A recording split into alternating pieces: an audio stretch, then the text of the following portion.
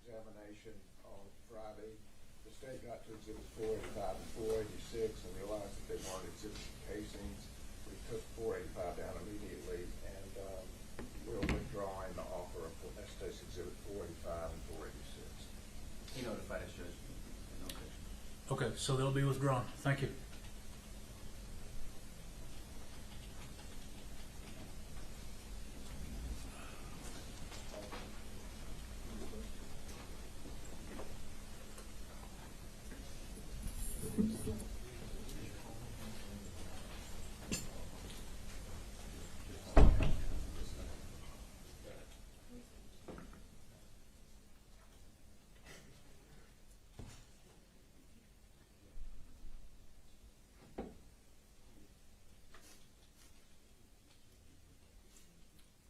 Y'all want to get your next witness?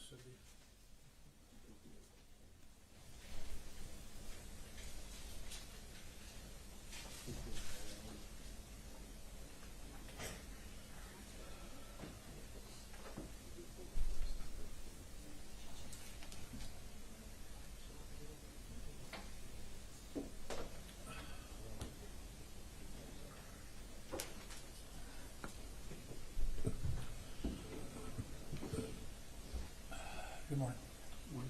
Raise your right hand. You do solemnly swear the evidence in the testimony given the cause will be the truth, so help you God. Yes, sir. Just have a seat over there. Adjust that microphone, make it comfortable for you. Okay, I think we have all the jurors, so we're going to go ahead and bring them in.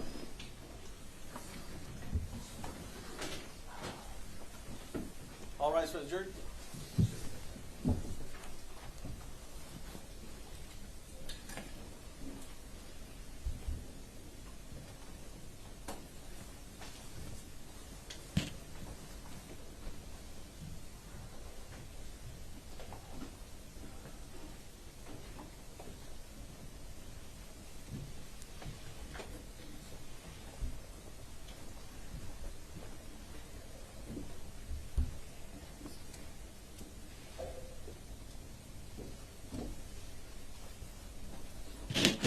Okay, please be seated in the courtroom. Good morning, ladies and gentlemen of the jury. This witness was sworn outside your presence. He is under oath, so you may proceed when ready. Thank you, Your Honor. Would you tell us your name? Terry Snyder. What do you do for a living? I'm employed with the Texas Rangers with the Texas Department of Public Safety. And how long have you been in law enforcement? Approximately 32 years. Would you please kind of run through what your training and experience has been in law enforcement? So my career started at Snyder Police Department, and I was patrol officer there for 4 years. In 1998, I was employed with the Texas Department of Public Safety.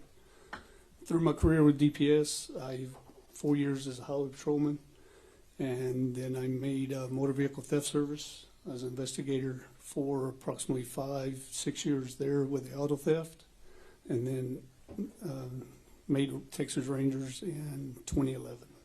So you started as a patrol officer in Snyder, That's correct. and what did those duties include? The typical patrol, answer calls, motorist assist, family disturbance, DWIs, things like that. And so were you called on to make arrests like all patrol officers? Yes, sir. And what was your original training? When did you first go to the police academy? Back in 1994. 1994. 94. Mr. Turner, can you turn on your microphone? Thank you. So in 1994, you went to the police academy. You were with the Snyder Police, and then you transferred over. Is that correct? Well, I applied and then I was hired by the Texas Department of Public Safety in 1998. What year was that? 1998. And that's when you worked at what position? So after graduating the academy, I was assigned back to Scurry County, Snyder, Texas. And what did you do there? As a highway patrolman, typical highway patrol duties, patrol, arrest, crash investigations, things of that nature. Were you trained or given special training on investigating crashes Yes, and crime scenes in general? that's correct. Yes, sir. When did that happen? Basic crime scene stuff during troop school, or even after graduating and coming out, you had to go back for your crash investigation training. And then after making Ranger, of course, we're all sent through a 3-week crime scene school. So all Rangers have 3 weeks of crime school? Correct.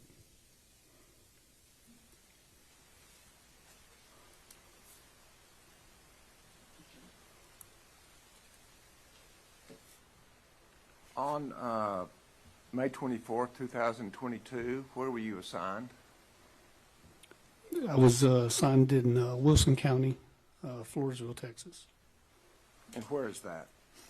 It's about 37 miles south of San Antonio.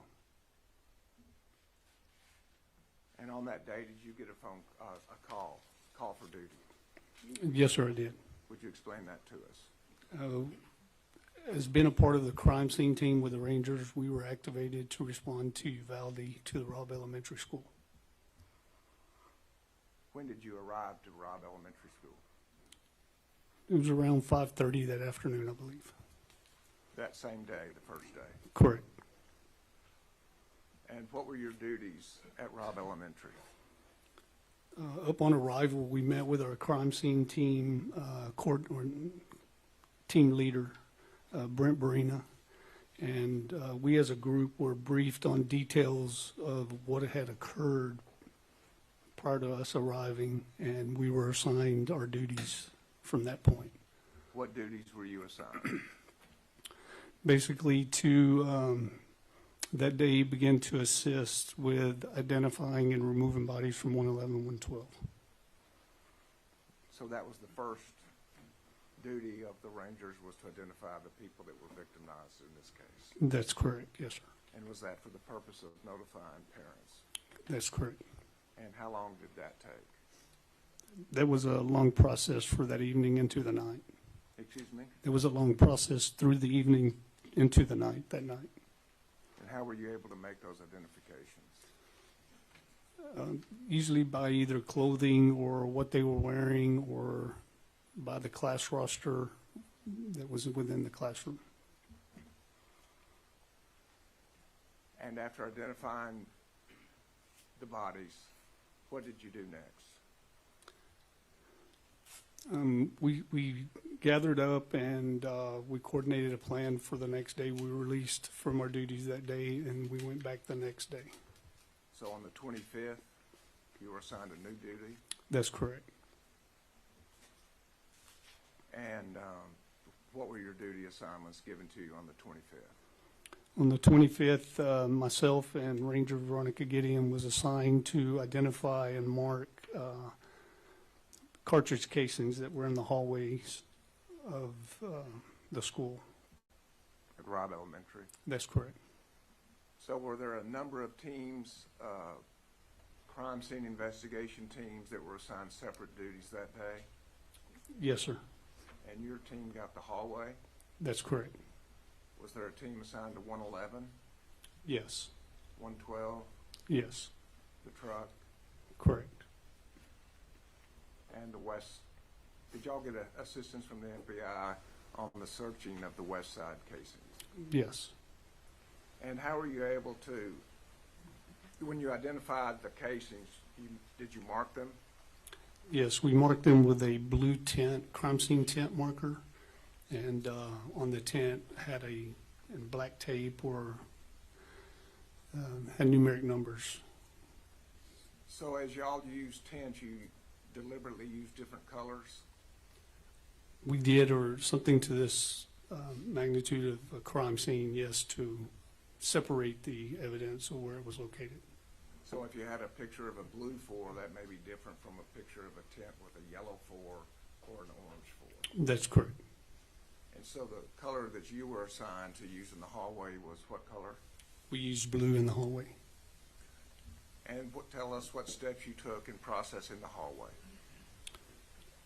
We basically started at the door and worked our way through the hall, through the path, based on the information that we were given where things took place.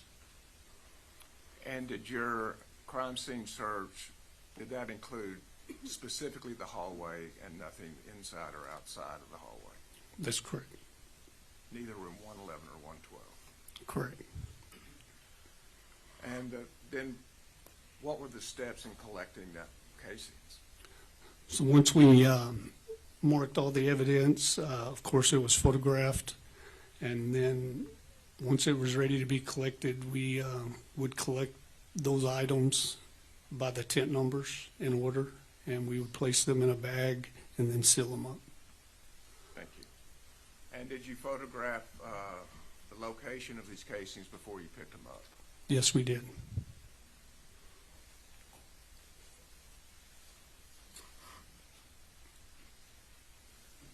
Showing you Stacy Exhibit 262 through 316, and I'll ask you, Ranger, did you have a chance to review these photographs before coming here today? Yes, I did. And can you tell us, just to flip through quickly, are they fair and accurate representations of your work in the hallway at Robb Elementary?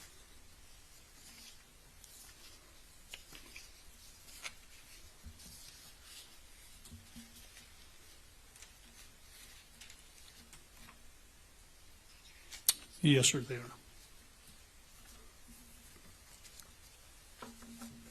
State Officers Exhibits 262 through 316. Tender and uncertain defense. Your will, please.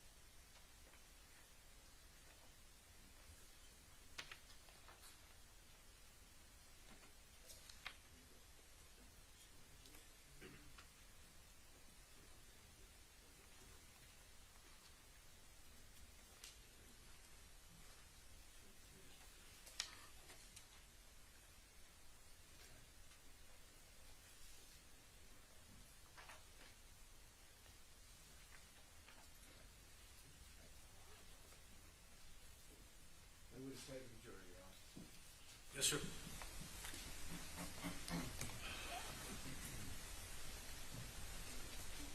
As we discuss these exhibits, you may have to point out something specifically, and this may Yes, sir. keep you from having to stand in front of somebody.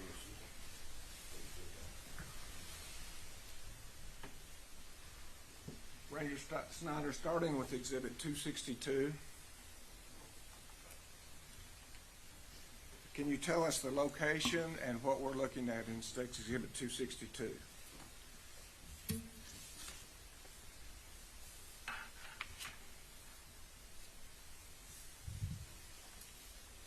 Basically, these are the blue tint markers that was mentioned earlier with the numbers on them. Would you speak up, please? Your voice is away from us, and I'm having a hard time hearing it. Those are the two blue tent markers, which I mentioned earlier. And this is the hallway near the boys' restroom. Okay. Is this from the east looking directly west? Correct.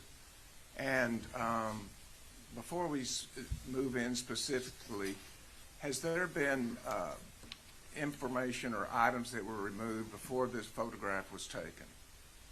By that I mean items of medical relief that was provided. Correct. Okay. Could you tell us just in general terms what has been removed before this photograph was taken?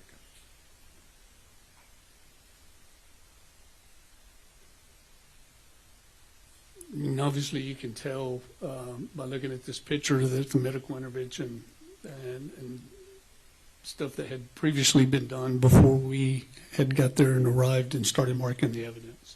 And did that appear to you to be a triage area? Correct. And so all the evidence of triage has been removed, is that correct? Yes. And so now Exhibit 263, can you tell us what 263 is? So it's the same view, it's just zoomed in, because when we take photographs of our evidence that we are collecting, we give an overshot view at the beginning to give the jury and other people that weren't there a view of what we saw, and then we give we zoom in just to a medium zoom, and then we zoom into a close-up. And this is a close-up shot. Okay. And as to State's Exhibit 1, did you have any information that a shot was fired in the east hallway? Yes. You did have information that in the east hallway. I'm not talking about the north to The- south, east to the west. No, sir. No, sir. And yet a casing is there. Correct. Does the triage area have any indication as to how that casing got there? I mean, it's obvious that where we located these items that are marked and that we collect, by the signs that you see on the floor, these shell casings could have been dragged or moved or kicked or anything during the medical intervention or the chaos that was occurring. Okay. So these casings are just indications of where you observed them. Where we observed them and marked them at the time we collected them, yes. And after a casing is fired and shot, can the casing be moved before you get a chance to do your job? Correct, yes, sir. And was there traffic in Robb Elementary that day Yes, sir. before you got to do your job the next day? Yes, sir. And some of that traffic was the triage that you were talking about. Correct. State's Exhibit 264. This is item number 2. It'll be 2 magazines of .308. And what does 308 mean? It's the caliber of the ammunition that's loaded within the magazine. And is this caliber of ammunition, is that consistent with law enforcement ammunition as opposed to the gunman's ammunition? Correct.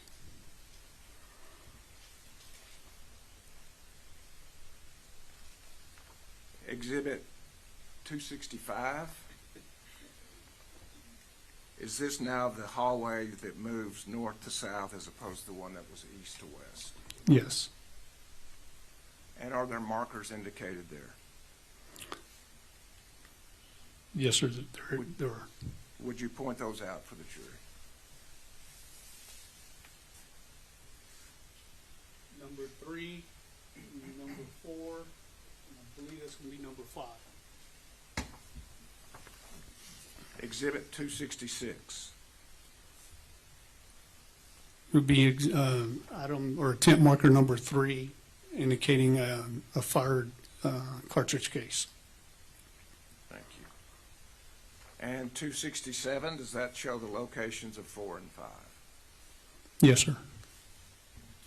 Exhibit 268. There'll be a close-up view of item number 4, fired cartridge casing. And does that cartridge casing indicate that there are indentions that are inconsistent with just an ejection port or an ejection action by a rifle?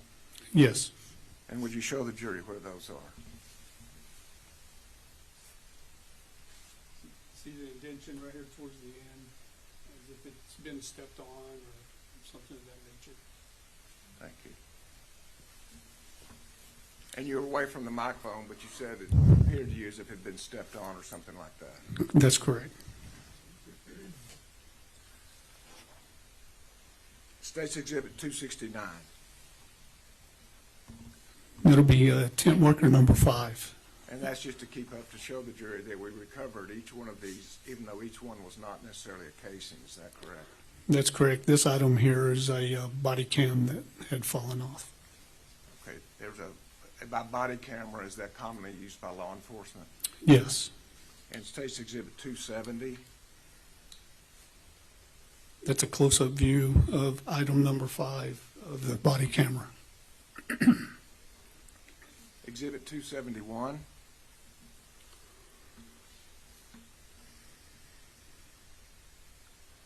It's just an overshot view of the hallway. And does it show kind of a grouping of tents in that exhibit? That's correct. And would you show the jury where that grouping is? This would be a grouping here that we marked and identified, and then of course, diagonal from that area is another separate grouping. And in photographing, do you start from a faraway view, giving us an idea where things are, and then close in on it? That's correct, yes, sir. Showing you then Exhibit 272. Can you tell us what we're looking at here?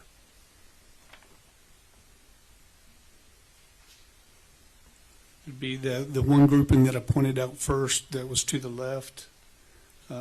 Items 9, 10, 11, 12, up through 22, it looks like.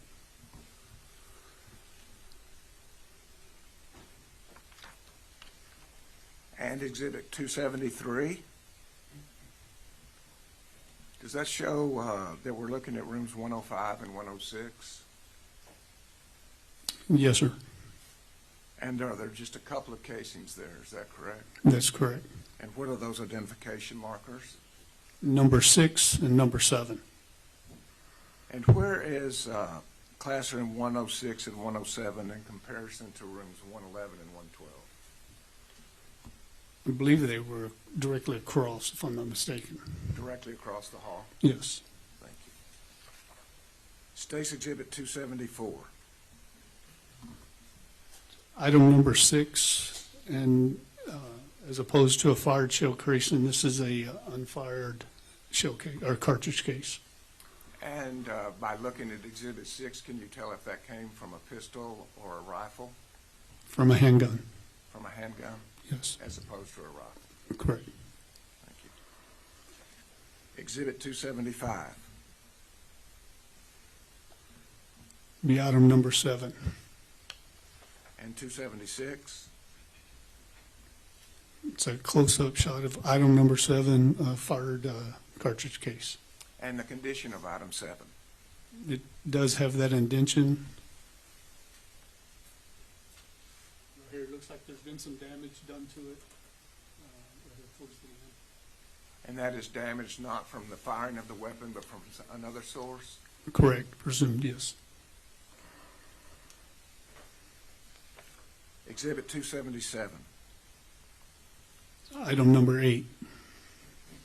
And are we still then across the hall from 211 and 212? Yes, sir. 278. It's a close-up photograph of item number 8 being a fired cartridge case. Exhibit 279. Again, that's just an overshot, zoomed-out view of the two separate groupings that we saw earlier. And to the left of the photograph, which classrooms are those? 111, 112. And 280, does that start to show the marker numbers and start to be able to see the casings? That's correct. 9 through about 22, is that correct? That's correct. And you have a yellow tint there. Why do you have a yellow tint as opposed to the blue tints? If I recall correctly, I'm going to say that was marking probably some kind of print or something, impression left in the blood. So it was not a casing for sure. No, sir. State's Exhibit 281. It's item number 9, showing a fired cartridge case. 282. Item number 10, again, a fired cartridge case. Exhibit 283. Number 11 will be it's a 21-round magazine with 20 unfired cartridges. And do you recognize the nature of those cartridges and magazine? Was believed to be law enforcement. And why do you believe it to be law enforcement?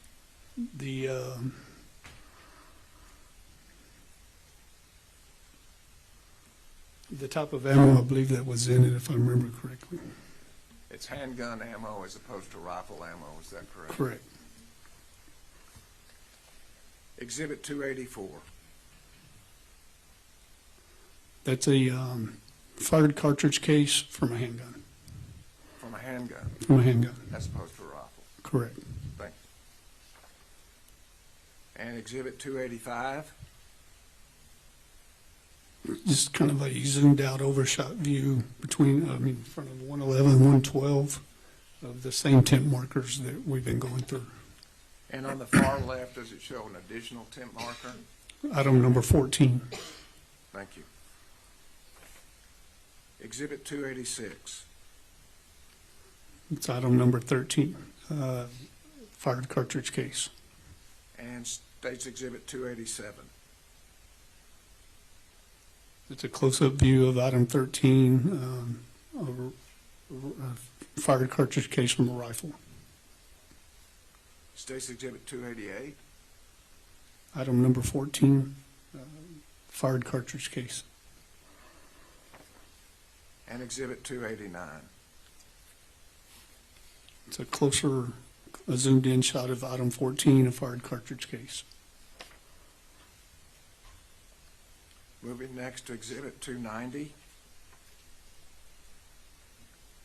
Again, just a zoomed-out overall photograph of that hallway in front of 111, 112, showing our tint markers. 291. Item number 15, showing 3 fired cartridge casings. So you may put one marker down for more than one casing. Correct. Exhibit 292. Item number 16, identifying the 3 fired cartridge casings. Okay. And we see 2 fairly easily. Where's the third? This will be 1, 2, and the third's all fire on the left. Thank you. Exhibit 293. Item number 17, fired cartridge casing.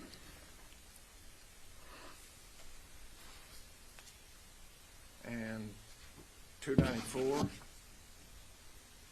Item number 18, again, a fired cartridge casing. 295. Just an overshot view in front of 111, 112 of the tint markers and of the cartridge casings that we identified. 296. Item number 19, fired cartridge casing.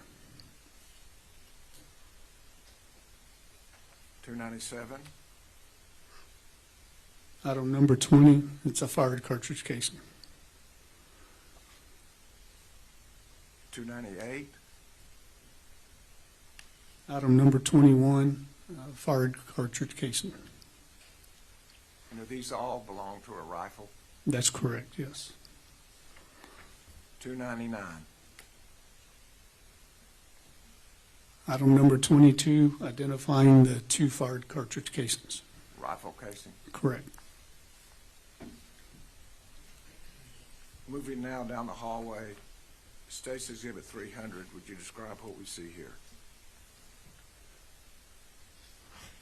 Be the, focusing on basically the tent markers that we set out to identify additional cartridge casings that we located. And once again, this is when you located it the day after this event, is that correct? That's correct. State's Exhibit 301, Item number 23, fired rifle cartridge casing. Exhibit 302, Again, the same tent marker, number 23, just a closer up, zoomed-in photo of the fired cartridge casing. Exhibit 303, Item number 24, a fired cartridge casing from a rifle. Exhibit 304, Item number 25, cartridge casing, fired cartridge casing from a rifle. Exhibit 305, That's just a zoomed-in photo of item number 25 of that fired cartridge casing. Exhibit 306, Item number 26, and then, of course, you can see 27, 28 in the background, and then the medical intervention, signs of intervention there. and 307. A zoomed-in photo of item number 26, a fired rifle cartridge casing. Exhibit 308, Item number 27, 2 fired rifle cartridge cases. Exhibit 309, Item number 28, fired rifle cartridge casing. and 310, Showing item 29, 31, 32, and 33. and are those further toward the south door? That's correct. State's Exhibit 311, A zoomed-in photo of item 29, fired rifle cartridge casing. Exhibit 312, Item number 30, a zoomed-in photograph of a fired rifle cartridge casing. and Exhibit 313, does that show the general location of tent marker 32? Yes, sir. And Exhibit 314, Item 31, showing the fired rifle cartridge casing. Exhibit 315, Item number 32, again, a fired rifle cartridge casing. and Exhibit 33. Item number 33, fired rifle cartridge casing. And are you able to distinguish casing from one manufacturer from another manufacturer? Yes. And in this case, how many different types of rifle cartridge casings did you recover from the hallway? We recovered an LC 22 5.56, and then there was a 9mm Luger Hornady, a Remington 223, and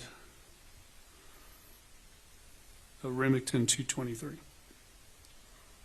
So how many Remington shell casings did you recover?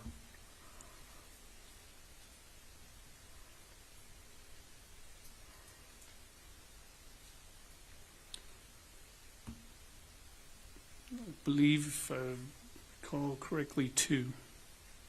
3. I'm seeing 3 right offhand here. Okay. May I approach? That was a lot of cases that we went through, Yes. correct? Yes. When y'all packaged up the casings, did you put them in different packages based on, the brand of the casing? We did. May I approach? Yes, sir.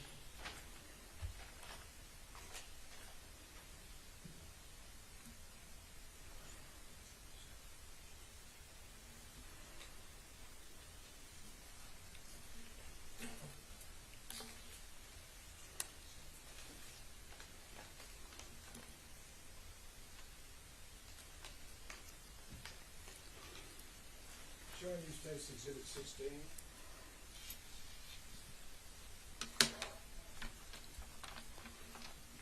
Yes. Just, what does the LE at the top of State's Exhibit 16 stand for?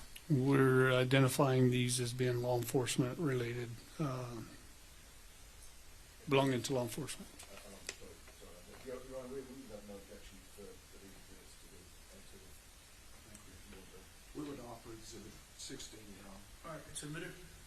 And without going into an opening each one of the casings, do you, as you enter those exhibits into the envelope, do you keep a record of what type of casings those are? Yes, we give it, we write a description of what we collect on the envelope so we can refer to it later. And how many cartridge casings, rifle cartridge casings were associated with law enforcement? 6. And how many pistol cartridge casings were associated with law enforcement? 2. And were they both fired, or was one fired and one unfired?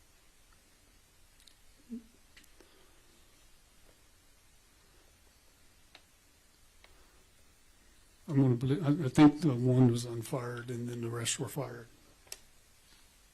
And we saw a photograph of one that was. That's correct.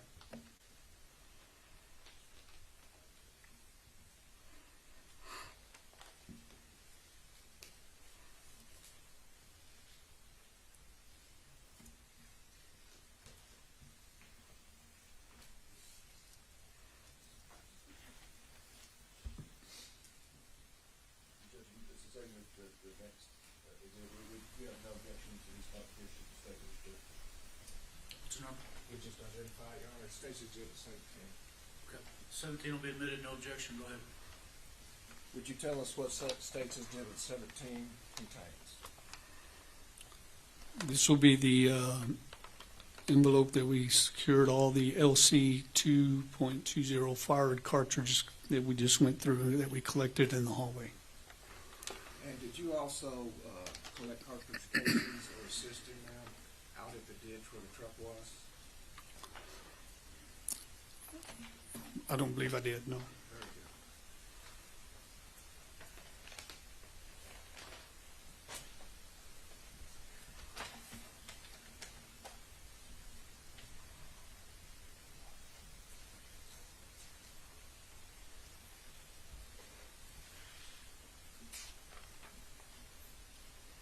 Pass the witness. Good morning, Reggie Snyder. Good morning, sir. How you doing? I'm fine, sir. So, we've not met before, right? No, sir. So, my name's Gary Hillier. I'm one of the 3 attorneys representing Andrew. Yes, sir. And you testified before? Yes, sir, I have. Probably a lot of times, right? A few, yes, sir. I'll ask you how many, but you understand that I've got some questions to ask you Sure. about your role in this investigation? Yes, sir. Specifically in your training and experience, right? Yes, sir. And sometimes I speak too fast. And so if I am talking too fast, you can say, Gary, hold on, talk a little bit slower, and I'll repeat the question. Sure. Yes, sir. So that I'm not trying to trick you or anything like that. Yes, sir. So, and I take over your permission to ask you questions, right? Yes, sir. Cool, thank you. So, you've been some sort of 32 years in law enforcement altogether? Yes, sir. And I believe that, ironically, you started in Snyder? Snyder, Texas. Yes, sir. It's not named after the family or anything like that? No connection, sir. No connection. But so you did 4 years as patrol officer. That's correct. Yes, sir. So you went through an academy in originally back in '94, right? Yes, the first academy was the Odessa College Academy, yes, sir. So you went to like a community college that does multiple agencies training, is that right? That's correct, yes, sir. Yeah, and I guess that's where you first encountered like police tactics, Correct, like use of force, correct. use of firearms for law enforcement. Yes, sir. And you've been carrying a firearm ever since. Yes, sir, I have. And throughout your training, obviously, you've probably done, if you looked at your training record, you've probably done a lot of training in those years, right? Yes, sir, I have. And so you went to the DPS in '98, That's correct, yes, sir. and you were a highway patrolman, so I think that's the correct title for a while. That's correct, yes, sir. And then you promoted out, is that correct? It was the correct terminology, you promoted to make ranger? I promoted out from trooper status to auto theft investigator, and then that's our criminal law enforcement division then. And then after 5 years of being an auto theft investigator, I promoted into the Texas Rangers, correct. Right, so it's after that you promoted to the Rangers, okay. And then once you made Ranger, I should say, you go to, as a matter of course, everyone goes to a 3-week crime scene investigation course. That's correct, yes. And that's where, that's what you're here to testify about today, your work in this crime scene. Yes, sir. Okay. And during all those years, you do you call it in-service? Some police departments call it in-service or continuation training. Yes, sir, we do. Because you know, in order, you probably carrying a weapon today, right? Yes, sir, I am. And you're carrying a sidearm? That's correct, yes, sir. A pistol. Yes, sir. Right? And you have to qualify to shoot that, is that correct? We do, yes, sir. Several times a year, Yes, sir. and you have to go through tactical training. That's correct. And in order to keep your status as a police officer, right? Correct. Primarily, and also to keep your status as a ranger. That's correct, yes, sir. Right. Okay. And so, let's talk about, I want to talk to you about your role in this incident. Yes, sir. So you said you're based out of Wilson County, I was at the time of this, yes. and you're not now, I take it? No, sir, I'm in Atascosa County now. Not a million miles away, but It's a little bit, not much. same district attorney, but different county, right? That's correct. So you made your way on May 24, 22 to the scene, I think you said late afternoon, early evening, 5:30 p.m. That's correct, yes, sir. And you had a briefing. Right. Correct. And was it Lieutenant Barina? That's correct. So we've already met, the jury's already met Lieutenant Barina, but Lieutenant Barina, he was there before you, he made the scene before you, Yes, and gave you a briefing on the situation.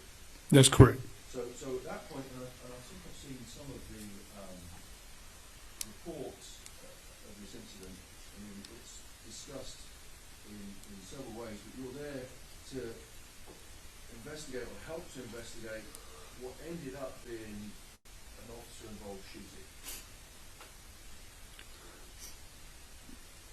Typically, but it was called in and given to us as an active shooter, yes, sir. That's how it came in, right? Correct. That's where I was going.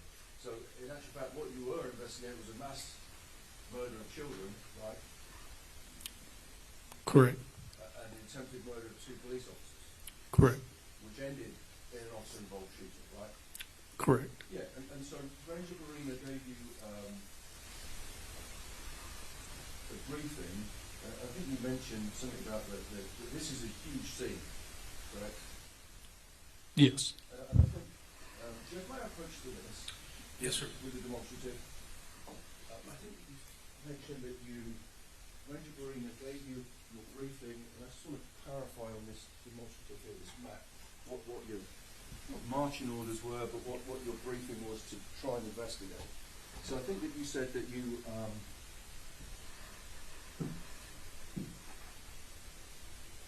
right. So you were briefed to start searching at the door, right? I think that's what you said.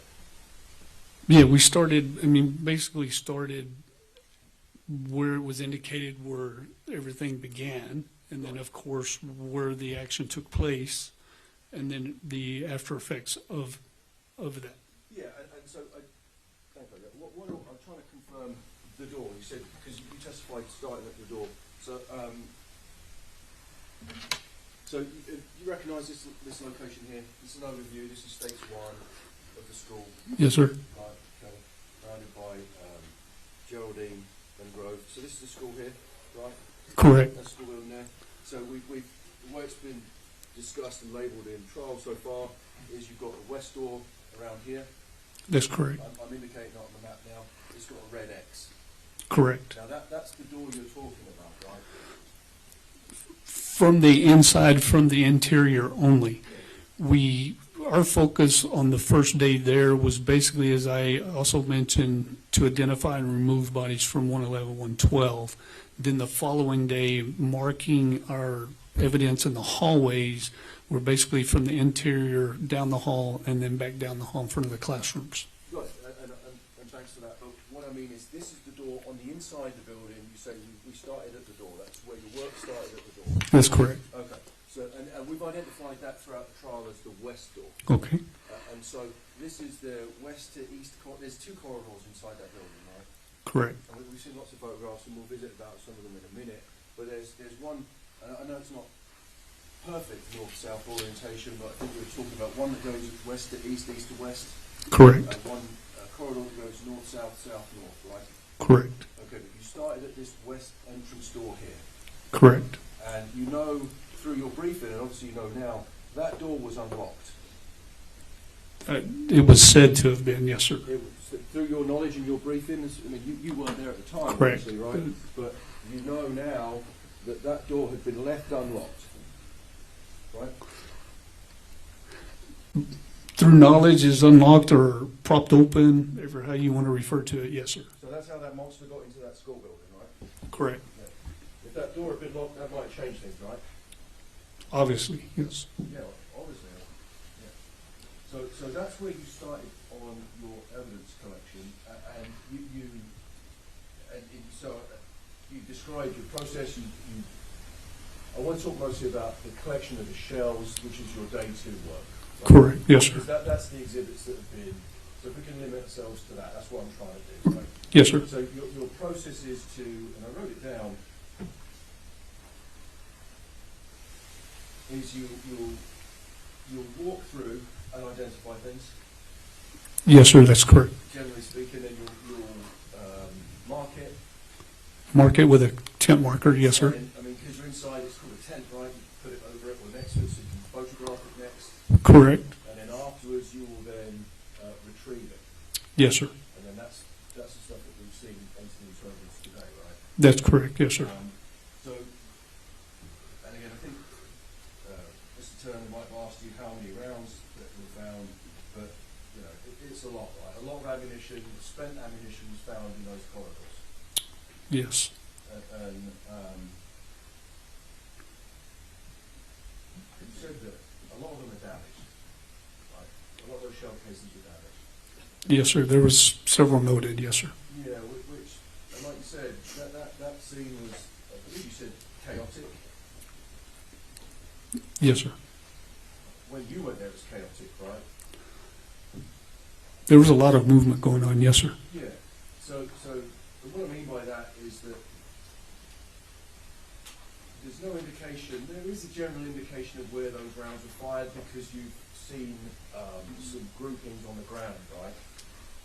Yes. Your testimony was that there were so many people, and you're a man around, well, there's so many people moving through that rounds were getting kicked and casings were getting kicked and they could have been moved. Yes, they could have been, yes. So you can't testify to the jury where these shots were fired, right? No, sir. I mean, we can presume by the groupings. So, there you go. But you can presume by the groupings. Correct. And what I mean by that, I would imagine, is if there's a grouping of spent cartridges in the hallway, which there were, right? Yes, mainly in front of the doors. Mainly in front of the doors of classroom 111 and 112, right? Correct. And so we'll look at the pictures in a second. But there's a grouping or two, I think there were two groupings. There were shells everywhere, right? Yes. Let's start with wider. There were shells everywhere. That's not an indication of where those rounds were fired, right? Correct. But there was a grouping outside those two doors. Yes, sir. And I think you said a second ago that that's an indication of that those rounds were fired outside of those classrooms, right? Correct. And were you aware that it's believed that the classroom 111 was left unlocked? Yes. But nevertheless, we've got a group of casings that were fired by the killer in that corridor. Correct. So, in the absence of, so you know now that he didn't fire at anyone in the hallway, he was firing into the classroom, right? Yes, sir. So firing into something where you can't see inside, does that make sense? Yes, sir. Because a police officer can't do that, can they? The police officer has to be able to see what they're shooting at. Correct. You have to identify your target. Yes, sir. Yeah, if you can't see your target, you can't shoot it. Correct. But that's not what this person was doing, right? The killer. Correct. Just firing indiscriminately into classrooms, through walls. That's correct. And the police officer's not allowed to do that. You can't do that. No, sir.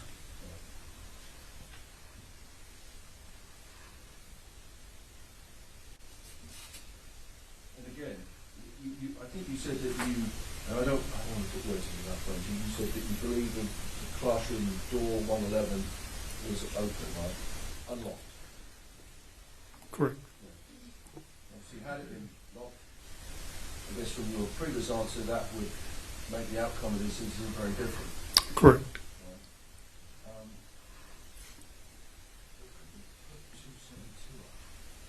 I want to draw your attention to a specific photograph. I'm going to find it and ask to have it.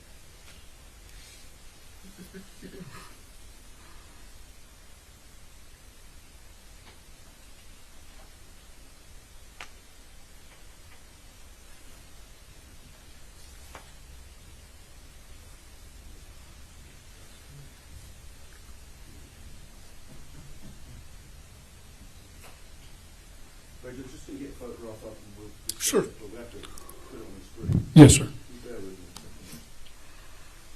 a second. Judge, my approach to television when it's displayed. Yes, sir.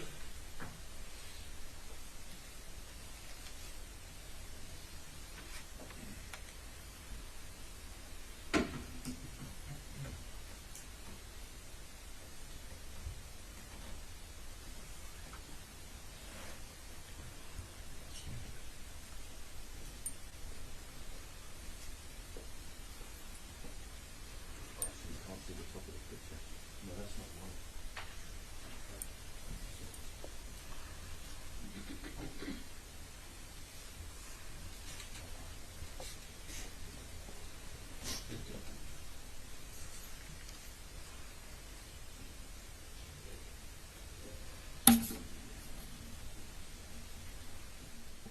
Just my approach to see the screen.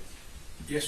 So, Radio, I've we've published what's been marked as 272. You recognise that photograph has been entered already, right? Yes, sir. So, if you would, can you orient the jury to where we're looking here in this photograph, please?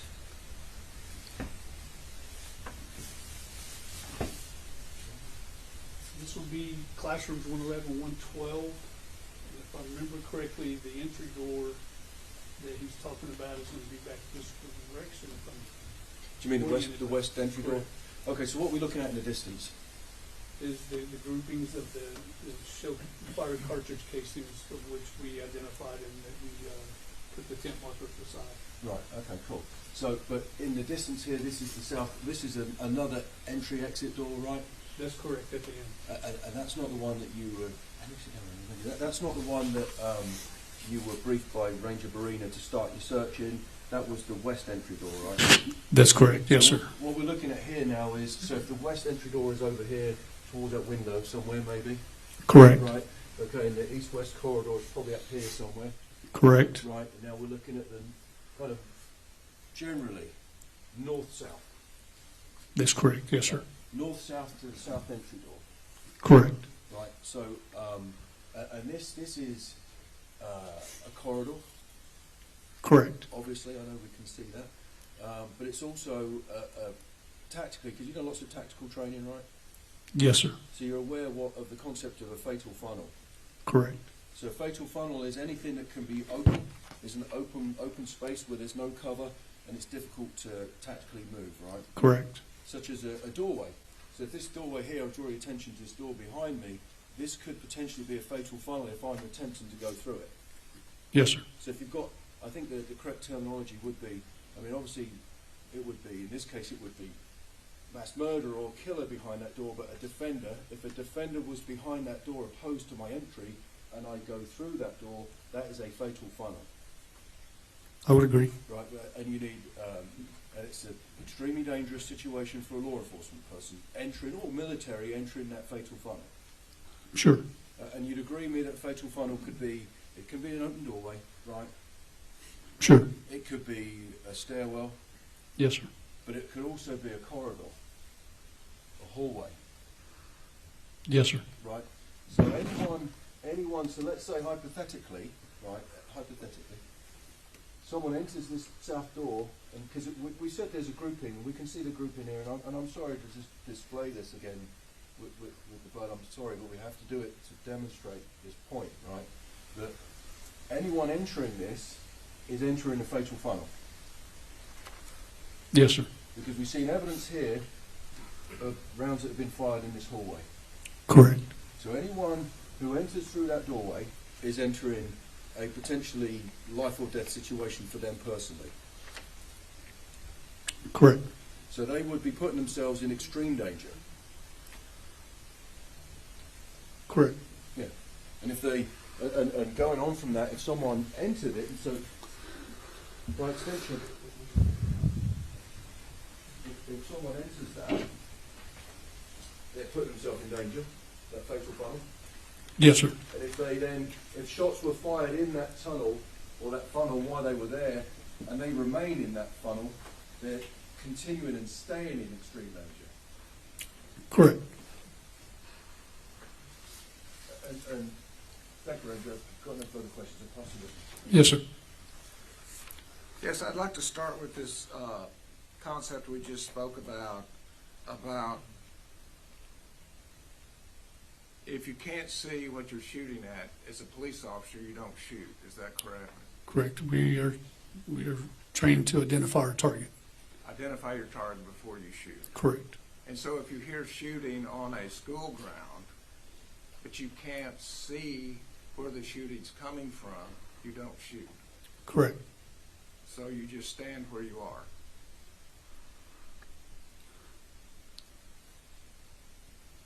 Typically, I mean, through the information gathered, if we know where the shooter is, I mean, we have to identify our target before we shoot, yes. And how do you identify where your target is? You have to get to your target. You have to find where the shooting's coming from. When you hear the shooting as a police officer, you have to find where the shooting's coming from. Correct. And is that something you can just take your time to do, or is it an immediate action? You make a tactical approach to where the shootings occur. And is that a direct requirement? Yes. And in an active shooting situation, is time of the essence? Absolutely. That is, the longer the time in an active shooting, the more victims you can have. Correct. So when an officer hears shooting but can't see shooting, what does the officer do?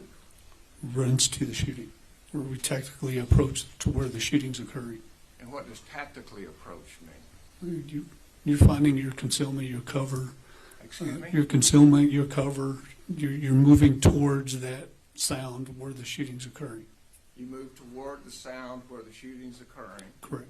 and that information can come from the sound, correct? Correct. Or somebody telling you where the shooting's coming from. That's correct. And as you're approaching the shooting, you need not be reckless. Correct. You can use cover. Correct. That is, you can approach the sound of the shooting and still be protected from harm. That's correct.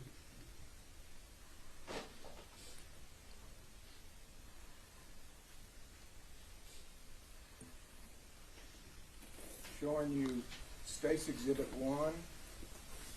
You recognize this building, the fourth grade wing that you worked in the hallway? Yes, sir. And is this building, was it made with bricks? Yes, it was. And are those brick walls protected to law enforcement? Yes. Would that be cover? Yes. So you could approach the corner and be completely covered or protected Yes, sir. if the shots are coming down this west side. That's correct. No danger. Correct.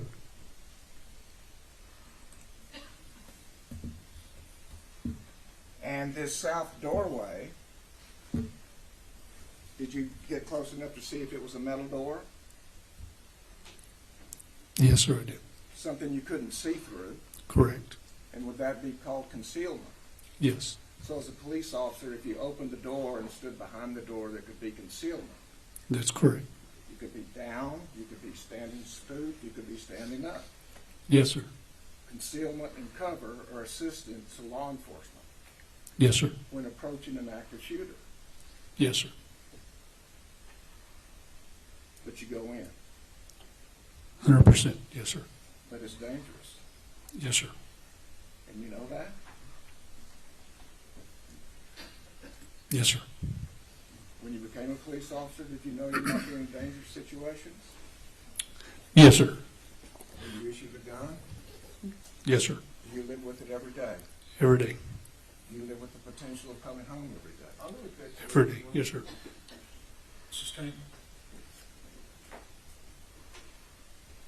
Can you tell the jury how much training you go through, if you do, to equip you to deal with danger?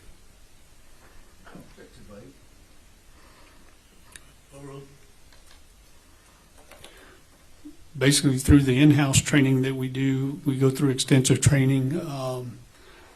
Obviously, our department's made of different divisions, but as an individual, I train myself every day of putting myself in different situations, whether it be while I'm doing old case reports or typing case reports or while I'm driving down the road. I picture something happening and how I would react and what I would do during that time.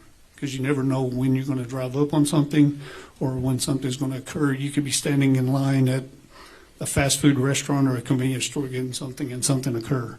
How are you going to react and what are you going to do during that time? And you're not unique as a police officer in doing that, are you? No. I think we all do it. Is a police officer ever off duty? No, sir. So you're constantly reminded.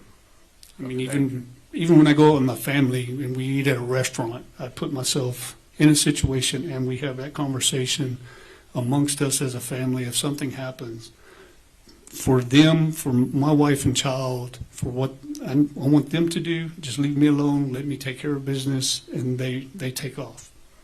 And so, as an officer on the job for 1 year or first day, that's when you begin thinking of those things. Sure. And 10 years into it, that would be 10 years of thinking about it, Yes, sir. and training, Correct. and preparing. All right, sustain, go ahead.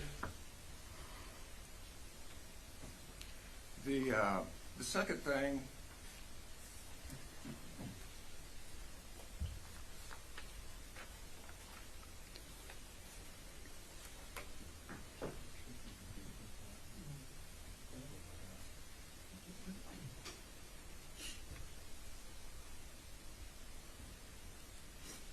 Exhibit 272, if you look behind you, that south door, what's the condition at that time?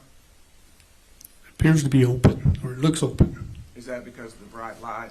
Yes, sir. And then,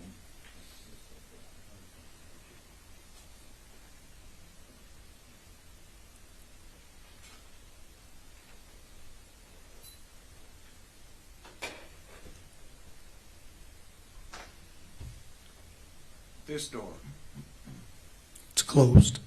and the amount of light coming through, is that different at that point? That's correct. Yes, sir. And the last thing is, I just wanted to make sure there's no confusion. You started at the west door because that was what you were briefed to do. Correct. Is that what we're looking at there? Yes. So the picture is on the east side looking west, even though you started on the west door. Correct. I Yes, sir. just didn't want there to be confusion. Pass the witness. Thank you. So, Ranger, I've got a couple more questions for you now. Yes, sir. So, I just want to clarify, when you went, how long did you spend at this scene? Total hours, I think I was 3 days there, and then we were relieved, we rotated out. Yeah, and that's, I'm not asking you to say anything else, but you were at this scene a long time, right? And right? Correct. And you were, while you were there, you were never investigating Adrian Gonzales, were you? Never saw him. Never saw him, but he was never a focus of your investigation at the time? Our focus was just the mass shooting, the officer-involved shooting, collecting the appropriate, the evidence located, yes, sir. All right, and so the prosecutor asked you a question, that if you, because obviously you can't, it goes without saying that the police officer has to be able to see the target that they're going to shoot at if they are going to shoot, right? Yes, we were responsible for that bullet to engage our target, yes. Of course you are, because otherwise you end up possibly as a defendant in a shooting someone unlawfully, right? Correct. Because you can't return fire to the sound of gunshots, Correct. presuming you know where the gunshots are coming from. Correct. Right, because you train with a long weapon, I'm sure, like a rifle style weapon, I think you call it the base, right? Correct. And you know through your training experience that if you fire that inside in a range, it will sound different than if you're firing it outside. Of course, yes, sir. Because the speed of the bullet coming out of the barrel, the muzzle velocity of that weapon is so fast, especially the weapon in this case, it's faster than the speed of sound, right? Correct. You don't need to be an expert to testify that, it is. So, it's loud and it echoes. Yes, sir. And if that sound will bounce off the buildings, Yes. I mean, it travels, yes. it will travel and it will bounce. So you don't know where it's, sometimes you fire a weapon outside, it can be difficult to identify where that's coming from. But in this situation, not only we're identifying the sound, we're also gathering the information of our complainant, our victims, or our reporting parties of where that sound's coming from as well. Exactly, and if those two are not consistent, you hear, and what someone is telling you doesn't match with what you're hearing, that creates even further problems for an officer to identify where this sound might be coming from, right? It could, but I also want to listen to the information provided to me to follow that information and where it's coming from or where that person's hearing it from or seeing it from. And let's talk about that. So hypothetically, and this is not, it's not a trick, right? But let's talk Sure. about that scenario. So, for example, hypothetically, if I were saying to you, Ranger, I've seen someone shooting over here, right? And at the same time, you're hearing something like the report of a long-barreled weapon. The report of a long-barreled weapon or a rifle is the sound of it going bang, basically, right? Sure. And you are hearing something that is not consistent with what I'm saying, that could cause some confusion in you to know where those shots are being fired from, right? Possibly. Possibly. So you're not just going to fire blindly to your weapon to the sound of gunshots. No, I'm going to take the information given to me, analyze it, look, process it, and if I identify the target, then engage. But if you can't identify, if all you've got to identify the target, if there is a target, is a sound, you can't just fire towards the sound, right? Correct. No, you can't. And so, I'm talking about the prosecutor's first thing as he described it. So you can't just do that. So, and obviously, and you said that the prosecutor asked you, if you're dealing with an incident like this, do you take your time or you immediately react? Remember that? I'm sorry. If, in an incident like this, because we know this was an active shooter, right? Correct. Mr. Turner asked you if an officer should just take their time leisurely or should they immediately react? Right? Remember that? Yes, sir. And of course you said you must, time is of the essence. You must immediately react. Right? Correct. But you'd agree with me that if hypothetically I were to say to you, because you're outside there and you're not a police officer, right? And I'd say, I've just seen a man shooting his weapon, running at that school, right, and you saw someone running at that school and you chased them down, that would be taking immediate action, right? Correct. So if someone did that, they would be taking immediate action. Correct. Right, okay.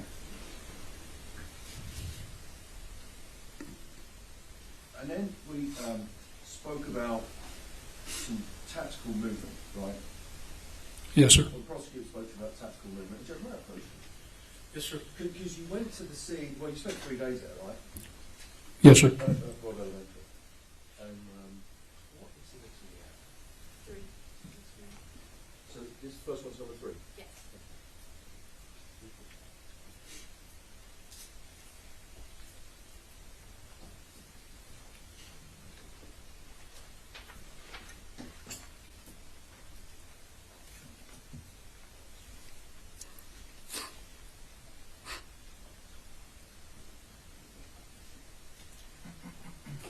Judge, can I go through?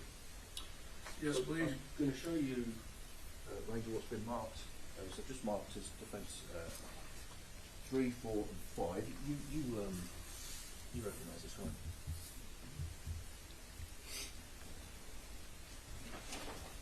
They're all outside photographs of evidentiary items. Yeah, they're a very accurate depiction of the scene as you saw it on those days. Correct.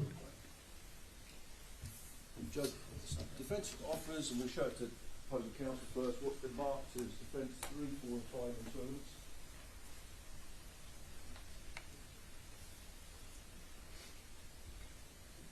No objection, Your Honor. Third minute. Judge, give it 1 second so we can display them on the screen. May we publish, Ron? Yes. Thank you. We'll just try and sort out the things out of that.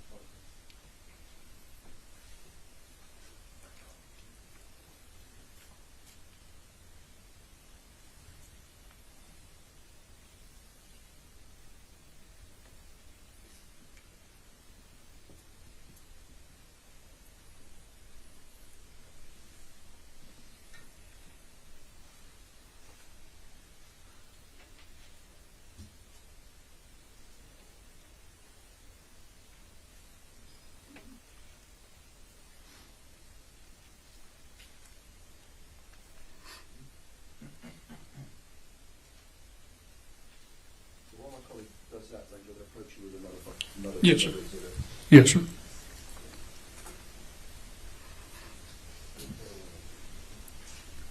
So we just mark these while we're trying to get them so we can publish them on the screen, right? So those were the pictures. 3, 4, and 5 are pictures of the scene. I'm going to show you what's been marked as 6. Do you recognise that?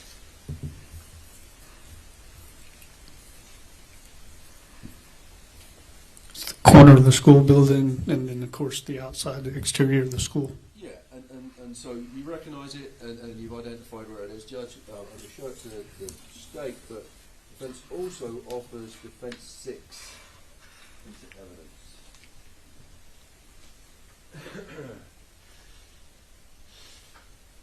No objection, Your Honor. Okay, it'll be a minute.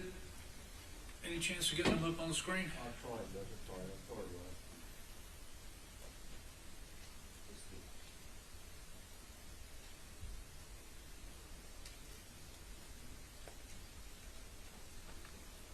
What we do that, may I approach Ryan? We'll start, we'll do it the old way. So just for the jury, I am publishing what's been taken. So there's a series of photographs. Oh, they're up on the screen. Right, okay. So,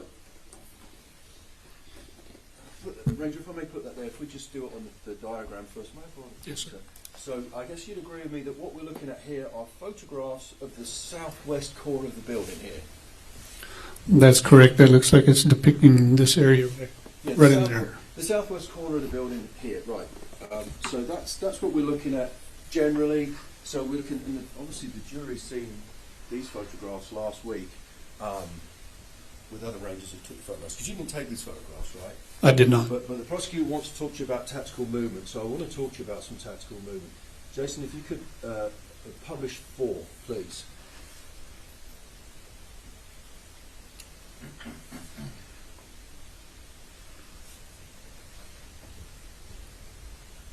What I'll do is, in the meantime, I will display them to the jury. So that, like we've seen so far, there are photographs. There we go. There are photographs, and the method of your taking photographs and evidence collection is to take a further out, zoomed out view, right? Correct. And then you go closer again Correct. with more detail, and then further again to show more detail again. Correct. To illustrate things. So this is a diagram or photograph that's further away. It's a zoomed out photo, yes, sir. And we're generally looking at the southwest corner of the building. That's correct, yes, sir. And you can see in the distance there, you can see a vehicle with the word police written on it, Correct. and another white vehicle parked behind it, quite a distance away, right? Correct. Okay. So we talked about, and again, I wouldn't use the correct words, you say, tactically moving towards the south. So we already discussed the problems with hearing a shot fired outside from a high-powered weapon, right? Correct. It can echo. Yes, sir. Right? So now I want to talk about how one or an officer should approach that sort of sound, right? Yes, sir. And I think you said you should approach it tactically, Sure. right? Because you wouldn't just run blindly towards it, right?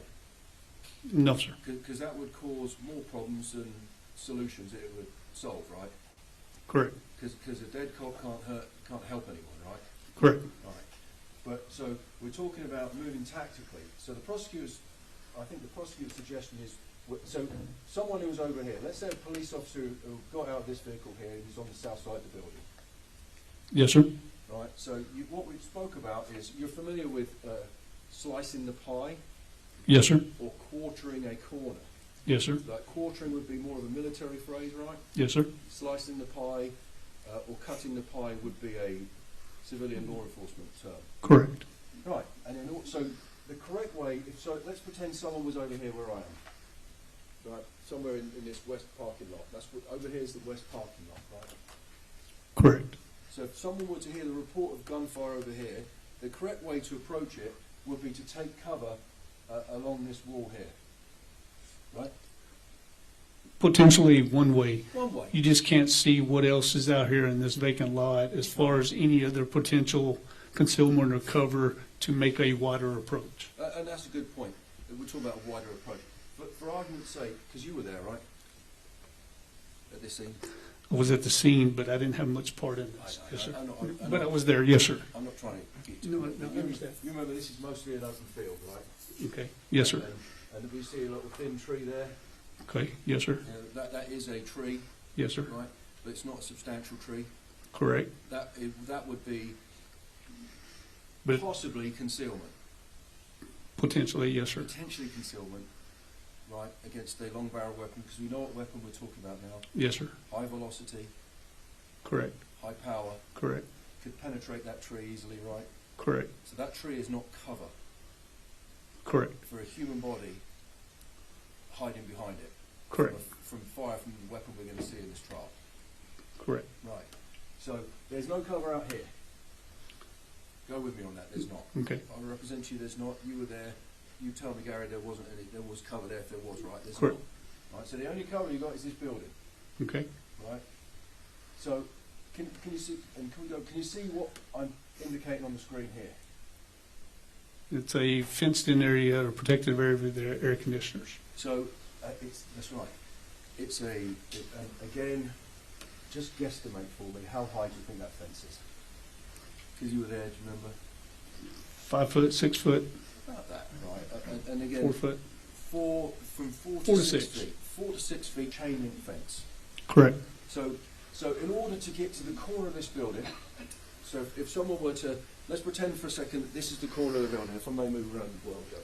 So let's pretend for a second this is the corner of the building, right? Of that building there, right? And I want to go to the corner of this building to take cover, so that I can have a look around the other side into the west parking lot, or slice the pie, right? Slicing the pie would be to come to the corner of this building. It's not an accurate, well, it's an accurate representation of it. A person would come up on the corner, right, and they'd just slice in the pie. It's like cutting slices off of a pie, right? Correct. That's why it's called slicing the pie. Correct. Like you take a little bit off the pie, a little bit more, a little bit more. So eventually you're clearing a little bit at a time. So you come here, and you can see what's going on ahead of you. And you'll be slicing the pie very slowly. Correct. Careful your muzzle. I'm not going to point at you guys. And as you're going further, you're cutting a slice off the pie to go further and further and further. Keep cutting the pie, till eventually you could see down the other end of it. Right? Correct. That's what slicing the pie is. Military calls it quartering the corner, Yes, sir. because you're taking it off in quarters. But here, if we apply that to this wall, we've got a 4 to 6 foot fenced-in chain link fence in the way. Right? I mean, there is a fence there, yes. Yeah, I mean, it's there, right? Yes. Up here. You just have to change your dynamics a little bit. You do, yes, right. Well, we'll talk about that. But in order to get to the corner of this building, Jason, can you display the further one? I think it's 7. In order to get to the corner of that building, which that building's cover, right? Correct. To get to the corner of that building, you would have to climb into, because we talk about fatal funnels, right? Correct. That would be almost like, that would be a fatal funnel. If someone were to climb into this fenced off building, fenced off area with these AC units, to climb into that is a fatal funnel. Because there's no place to retreat or advance if you're caught in there, right? Correct. We're focusing on the corner here. I understand the corner, but I'm also going to mention that there was also a vehicle in the parking lot which could have been used for some kind of concealment or cover as well. I got it. We'll get to that. I'm not there yet. Okay. Right? I'm still coming down this building. Okay. Because we got to negotiate. Me and you got to negotiate this building first before we can expose ourselves to the open to vehicle. I agree with you on that, but we're not there yet, so we're going to rewind. Sure. I'm going to ask my question then again. My question is again, if to get to the corner of this building, Mr. Turner's talking about cover, moving tactically in cover. To get to the corner of the building, you'd agree with me that you've got to climb into this caged off area, which looks taller there, 4 to 6 feet tall. Right. To place yourself up against the building, yes. To still use the theory of slicing the pie, just widen it out and use the fence as your depth of widening and slicing your pie. We'll talk about that, but I get it. You're right. But if you're going to just avail yourself of the cover, the hard cover, you've got to go into that cage. Right? You agree with that? Not going out wider, we'll talk about that next. To go to that corner, you've got to go into that cage. I wouldn't say you had to go into the cage looking at how that pipe is inset from the corner of that building there. I think it's 7.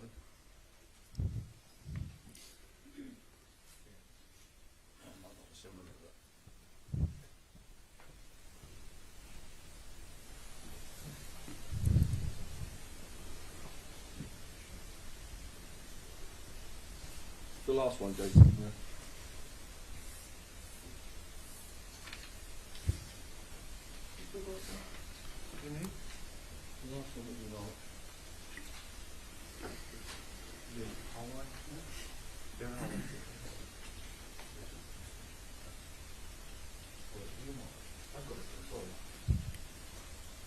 Sorry, Ranger, it's marked as defence 6. I'm going to put it up on the screen so we can talk about it. Yes. So we spoke about the drain pipe, right? So you'd agree with me that this is a different angle. So now this is looking at the building. This is south, looking up to the west, right? It's that one. 6, sorry.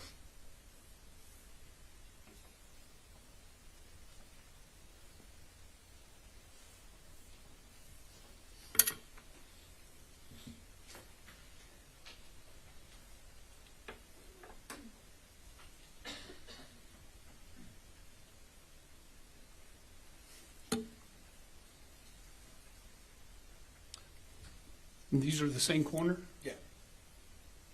Different angle.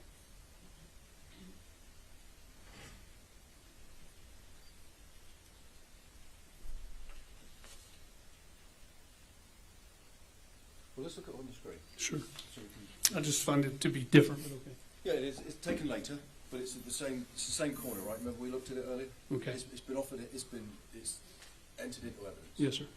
So you'd agree with what we're looking at here is it's taken later because you can see the grass has changed, but this is that very same corner west. This is the west side of the building, and this is the south side of the building. Yes, sir. Right, and this is that fence. Okay. And you'd agree with that fence is because you said, oh, there's the pipe. That fence is. I'm not even going to ask you to estimate how far away that is from the corner of the building. Okay. Yes, sir. But you can't. To get to this slither of brick here, you would have to expose yourself greatly to run back inside to get cover, right? I wouldn't put myself inside the fence area, but yes, sir. Why wouldn't you put yourself inside the fenced area? Because then I limit myself. Because you limit yourself. And you limit yourself because if someone were to come around that corner armed with a weapon, bent on your destruction, you would have nowhere to go, right? Correct. You would be in a fatal cage, let alone a fatal funnel, right? Correct. You would be very vulnerable. Correct. And in this case, probably dead, right? Injured. Could be. Could be. Wounded, injured, yes. Yeah, and of course, you do a very dangerous job, right? Sometimes. I mean, our job is dangerous, correct. Any job today is dangerous. Yeah, probably, right. But what, specifically, being law enforcement is a dangerous job. Sure. But if when you're acting as a police officer, you can't help anyone if you're dead. That's correct. Right, and so that's why we use, prosecutor talks about tactical movement. Officers are trained to move tactically, right? Correct. And it's not just so that they can help someone else, right? That's the eventual goal, is to be able to go and help resolve the situation. But it's also to try and keep them alive long enough so that they can resolve the situation. That's correct. So let's go back, if we can go back, Jason, to the last one, please. So we confirm this is the corner. Correct. Because, and I appreciate your candor, Ranger, you wouldn't have put yourself in that cage. No, sir. No. Because I want to talk about how, then, somebody should negotiate that corner. Because I agree with you. There are, so here we are. So what we were looking at there is this corner, right? Yes, sir. Right, and the fence, but that was sometimes later. Yes, sir. And we know, because there's a wider out photograph, and there's a black SUV. There's been a lot of talk about the black SUV that's in the parking lot. Right, that would be potential cover at some point, right? Correct. But the problem with that is that you have to negotiate an open space to get to it. That's correct. No cover, right? Correct. And in order to, the whole point of this is the prosecutor asked you about moving tactically. We mentioned that. So to move tactically to this corner here, to be able to, let's place myself on this corner, so that I can, if this is the corner here, and I'm sorry to give you my back, if this is the corner of that building, in order to be able to slice the pie or quarter it, to look what's going on over there, I can't come to the edge of the building, can I? No, obviously I have to work with the obstacle that's there. So, and that's what, in this case, right? So, in a purely theoretical or training scenario, wouldn't it be nice just to be able to go down that building? Sure it would. You always have to prepare yourself and be able to work around obstacles that you come up against. But in this case, anyone who is trying to get cover from this building would have to negotiate this fenced-off area that you said you wouldn't enter.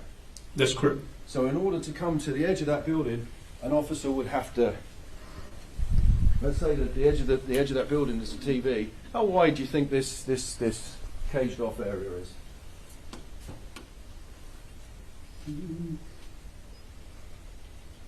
12 feet maybe? 12 feet. 15? We'll go with it, 12, 15 feet. The officer would have to come 12, 15 feet, let's say, off of that building, right? And you'd agree that would be out of cover, based on the angles. You're widening up that angle of exposure to an area you can't see. I would take that as wide as I need to be safe for myself to identify my target, of which has been pointed out or has been said is over there. So let's use my hypothetical earlier. This is the corner of that building, right? But we've got this huge obstruction that's 10, 15 feet wide, right? And it's a big cage that you went into, right? Correct. Ideally, you would want to be behind cover, right? Because cover isn't hiding, it's safety, right? Correct. Fire. Because there's a rifle being fired somewhere that we don't know where. In order to find it, you'd have to go and look. Correct. Right, if you could identify where it's from. But you can't, in my hypothetical here, just come to the corner of the building and have a look, because you've got that cage, which is a fatal funnel on the corner there. Not only have the cage, and you got other obstacles in the parking lot, as we've seen in the previous photos as well. I agree. So in order But to... you have a whole open area outside of that to be able to work with, to be able to still use that building and conceal yourself. With no cover in that parking lot, I got it. But in order to go to that corner, an officer would have to come 10 to 15 metres out, 10 to 15 yards out, which is about 15 yards, I reckon? 10 or 15 or further. Or further. So to go, if that's my corner there that I've got to try and negotiate now and quarter or slice the pie, you see I'm further away from that building. Absolutely. So I'm already, to try and come to the edge of that building there, I'm hugely exposed from my left-hand side. Right? You can still use that building at your advantage even further out. But the angles are so much wider, right? Ideally, this is what you want. The prosecutor's question was framed that go to the corner of this building here and then start slicing the pie or looking. That is not a possibility on the south side of that building, right? Not going up next to the building, but to use what is available to you, yes. I got it. But that, coming to this corner, I'll ask you again. Coming to this corner, tight to this building, in cover, not concealment. Cover, hard cover, is not possible. Then ask an answer, Your Honor. Overruled. You can answer if you understand the question. Franker? I mean, obviously you can't go up to the corner of the building because of the obstacle. Thank you. That's where you have to use the remaining room that you have, You have to use a remaining. the opening field. Got it. And so that's right. So basically, to do that, you'd be in an open field, right? Putting yourself in a position of which you could possibly potentially still identify a target. Maybe, but in order to do that, you're still hugely exposed. In order to do that on this side of the building, Exposed to a degree. exposed. Exposed to a degree. I mean, yes. And then.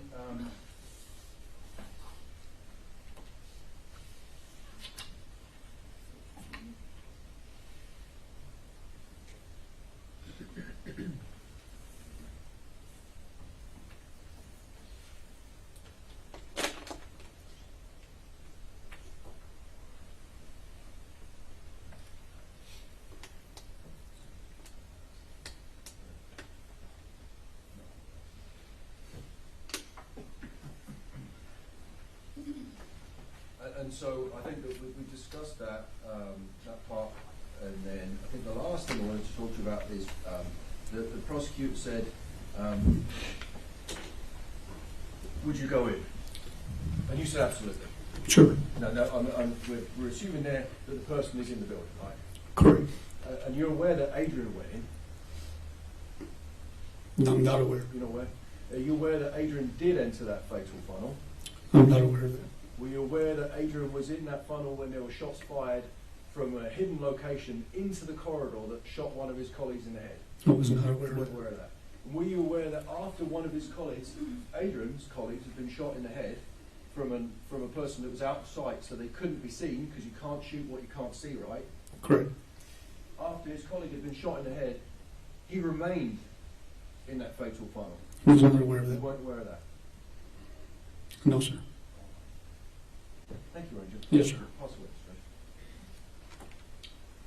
Just as to that last part, the fatal funnel in the hallway, I believe the way that they described it was that the gunman is inside the classroom and the officers are trying to enter the door Your Honor, into the classroom. that is a mischaracterization. Okay, once again, ladies and gentlemen, what the lawyers say in their questions is not to be construed as evidence. If the evidence differs based upon your recollection, then rely on your own recollection. Please. Thank you, Your Honor. Does the fatal funnel work both ways? That is, for the police officer, depending on where he is, as well as the gunman, depending on where he is? You object to leading? Overruled. You can answer if you understand the question. That's correct, yes, sir. So if a police officer is armed in the hallway, knows where the gunman's going to exit, if the gunman exits at that spot, would he be in the fatal funnel? Object to leading? Correct. Overruled. You say Yes, sir. correct? Part of it is who is in the position of knowing where the other person's coming from. That's correct.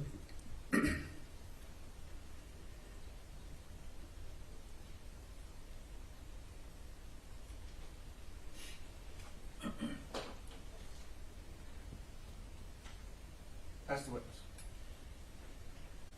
No further questions, Judge. Pass witness.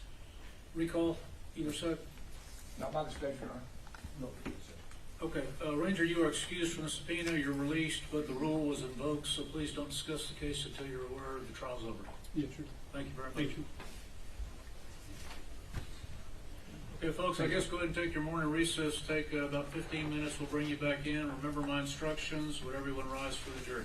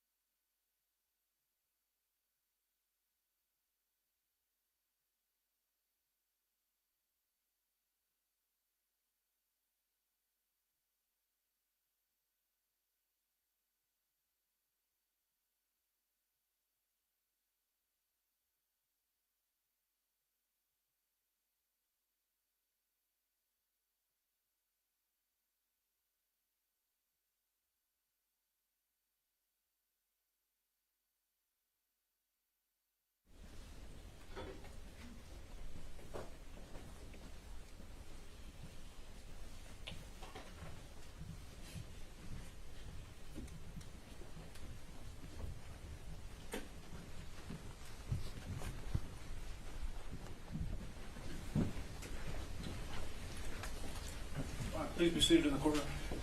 Ladies and gentlemen, I apologize for the delay. We had another matter we were required to take up outside your presence, so my apologies. This witness has been sworn outside your presence. He is under oath, so you may proceed when ready. Tell the jury your name. Scott Swick, S-W-I-C-K. And what do you do for a living? I'm a Texas Ranger with the Texas Department of Public Safety.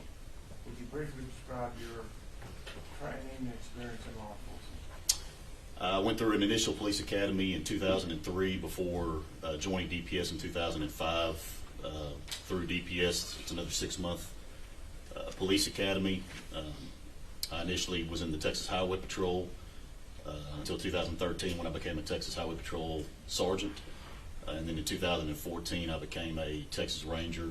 Through that, on the Ranger Division, there's crime scene, 4th, 5th, 6th Amendment type training in more in depth than what you would have in the initial police academy.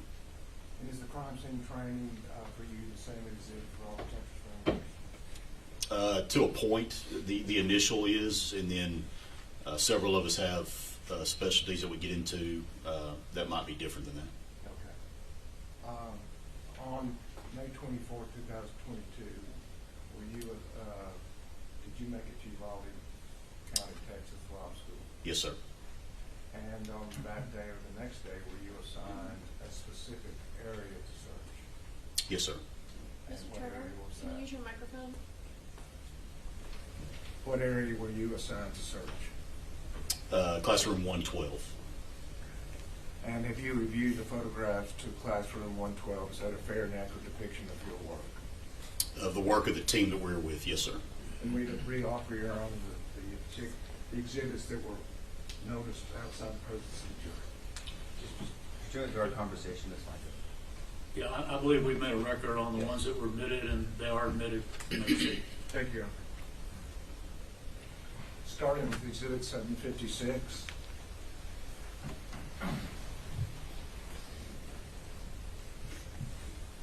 The exhibit has a yellow marker for one of the rooms. Is that the room 112? It appears to be, yes, sir. And is that the room that you searched? Yes, sir. And that's the room concerning these photographs? Yes, sir. State's Exhibit 757. Could you tell us what we're looking at here? So the doorway on the left is going to be 112. The doorway on the right is going to be 111. This would be a view as if you were standing in the hallway looking at those exterior door faces. And did they have an adjoining door within the classroom that you could go back and forth between? Yes, sir. State's Exhibit 758. So this is a close-up view of door 112 that also depicts several bullet defects into that door coming from the exterior towards the interior. And Exhibit 759. Once again, another close-up of that just to give you a depiction of the bullet defects I spoke to. Does 759 depict a window in that door? Yes, sir. And what is the condition of the window? The window has damage due to gunfire, to defects. And are there gunfire defects in that door? Yes, sir. Would you point them out? Your Honor, may I stand up? Yes, sir. So you have a defect here, these circular defects. You have 3 coupled right here, 1 here. Looks to be 1 right there. It's hard to tell here in the glass, but you have several within the glass as well. Thank you. And can you tell from looking at those defects if they're from the hallway into the room or from the room into the hallway? The ones in the door face itself, we were able to determine they were from the hallway, from the exterior hallway in towards the interior of the room. And something kept you from determining the glass breakage, if it was from the hallway or from the room? It was our determination that day that would have been similar, once again, from the hallway into there. Some of them you could tell by the concave of the glass itself, but some of them you couldn't necessarily tell due to the damage that you had, but it appeared to be consistent with the rest of it, which was exterior to interior. Thank you. Yes, sir. In showing you State's Exhibit 780, would you kind of show us the general outlay of the room? So this would be as if you stepped into the threshold of that room 112 door. So you're standing, if you would, just on the interior side of that.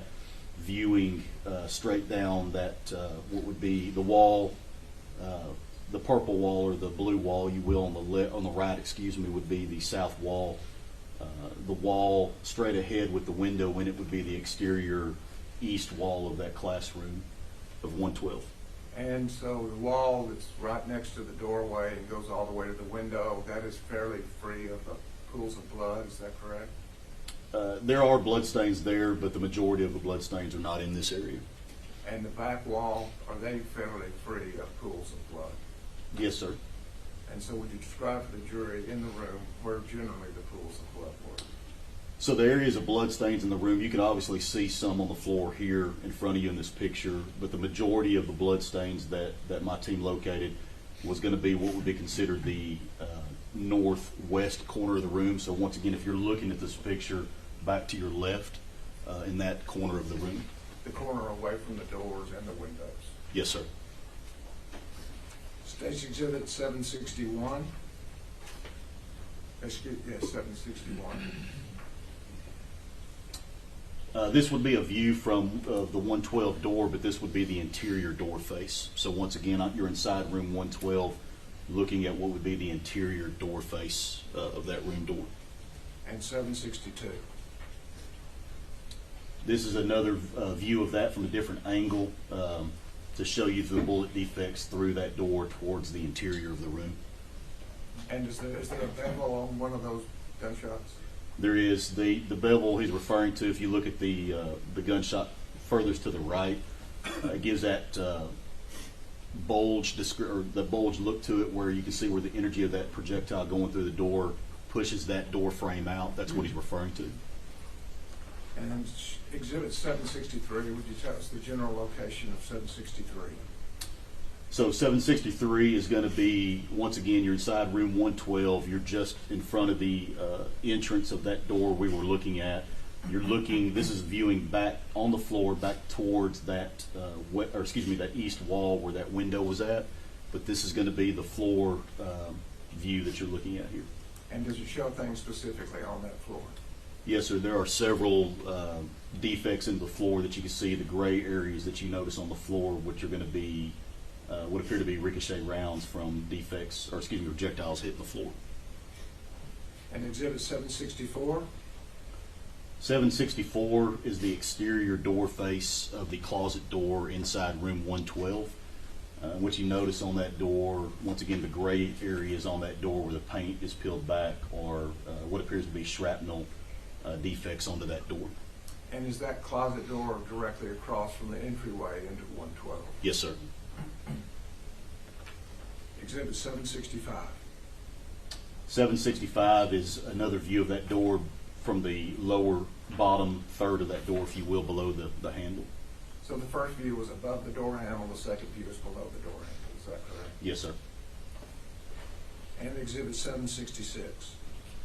766 would be the brick wall, the stone wall that's directly behind where that door you just viewed was. So once again, this is going to be the west wall of that classroom. That's the window, the grayish area is that window that you saw earlier. And this is going to be a picture of what appears to be shrapnel hits on that white brick.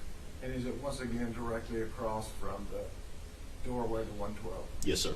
And so I believe if you described a pathway from the hallway through the doorway all the way across the room, leaving shrapnel across all the way to the back wall, Yes, sir. would that shrapnel and that pathway be dangerous to people in 112? If somebody was standing there, yes, sir.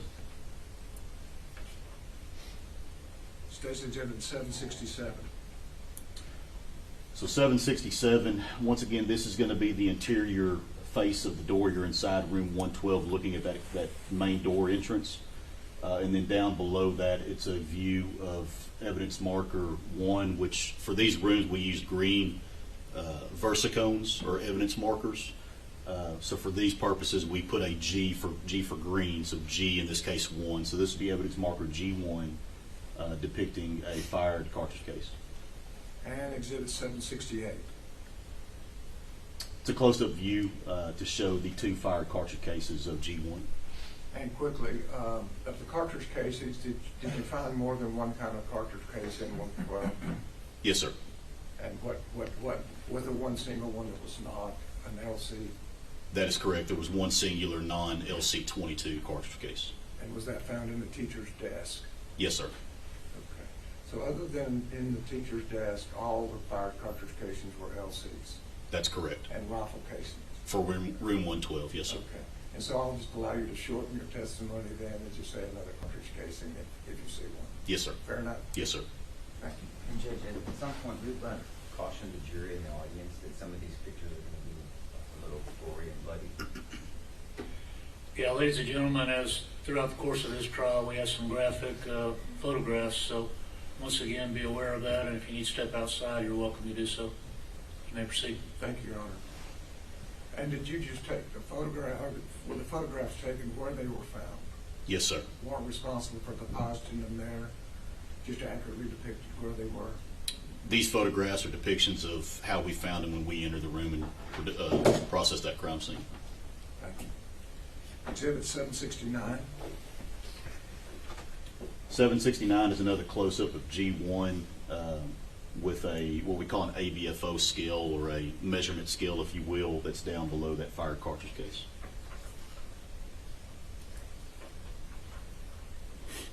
And 770, is that number? 770, excuse me. That is, appears to be just a close-up of what you showed right there on the G1. 771. So 771 is a mixture of evidence markers. You have the green ones I referred to that was the evidence we collected. The yellow alphanumeric evidence tents that you see there, those were put there before we were processing the scene. So once again, the rangers and investigators that entered that room prior to our arrival, those alphanumerics depict where bodies were located within that room prior to their removal. And on the far left side, could you describe what structure we're looking at there? On the far left side is going to be so that wall would be the hallway wall, or the west wall of that classroom. You have a table that goes the length from where the entry door, room 112 door is, all the way to that, which would be the north wall, with various items on it. And then below it is a black curtain that was essentially there, kind of blocking the view of what was underneath that table, such as the supplies and so forth. Was that table with the black curtain large enough for a person to crawl under? Yes. And be away from inside the room? Potentially, yes, sir. State's Exhibit 772. 772 is a close-up of a fired cartridge case with the G2 marker. 773. 773 is the G3 marker with a fired cartridge case. 776. 776 is a G4 marker with a fired cartridge case. 778. 778 is the G5 marker close-up with a fired cartridge case. 779. 779 is the G6 marker with 2 fired cartridge cases. 781. 781 is the G7 marker with a fired cartridge case. And does this marker 7 approach this pool of blood in the corner Yep. of the hallway that we saw the dog view of? Yes, sir. That is in the north, what would be considered the northwest area of the classroom. 784. 784 is a close-up of a fired cartridge case with G8. 786. 786 is a close-up of a fired cartridge case associated with G9. 787. 787 are several fired cartridge cases associated with G10. Would you point those out? You're on the map. Yes, sir. You've got a cartridge case here and a fired cartridge case here that we went ahead and designated with G10. Thank you. 790. 790 is a close-up of 2 fired cartridge cases associated with G11. 791. 791 is a fired cartridge case associated with G12. 792. 792 are several cartridge cases that are associated with G13. 794. 794 is a close-up of several cartridge cases that are to the left of G13. And would you locate those cartridge casings in the room for us? You're on, I mean, ma'am. where would they be in the room? Yes, sir. Oh, I'm sorry, you're asking where they are in the room? Yes, sir. Those are going to be, once again, the northwest area of the room. That blue piece of equipment that you see at the top of the picture there was just to the right of that filing cabinet, if you remember, from that corner of that northwest area of the room. 796. 796 is a picture of a fired cartridge case associated with G14. And are they at the very top of the photograph? Top and in the middle, sir. You've got two at the top and one with the ABFO scale. One in the middle of the photograph and two at the top. Yes, sir. Thank you. Exhibit 800. This is going to be a picture of fired cartridge cases associated with G15. And is there one underneath of a obstruction?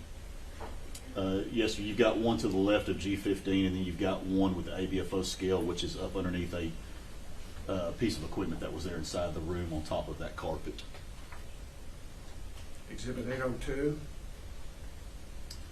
802 is a picture of G17, which at the top of the picture there is a what we call a PMAG magazine, which is what the unfired cartridges would go into for a weapon. And what was the condition of that magazine? Empty. And is there a second marker on there? There is G16. And how many rounds does that magazine hold? 30 rounds, sir. Exhibit 803. 803 is once a close-up of G16, which is a fired cartridge case. Exhibit 804. 804 is a close-up of G17 depicting that black empty PMAG magazine. And so after 30 rounds are fired from that mag, what has to happen for the gun to be operational again?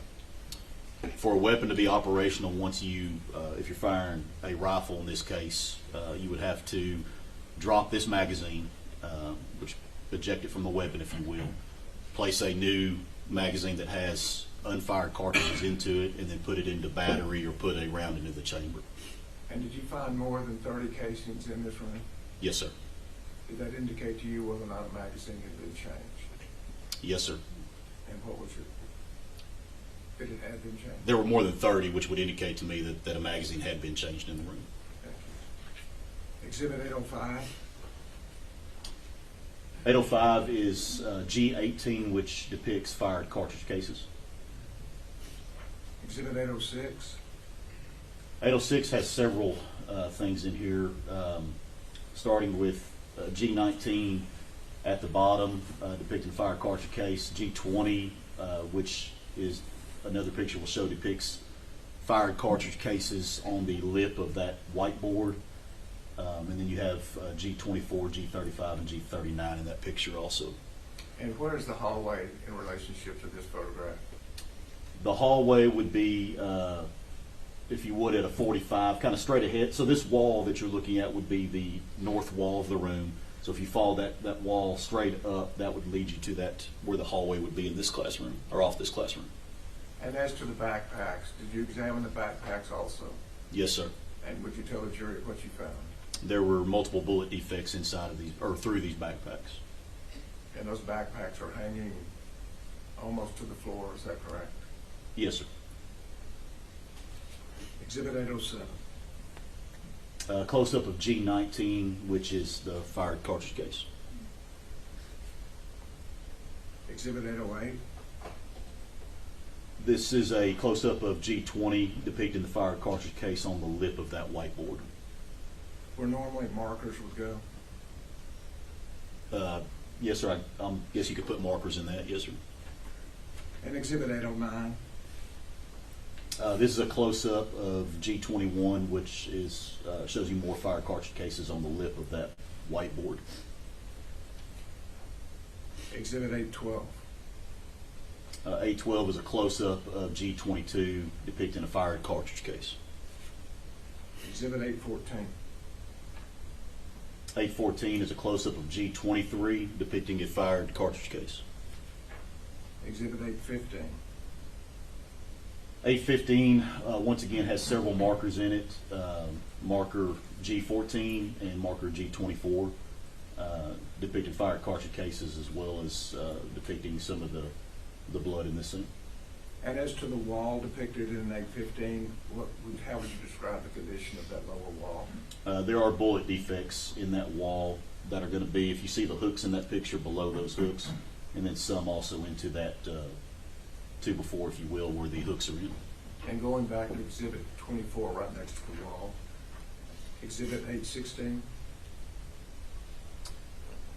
So G24, this is a close-up of a, what would be copper jacket from a projectile. Exhibit 817. 817 is a close-up of G25. And 818. This is another close-up of G25 showing, once again, a copper jacket from a projectile. Exhibit 819. 819 shows G26 and then G13 again, as well as some yellow tints in that northwest corner of the classroom. And would you place this photograph in the room? Where would that be? The northwest corner of the classroom. Exhibit 820. 820 is a close-up of G26, which is a fired cartridge case. 823. 823 is a close-up of G27, which is a fired cartridge case. 825. 825 is a close-up of G28, being a fired cartridge case. 826. 826 is a close-up of G29, showing a fired cartridge case next to G11. 829. 829 depicts several things. So this is a black bookcase, if you will, that was to the left, as you're viewing it, to the left of that blue piece of equipment that we talked about a second ago. In this beige area to the left of it, it's showing it being hugged up against that filing cabinet in the northwest corner of the room. This shows both a piece of evidence being G30 and then shows a bullet defect associated in that area depicted as G, once again, for the room we're in, and then BD, sorry, was it 2B, I believe I'm seeing? Okay. And were you able to trace the pathway of that defect? Yes, sir. And showing you at Exhibit 830, has the black bookshelf now been removed? Yes, sir. And what are we looking at now? So the bottom of the photograph would be the area where the bookshelf is. In fact, you could see the void next to the wall where that bookshelf was at. You have if you're looking at the filing cabinet, the right exterior face of that filing cabinet with several bullet defects on it. And were you able to tell a general origin of where that shot would have come from? Yes, sir. Could you tell us about that? So once again, you got several defects there. The first one I'll start with is the bottom left. You notice it looks like there's some gray area, several marks, if you will, in that. That was determined to be a terminus or an ending point of a projectile, and that grayish coloration you see is what is referred to as lead splash, which essentially is a microscopic portion of that lead projectile striking a surface.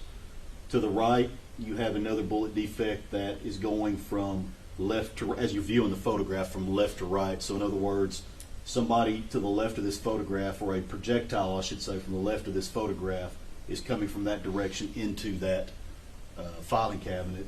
And then you have the same thing in that top left one as well. And does Exhibit 832 show a close-up of the description you just gave us? Yes, sir. And would you show us those two things that you just described? So once again, going to what's labeled as GBD2C, that's the 2C is a corresponding. So a while ago, I referred to one being 2B. So the way that we're trained, the way that we depict bullet defects or document bullet defects are if we could tell that they're corresponding. In other words, one bullet defect goes with another bullet defect. We'll also give it in alphanumeric order, so A, B, C, D, to show the order that those defects occurred, if you will. So in this case, it was our belief that 2C was in combination with that 2B that we showed you earlier that was going through that bookshelf that once again led to some lead splash and a terminus dent in that area. To the right there is GBD4A, which we couldn't, in other words, we couldn't find a corresponding prior to, so we went ahead and labeled that with an A to show a perforating defect, which means it's going in through something. In this case, the right exterior side of that bookcase with a trajectory of left to right. And Exhibit 833? 833 is a close-up of what's labeled as GBD5A. I believe it says 5 or 6A. I can't tell from that photograph, which once again is a perforating defect in the side of that cabinet.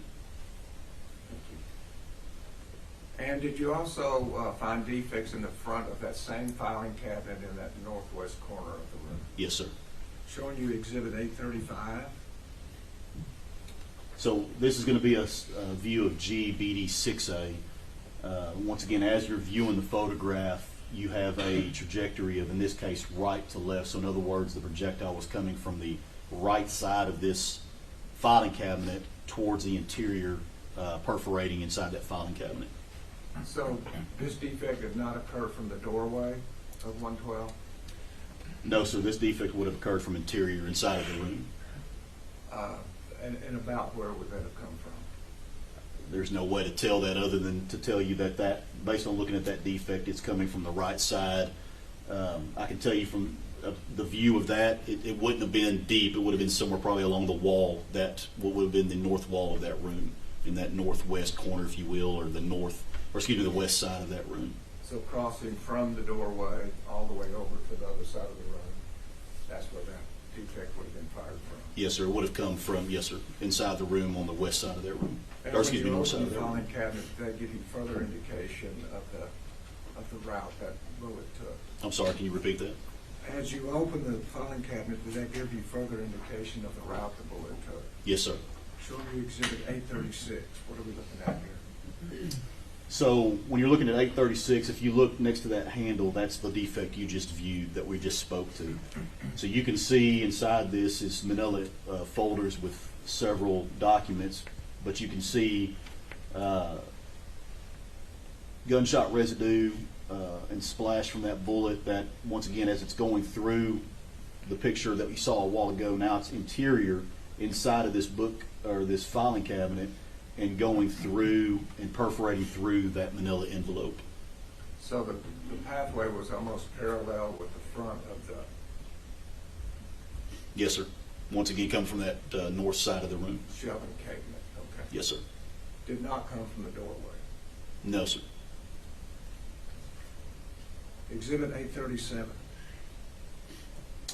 837 is a picture of one of the backpacks that was found, and then on this, what would be considered as you're looking at it, I guess the right side of the backpack, you can see in the mid portion of that backpack a defect. And 838. This is a close-up of the defect I spoke to. Exhibit 839. So 839 appears to be a picture of G24. Okay. Is there also depicted in 839 a pink backpack by way of reference? Yes, sir. Yeah, there's a pink backpack with a pink and black backpack, yes, sir. Okay, just north of that is the pink backpack? Yes, sir. Are you referring to the one at the top of the picture there?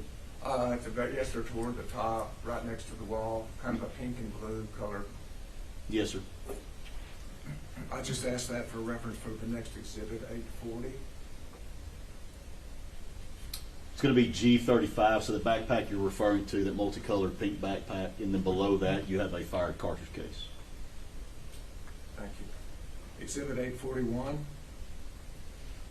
So 841 shows a view of G30, which is sitting on top of a rolling piece of equipment for like a TV. And 842. This is a close-up to show a PMAG that's partially underneath that equipment that's labeled as G37.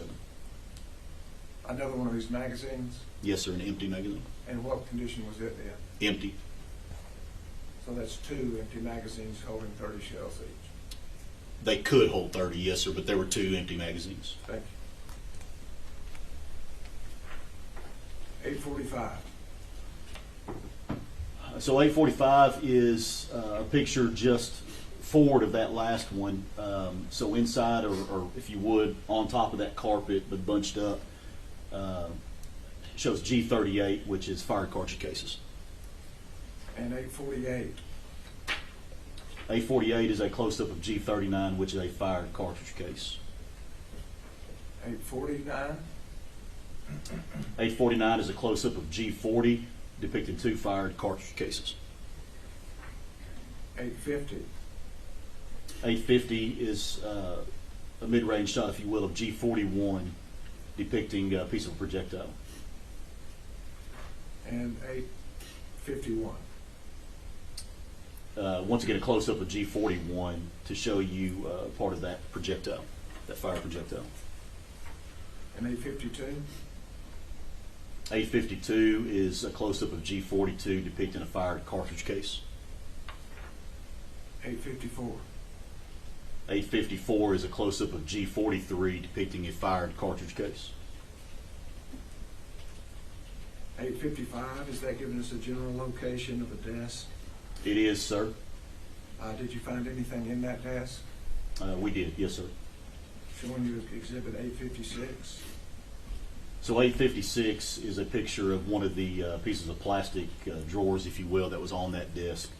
And then you could see that there's a fired cartridge case inside of that drawer, which was open. That's how it was when we found it. Was this the one that was of a different make? I'm not sure if this was it or not. Fair enough. Exhibit 859.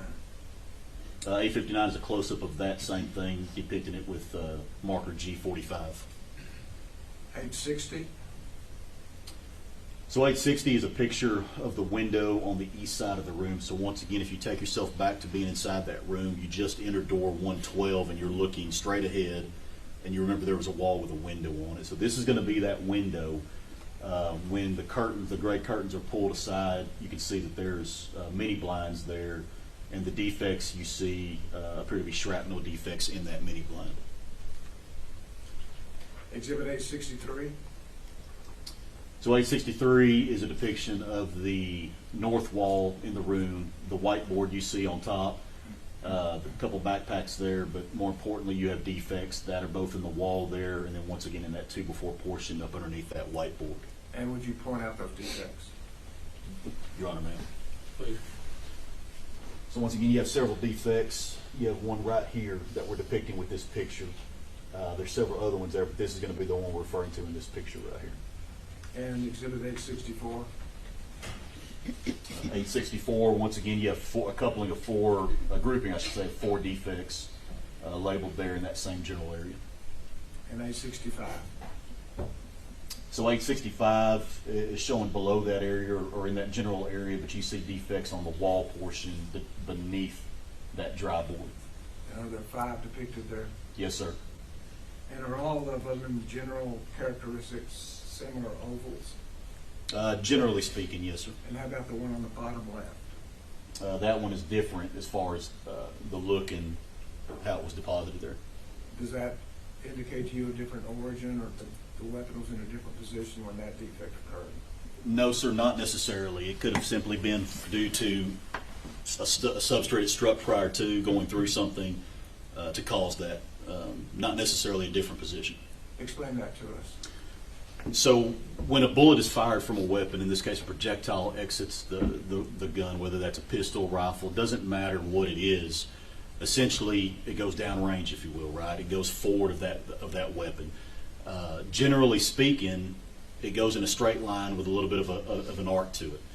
And if left unimpeded, it'll eventually lose energy and either fall and or strike something forward of it, right?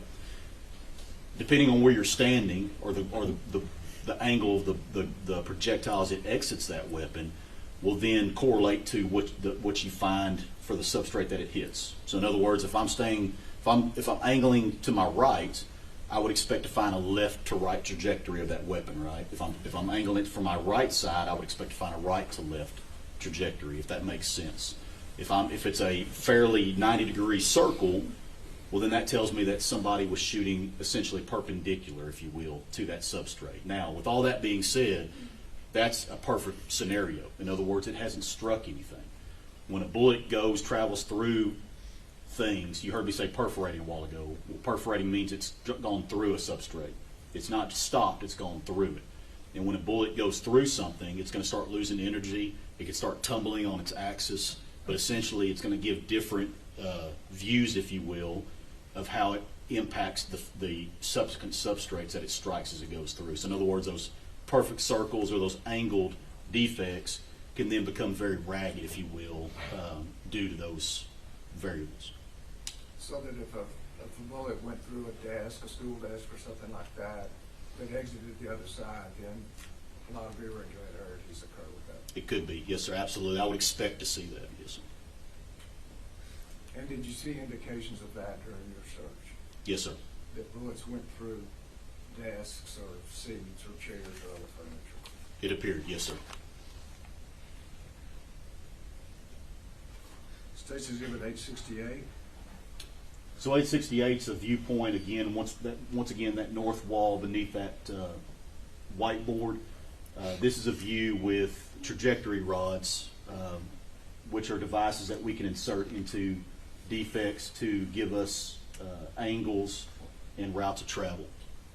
And does that accurately show the routes of travel that y'all decided from doing your crime scene investigation? Yes, sir. And Exhibit 870. So 870 is a depiction of bullet defects on the whiteboard itself. Thank you. Pass it, Do you want me to start, Judge, or do you want to? How long do you anticipate? Might be a little while with him. Very vague. I don't want to hold myself. I don't want to lock myself into a time, Judge. It depends how we answer. All right, ladies and gentlemen, let's go ahead and take the lunch recess. We'll see you back here. I've had some indications people can't make it back in an hour and 15 minutes, so let's take an hour and a half and try to get back on time. So we'll see you back here at 1:30. All rise for the jury.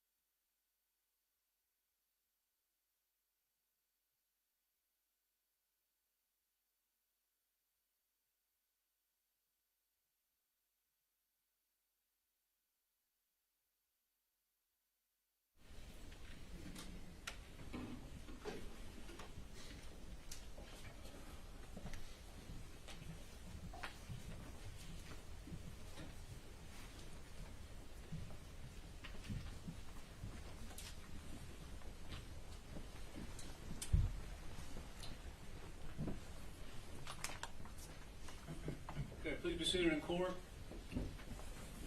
Members of the jury, when we recessed for lunch, we had passed the witness for cross-examination. So, Mr. LaHood, when you're ready. Yes, sir. Good afternoon, Ranger. Good afternoon. My name is Nico LaHood. We've never met before, correct? No, sir. Okay. Well, pleasure to meet you. I'm one of the 3 lawyers who represents Adrian Gonzales. And you've testified before, I'm assuming? Yes, sir. Okay. So you know how this works. It's cross-examination. I'm going to ask you some questions, and if you don't understand my question, just ask me to repeat it, okay? Yes, sir. Okay. So you went over some of your training in your kind of your specialties. I'm not going to go through your academy and being a trooper and then being a ranger and then going to ranger school. But you mentioned something that caught my attention. You said, I think the government asked you if everyone is trained the same. You said some have specialties. Yes, sir.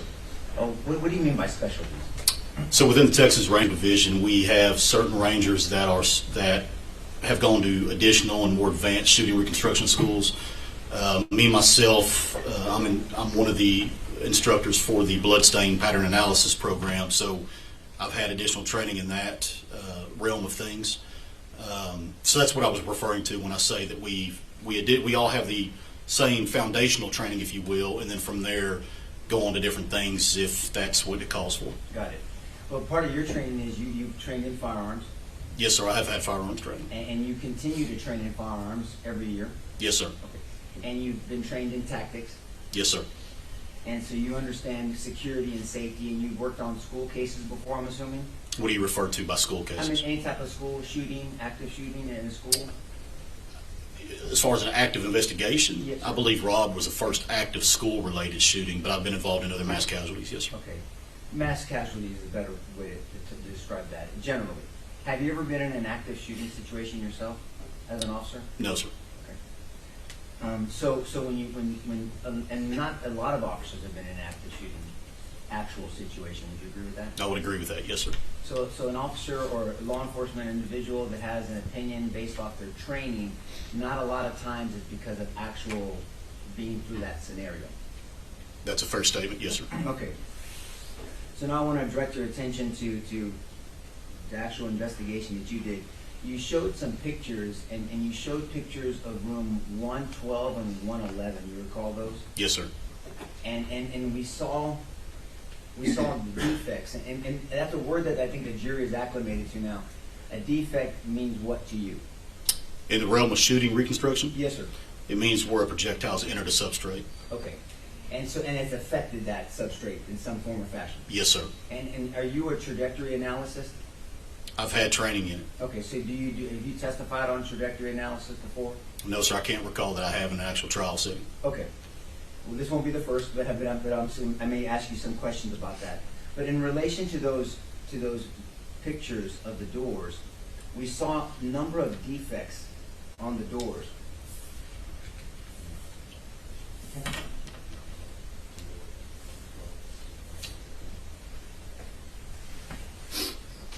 Do you recall looking at those pictures of 112? You're going to get it up for us Gotcha. right now. 112 and 111? From the hallway? Yes, sir. Yes, sir. Here they are. May I approach, Judge? Yes. I'll direct your attention here. And so we see a number of marks, defects on these doors, correct? Yes, sir. Did you notice any defects on the handles? Defects on the handles? Yes, sir. Or around the handles? Not that I recall. And you looked at them on both sides, correct? Yes, sir. And the locking mechanism is on the handles? There. Yes, sir. So is it fair to say that you saw no defects affecting the handle and the locking mechanism? Not to my knowledge.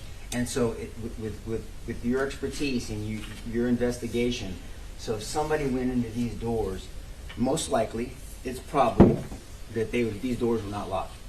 I can't speculate to that. I can just tell you how they were found when I got there. Well, the locks weren't damaged. The law, I can say that. Yes, sir. Okay. And I was just asking if you use some common sense. If locks aren't damaged and people got in the door, then they probably, and I know there's a probability in your profession, they were probably not locked. You would take that into account, yes, sir, and then hopefully look from there to decide, Right. get that answer, yes, sir. And you came to know, being part of this investigation, that those doors were not locked. Did you come to that knowledge at some point? Yes, sir. Okay. So my question about the probability matched up with the reality that those doors were not locked. That's correct. Okay. Now, I'm going to ask you about some tactics, okay? Okay. You've heard of something called a fatal funnel. I have. Can you describe to the jury what fatal funnel means to you? So a fatal funnel a lot of times is described too when you're entering a threshold. So, for example, you've got a doorway in front of you, and if you get sucked into that doorway, that's the funnel, if you will, or in this case, the fatal funnel, because if you have a threat on the back side of that room and you don't approach it tactically correct, for example, that's what the fatal funnel is. You can put yourself in a fatal position on how you approach and how you go through that room. And you said if you don't approach it tactically correct. So may I stand up, Judge? Yes. And so when you're entering a dangerous situation where there's deadly force potentially being used, you don't just walk into the situation like this and try to handle a circumstance, right? Yes, sir. I mean, you do or you do not? No, I would not. Yeah. So there's a tactical way of doing it. There's a tactical way of doing it. There is, yes, sir. And when we say tactical, meaning safety for you and for the people that you're trying to protect. Yes, sir. More so myself, just giving myself the best advantage of being able to approach that situation. And you're not being selfish when you say more for myself, right? Not in that statement, no, sir. I can tell, and I know what you meant by it, because a police officer that's dead is no good to anybody, right? That's correct. So you need to be alive and be able to protect people so you can minimize the loss of life. Yes, sir. You ever heard of a blue gun? Yes, sir. Okay, those are practice guns. There's an orange one too, right? Yes, sir. Will you believe me if I tell you that this is not a real weapon? I'll take your word for Will it. you believe that we had the bailiff check with this? I believe, yes, sir. This magazine can't come up. Would you like to inspect it? Or you I'm good to go. Okay, and so when we look at tactics, there's a way to tactically hold this weapon, and a long rifle or a handgun, correct? Correct. So this would be a low ready. Correct. I don't even like the fake gun pointing at people. This is a high ready. Yes, sir. This would be a side ready, Sure. and this would be Sewell. Yes, sir. And we explain to the jury what Sewell means, what the Sewell position is. As you can see, he's got the gun sucked to his midsection. It's just a way to have the gun safely pointed down, but at the same time close to your body, and it's a way that you can easily re-engage a target if needed. And re-engage, you mean go from a Sewell position into an active shooting position, correct? Correct. And so the 4 gun safety rules are always treat a weapon like it's loaded, correct? Correct. Never point it at anything you're not prepared to kill and destroy. Yes, sir. Always keep your finger, I like to say high and outside the trigger guard, but at least outside the trigger guard. Yes, sir. And this is the trigger guard. That is. And this would be the trigger. Correct. And always know what's behind your target. Yes, sir. Those are 4 gun safety rules that everybody that carries a weapon, especially law enforcement, should know immediately. Yes, sir. And so that's why a Sewell position is important tactically when you're approaching a situation, because you don't want to do something. I'm going to do it to Jason because he doesn't care. You don't want to sweep somebody. This would be called sweeping them, right? Yes, sir. When you point the barrel at him. When you point the barrel at somebody, and that means that if the barrel's pointed at somebody, even if your finger is indexed, at some point it could go off. Correct. Right? And so when you tactically enter a room or a situation, you have to make sure that you're safe so you can engage the threat, but also make sure that other people are safe, because I'm not going to go in sweeping people and then under pressure there might be an accidental discharge. Yes, sir. Right?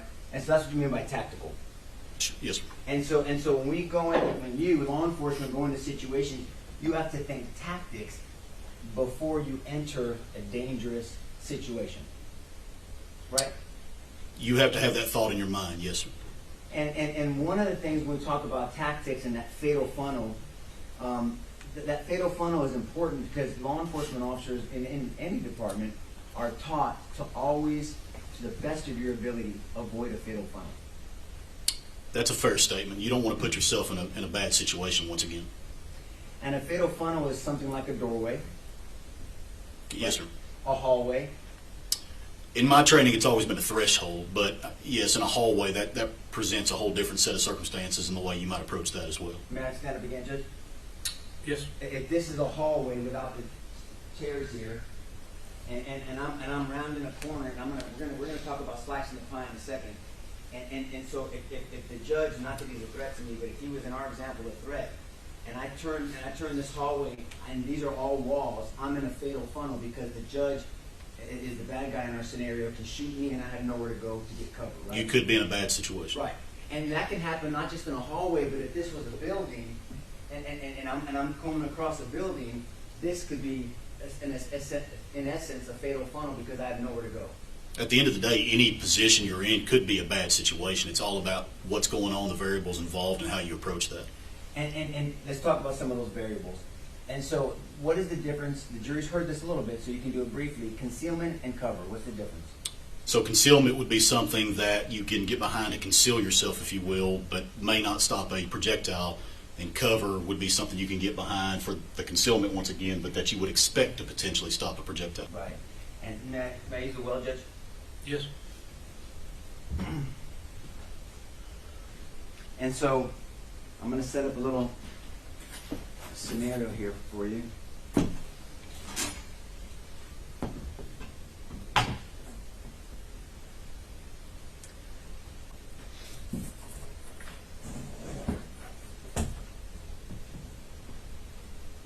Can you see me?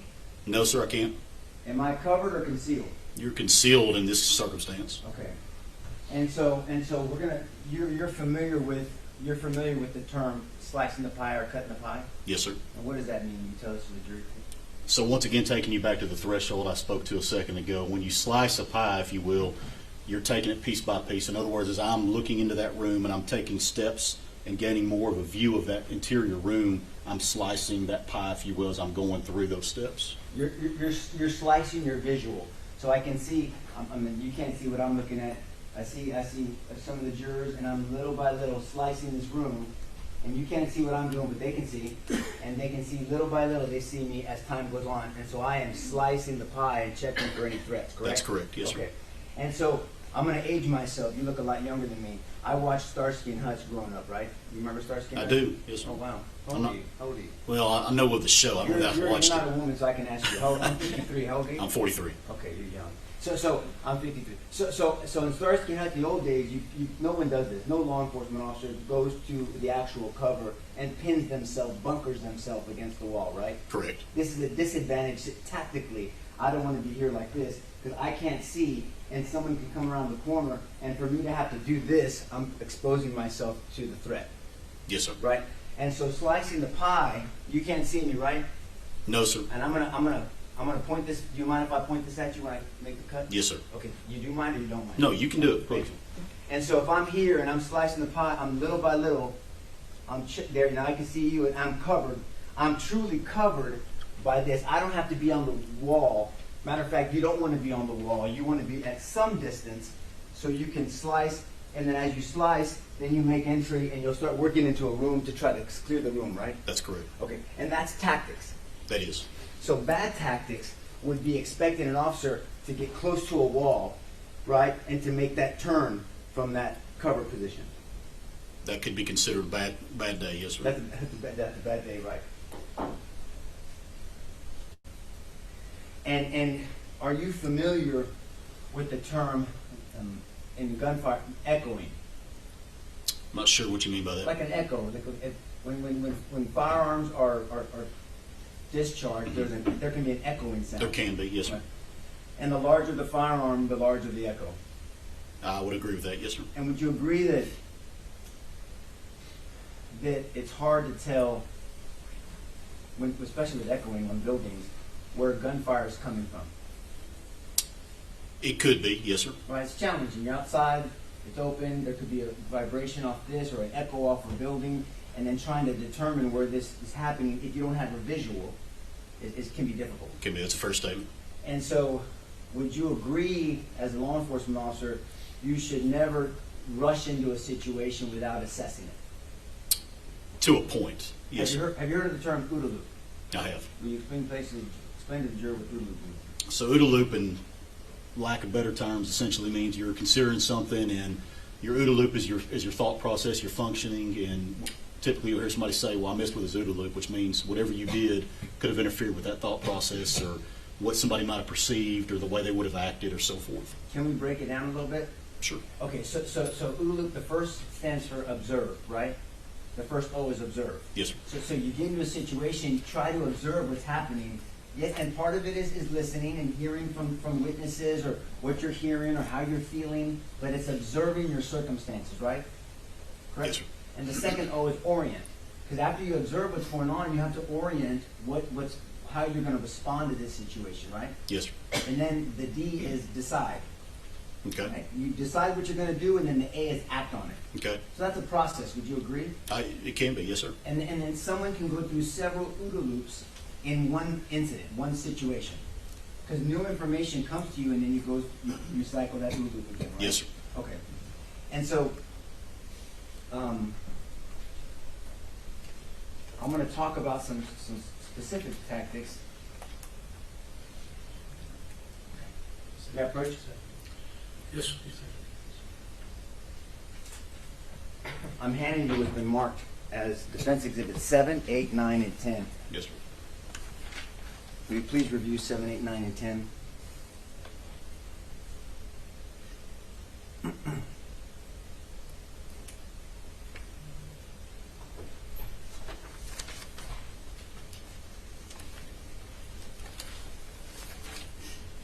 Okay. And you recognize Defense Exhibit 7 as the corner, the southwest corner of Robb Elementary, correct? Let me think about my direction here. Yes, sir. Yes, sir. Okay, and then Defense 8, do you mind if I stand behind you? Yeah, please. Thank Yeah. you. It is an overview of Robb Elementary showing the south side and the west side, Yes, sir. and the east side essentially. Yes, sir. And then Defense 9 is a similar but a different angle pulling away from Robb facing the west side. Yes, sir. And 10 is a bigger view, but also bringing in groves and the street in front as Correct. well. Yes, sir. And would you say that Defense Exhibit 7, 8, 9, and 10 are fair and accurate depictions of Robb Elementary, to your knowledge? Yes, sir. Judge, I'm handing to opposing counsel Defense 7 through 10, offering it into evidence.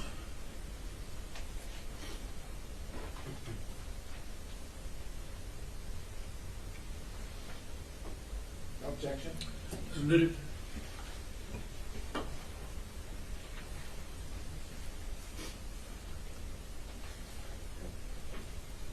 We're going to look at Defense 8. Approach, Judge. Yes. So this is Robb Elementary, and I want to, I'm not trying to give you my back, but I want to make sure we understand. So this would be the west entrance? Right. Yes, sir. Yeah. That would be the south, Yes, sir. east, and then here's the north. There's not an entrance, but, so this is where that monster came into the elementary school, correct? Yes, sir. Okay. And then matter of fact, this is a police car from your knowledge of this investigation. This is Adrian Gonzales' police car. They left it in the same position. Okay. Do you agree with that? I wasn't outside for this, so I can't. I've heard about it, but I wasn't Okay. there. So. Well, if I represent you, that's Adrian Gonzales. You have no they'll correct me, I promise you. You Sure. have no reason to disbelieve. Sure. Okay, so you can see that if this is Adrian Gonzales' police car, and where he went into the circumstance, he's into the situation, he acted and did something, the monster entered over here, correct? Yes, sir. And in your training experience and just practical in life, you've been to this area. Is there a line of sight from way southeast of Robb Elementary to the west? Not from that position. Matter of fact, the school is in the way, That's correct. right? And so it would be impossible, not probable, not unlikely, impossible for any human being to have a visual of what's going on the west side of this building from where that car is. From the correct? ground. Yes, sir. Now, tactically, if somebody was hearing gunfire, could you tell in your training experience, or have you even heard of somebody being able to tell that's coming from the west side of a building, just from being in a situation similar to this? That's a lot of speculation on that. It Once is a lot. again, I mean, number one, you have to be in that situation. I mean, on one hand, I can understand if somebody was there and they're saying they can't, but on the other hand, if somebody says they could, I wouldn't dispute that either. You would not. I want to make sure I understand what you're saying. It's a lot of speculation you started with. You're saying that you've heard of a scenario where somebody could be in a okay. No, I'm not saying a scenario. What I'm saying is Okay. based on my knowledge, I can see if somebody was there and if they're trying to tell me they can't hear anything there, I can potentially understand because of the circumstances. But at the same time, if somebody told me they could hear something there, or if I was to understand that you did hear something there, I wouldn't disprove or dispat that either. So if somebody is discharging a high-powered rifle, are you saying that you've heard of anybody with the training experience to determine whether they're on the west side or the north side of this building? from this position, can you tell if you hear someone discharging a weapon, you can tell between the west side or the north side where that fire was coming No, from? what I'm saying is if somebody's on that side of the building discharging a weapon and you're on the complete opposite side, to your point, could they be on the north side? Yes. Could they be on the west side? Yes. What I would say, they can't, he's not right there where they're at, but he is somewhere on that side of the building. Well, what he would know is it's not on the south side because he's on the south side. I would assume that, right? yes, sir. And he has a somewhat visual of some of the east side. Correct. Right? Because there's an L shape, so he's got some of the east side. So just he can deduce that he's not on some of the east side and definitely not on the south side. I would correct? agree with that, yes, sir. And in your training experience, if somebody made the claim that there were multiple gunshots from a high-powered rifle from the west corner of this building, this way, Mhm. southeast, you would expect to see multiple defects on the buildings. Not necessarily. no, Not sir. necessarily. And No. if they were shooting up, maybe that you wouldn't, right? Correct. I can tell you from my personal experience, we saw one on one of those, but I was involved in that documentation, if you will. So I know that particular one that was on a building on that side.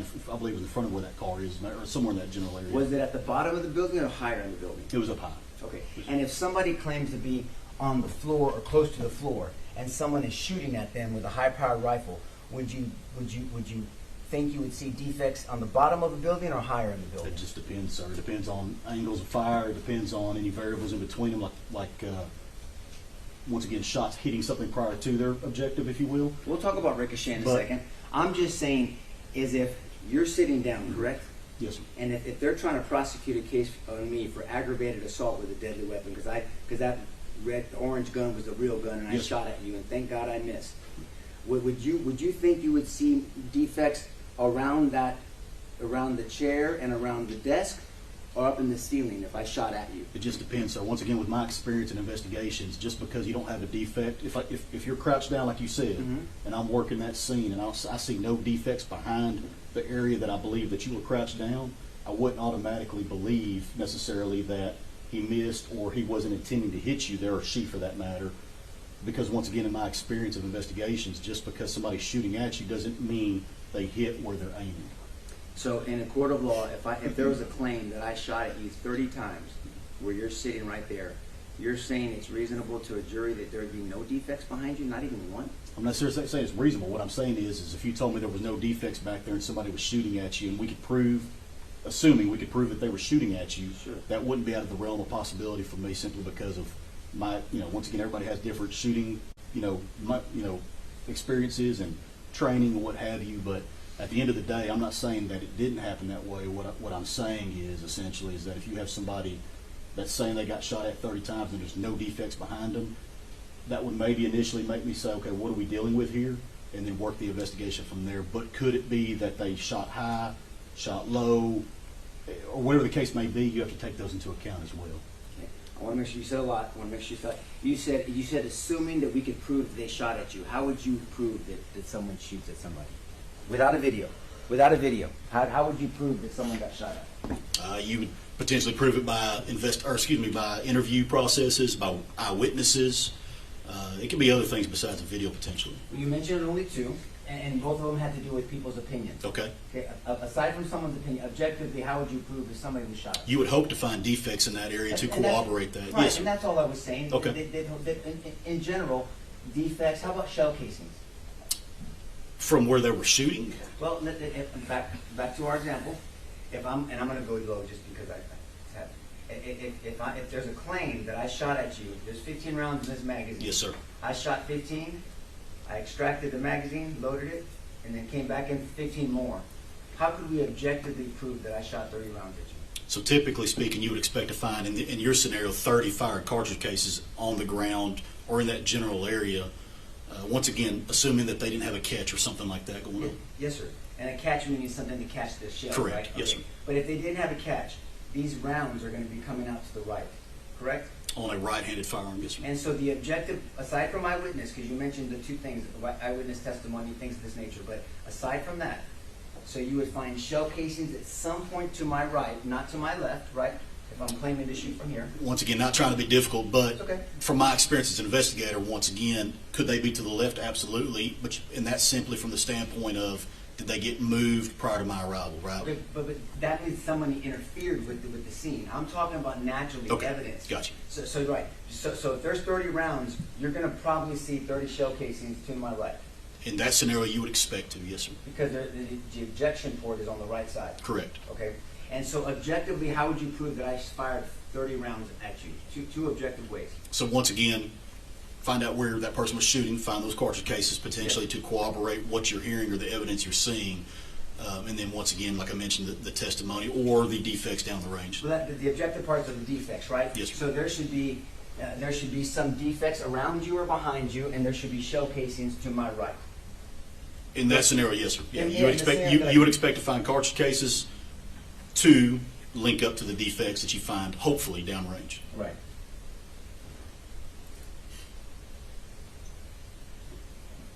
And you were investigating a homicide, correct? Yes, sir. But actually, it was a mass murder of children, right? Correct. And an attempted capital murder of police officers. That you guess that could be correct too. Once again, I'm looking at a crime scene 112 in this case. But you know now what happened. You know that animal shot at children and shot at police officers. Correct. Right? And that animal is no longer on this earth. Correct. And Adrian Gonzales is not that person who did all that horror that we saw on those terrible pictures, right? Adrian is not Salvador.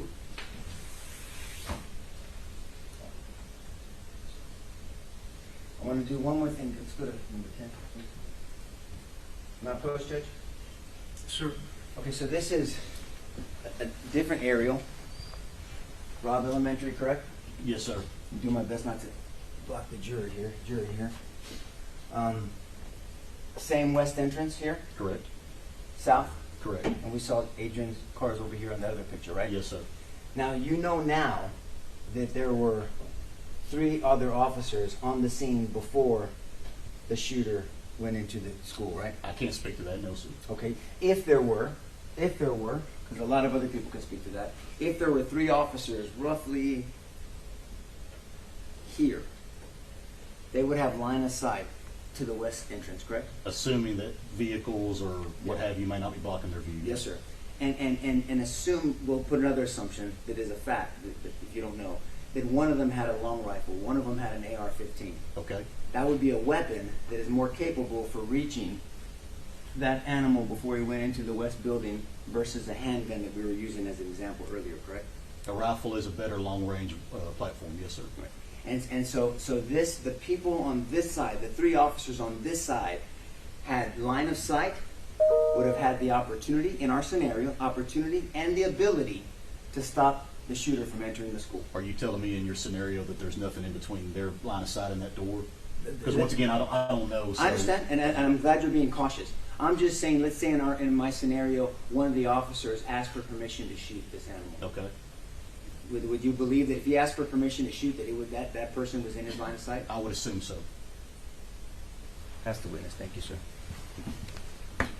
And does line of sight change if somebody's moving? Yes, sir. Could you pull that back up? Yep. Yeah. Mr. Hood? Mr. Hood? Yes, sir. Could we lose the consent? Oh, I'm sorry, Judge. Thank you. You didn't like it? Couldn't see it. That's not unusual. Just from the photograph of fence exhibit number 10, if we have 3 officers by this ditch, and we've seen a video of the gunman actually running or jogging to this doorway, Yes, sir. that indicate that he's moving. Yes, sir. And would a vehicle conceal line of sight from an officer down here? It very well could. And would this vehicle also? A vehicle.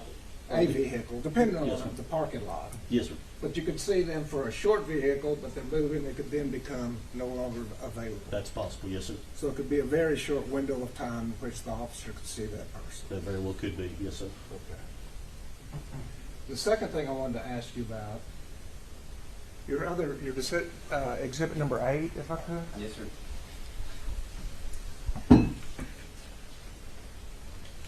The defense was talking to you about if you're here where Adrian Gonzales' vehicle is. Yes, sir. and you're not sure if the sound is coming from the west or the north. Do you recall those I questions? do, yes, sir. If you do hear shots fired at an elementary school during a school day, and you're not sure if it's here or it's here, do you stay by your car? I would not. What would you do? I would make the best decision I could and go towards those shots. Go toward the shots. Yes, sir. Is that how you're trained? It is. All law enforcement in Texas. To go towards the threat, yes, sir. So you would make a move one way or another. I would like to think I would, yes, sir. You wouldn't stay. I don't believe I would, no, sir. You wouldn't wait for cover. I would not in that scenario. Wait for other officers to arrive. No, sir.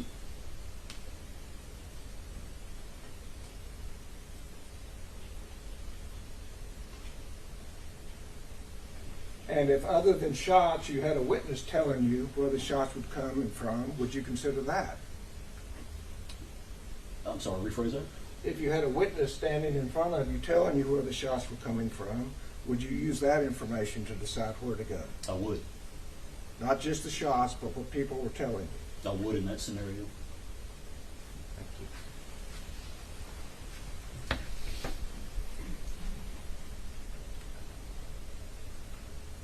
And finally, the hallway. I believe you testified that a threshold is what you considered a fatal funnel. Is that correct? Yes, sir. And could you show the very first? Just take just 1 second, John, until we pull that exhibit. Okay.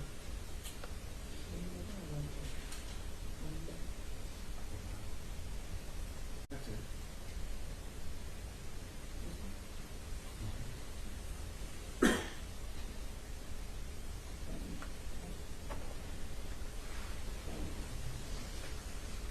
Looking at the exhibit, it shows it's at doors 111 and 112. Yes, sir. Is that a fair and accurate representation about the doorways in that hallway? Yes, sir.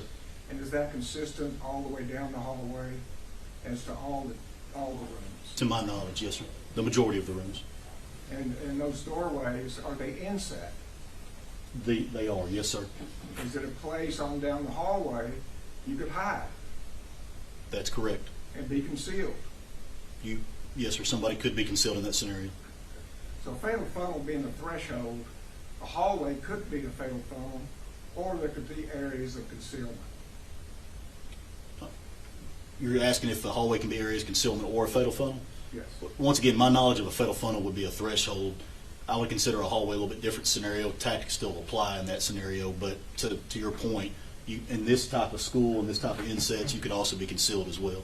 And if you have an active shooting outside of a schoolway and then inside of the schoolway, would a fatal funnel then prevent you from going in? No, sir. Once again,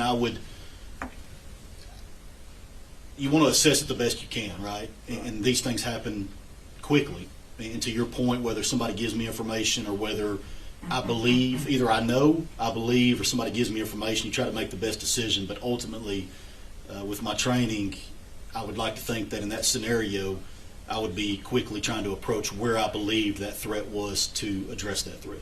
Okay. And you've had the training as a police officer Yes, sir. in tactics as well. Yes, sir.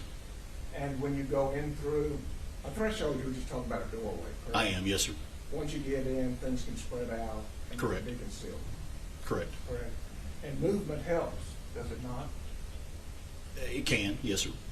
And also, as tactically, you can walk through a doorway, I guess, standing up like this, make yourself a big target. You could. Tactically, can you change how big a target you are? You could. Can you squat? You can. Can you get down even lower? Yes, sir. You could. And that would present a smaller angle than someone standing in the hallway. That could. Yes, sir. Depending on the scenario, but yes, sir.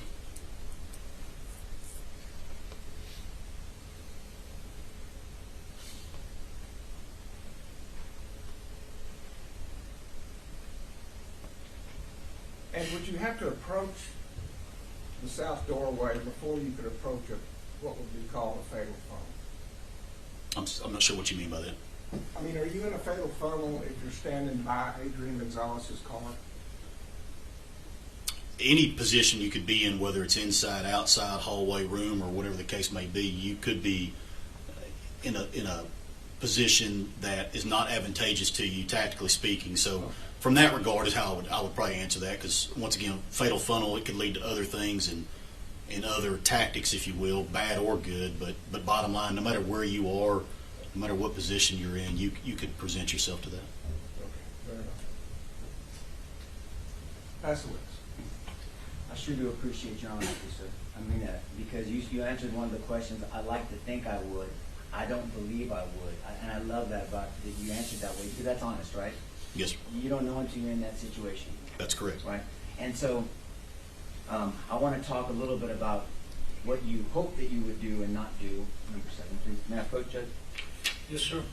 So this is that corner, southwest corner, and this is that AC unit, and this is that west side of the school leading into the entrance. Yes, sir. Do you agree that cutting the pie with that AC unit there with that fence is different than cutting the pie as if it was not there? Yes, sir. Right. Because this is not cover. That is not. No, sir. This is not even concealment. I mean, if I ducked behind an AC unit, Correct. maybe Yes, right. sir. Right. But if I'm trying to use that setup, The chain link itself is not. right? I mean, it's not even. You can see me. I mean, I don't even know why I'm trying to cut the pie. I might as well just run in. That's nothing for me from a tactical position. Once again, short of getting down behind an AC if you need to. Right. But if we're talking about running after people and chasing a noise, not a person. Yes, sir. Remember, we're still in this chasing the noise. So this complicates negotiating this corner. Would you agree with that? I don't know that I would agree with that necessarily, because you could go around it, obviously. Right. But as you go around it, as you get far, you don't have cover or concealment. You don't, but you didn't also leading up to it in that scenario. You did, but what I'm saying is it blocks you, so you can't move past it quickly. You have to go around it. Once again, sir, I wouldn't say it that way, because I can go around it just as quick, depending on the angle you're coming at. I'm not trying to be difficult, but what I'm saying is if you're, in this scenario, if I'm further to the right and I'm trying to go around it, it's never in my way to start with. Let me ask you this. Is this exactly the same as if it wasn't there? Is that corner the exact same, tactically, navigating by it, as if this AC unit and chain link fence is there? And once again, to answer that question would depend on which angle I'm coming in at. If for some reason I'm coming past that door and I'm hugging, or not hugging, but necessarily close to that wall, where in other words that AC unit is directly in front of me, well then that obviously presents a potential issue, right? As opposed to if I'm 3 or 4 steps to the left in this scenario and I'm trying to get past it, it's not in my way anymore, so I'm going right It's past not, but are you covered or concealed? it. No. That's what I'm saying. So if there's danger on the other side, it's not that it's going to stop you. It's not a barrier Gotcha. to you, right? And it's a bad question, so I'll take the heat for that one. But it's not that it's going to stop you. So I agree with you on that. I'm saying from a tactical safety position, if you're trying to stop hurt and death, if you don't even know it's happening, by the way, right? Let's go back. Just because you hear gunfire, that doesn't mean people are getting struck by that gunfire, correct? I would personally take it as they were, because if somebody's shooting, they're shooting, in my mind, at something or somebody. But it doesn't mean that people are actually getting hit, though. They may be missing. It may be, but I have to assume they're getting hit in that scenario. And remember I asked you earlier about the 30 rounds, and Yes, you sir. said maybe they missed? I mean, so I'm just, Yeah. it must be in your Gotcha. thinking somewhere. All I'm saying is that it's not a barrier to you, but you have to negotiate around it. And if we're trying to consider your safety, like you said earlier, so you can help the most amount of people, it makes it more difficult for you to be safe and tactical around that corner. That's all I was trying to ask you earlier. Right. If that AC Right. unit is in my line that I'm trying to get to, could it potentially? Absolutely. But at the same time, I could very easily move over if I needed to get around it. And you would not be as safe doing that. Possibly not. Right, tactically. Can we go to 9, please? Here's a little bit different of an angle. It's in evidence. So there's the vehicle over there, right? Yes, sir. Law enforcement Yes, vehicle. yes, sir. And so let's assume, now remember, let's assume you hear shots and you're told that the shots are coming from over there somewhere. Okay? You're saying that you would automatically run to the shots without considering tactics? Because there's no cover here or concealment, right? If I believe that the shots were coming, you're asking from this side of the area? Personally, I believe I would run as fast as I can to get to that corner where the tree is by the AC unit, which is, yes, sir, Here? right there. Okay. Because I know the threat in my mind would be on this side, maybe up there, maybe down there, but I don't believe in that moment it's over there, so I would have gotten as quickly as I can down to that corner and then start assessing things as I'm moving forward. And we're speculating, we're hoping that's what you would do, I would right? hope so, yes, sir. But you're not, this is not a covered or a concealed situation. What's that situation? In your scenario where you're running to this corner, you're not covered or concealed, right? Not by getting there, no, sir. That's right. And all this is open, so you're not, so the only cover you have is the engine block here for a moment. But, yes, sir. Because I think a lot of people think that a vehicle is safe. It's not safe to be in a vehicle when you're in a gun battle, right? That'd be correct. And it's not even safe to be behind a vehicle. A vehicle at best is concealment. It's not cover, Yes, sir. right? People shoot through vehicles all the time. That's the correct. engine block is some cover. Would It you is agree with some, that? I would. And then the rim, like the wheel rim, where Could the be. tires are. If you're on, and there's a tactical way to be on your side to shoot underneath the vehicle. That could be some cover, correct? I would agree, yes, Okay. sir. And so the only cover in this scenario that we're seeing is some of that vehicle. The engine block, yes, sir. And so if in our scenario, you tried your best and you're running with your handgun to this corner, and if the shooter is running down this way, and you haven't seen this person, by the way, right? Okay. You still have no visual on him. You're not just running around this corner at top speed. Is that a fair statement? Not around the corner. Like I said, once I got to that corner, if I believe the shots were coming from over here, Mhm. then once I got to that corner is when I would start wanting to assess the situation better. And it takes time to assess, right? It can. So this is not to scale, but so you hear shots. Let's assume that you observed. You didn't observe, but you listened and you oriented. You made a decision to act, and you said, "I'm just going to go." You run to the corner, and you're going to slow down once you get to the AC unit because you're going to do your best, even though you're not protected, to cut the pie around that building. And now you're on the west side of the building, and you can see how long that is, right? So if I heard you correct, did you say cut the pipe before the AC or at the AC? Well, I mean, you're going to use the AC to try to use that to cut that corner because cutting the pie is just trying to get Correct. around the At corner. that AC, yes, sir. At Right. that corner, if that's where that corner would be. Right. I don't want to fall in front of everybody. You're talking about shooting. Okay, so you try to use this AC to cut the corner of that building, and you have this long building, and then so as you start moving down this building and working, if somebody has a long rifle, who usually wins? A handgun or a long rifle on a straightaway? It just depends on distance, and it depends on accuracy, and it depends on ability. If you and somebody were going to get in a gunfight, each of you had a choice, long rifle or handgun, which one would you pick first? Close quarter, or personally, I mean, Anywhere. I'd want a rifle. Of course you would. Everybody would. And so my point is, so from this long way, the rifle is a more advantageous weapon than a handgun, correct? From a distance, yes, sir. And so let's say you cut that corner, and then in our scenario, you see the person go in the building, okay? Okay. How they got into a door that should be locked, we'll talk about that in a little while. But then you see them go in. That doesn't mean that they can't go in that building and come right back out and kill you, right? You have to think of that tactically. They could. Right. So just because they go in that building, you're still going cautiously. You're like, oh, I hope they don't come back out that building, right? And you're walking all the way down to that door. So I would think in that scenario, I'd like to think that if I was placed in that scenario, we've already addressed the fact of how I got to the corner. Yes, sir. If I see somebody go into that building, I would try to get there as fastly and as tactically sound as possible, trying to get to that threat again.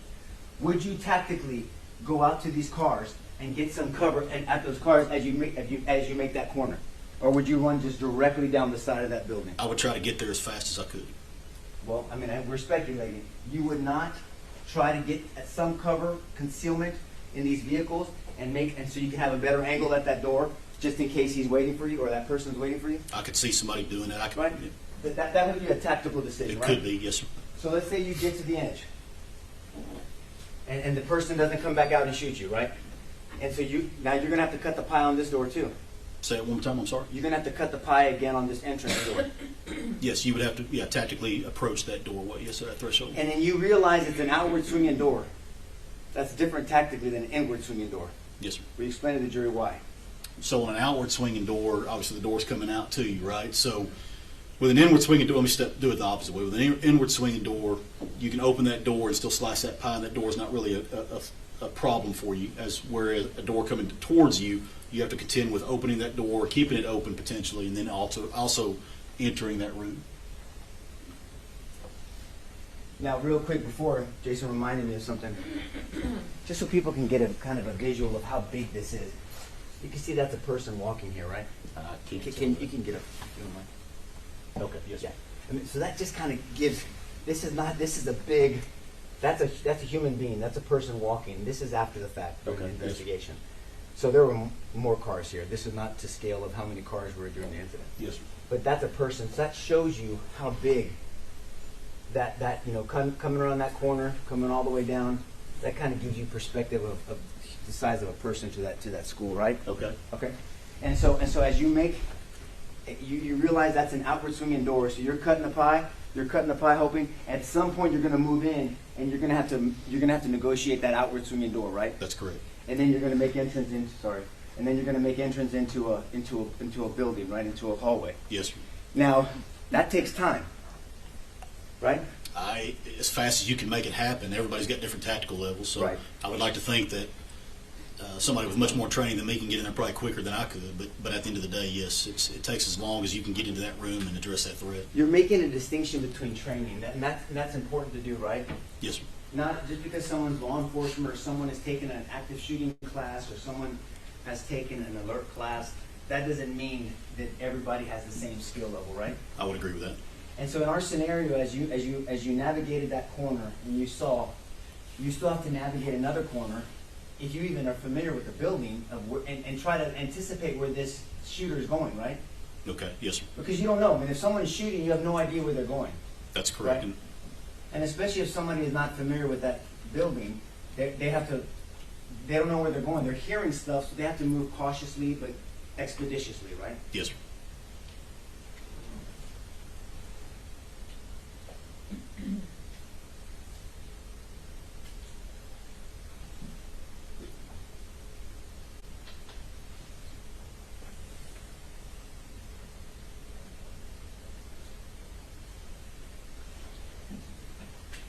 Did you know, in the scope of your investigation, that shooter, his home room was room 111 that he ended up shooting?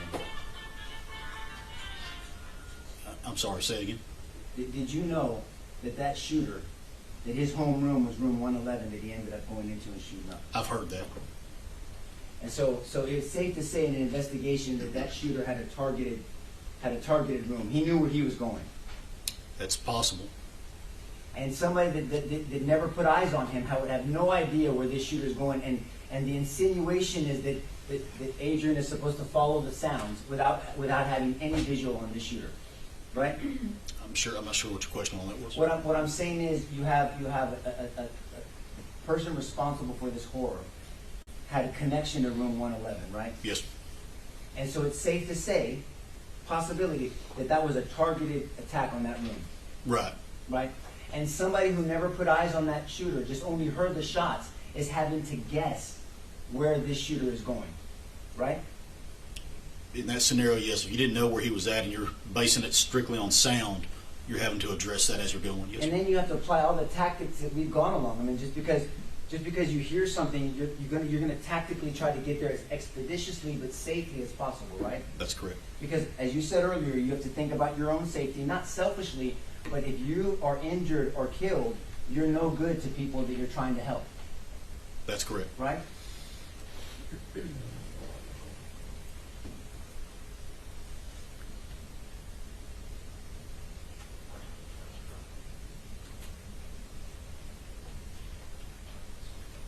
Yeah, I mean, and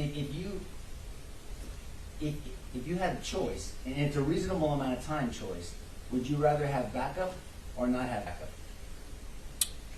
As an officer, Just in general, in general, yeah, in general terms. anytime we can have backup, it's always a plus, but that's a generalization. And if it's in a reasonable amount of time, that's a better tactical decision to make, right? That could be, but once again, that's a very loose generalization depending on what you're understand. faced with. I get it. And may I approach, Judge? Yes. Are you familiar with school policies? Well, it depends what you're asking, I guess. Well, I guess, is it reasonable to believe that most schools require their exterior doors to be locked? I would assume that's correct. It's a safe assumption, I would assume and so. it's true. And so in your participation in this investigation, it's a safe assumption, I would assume and so. it's true. And so in your participation in this investigation, did you come to discover that this door was not even locked? That's correct. 111 was not locked. That's correct. 112 was not locked. That's correct. The two doors between 111 and 12, there's doors between them. There is. That was capable of being locked, right? Yes, sir. It was not locked. One of the doors was open upon our finding. It was Right.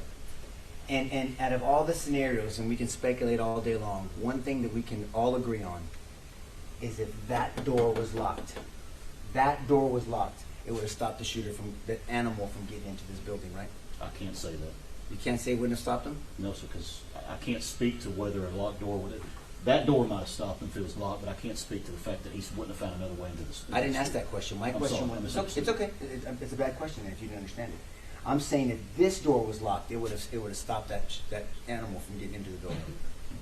So I'm still hearing it the same way. If this door was locked. If that door was locked, he might not have been able to get into that door, but I can't speak to any other doors that might have been unlocked. Fair enough. Let's go back to our scenario. And let's say those three same officers are still there. Remember those three officers that had line of sight on this guy? And one of those officers that had a long rifle? Remember that? Yes, sir.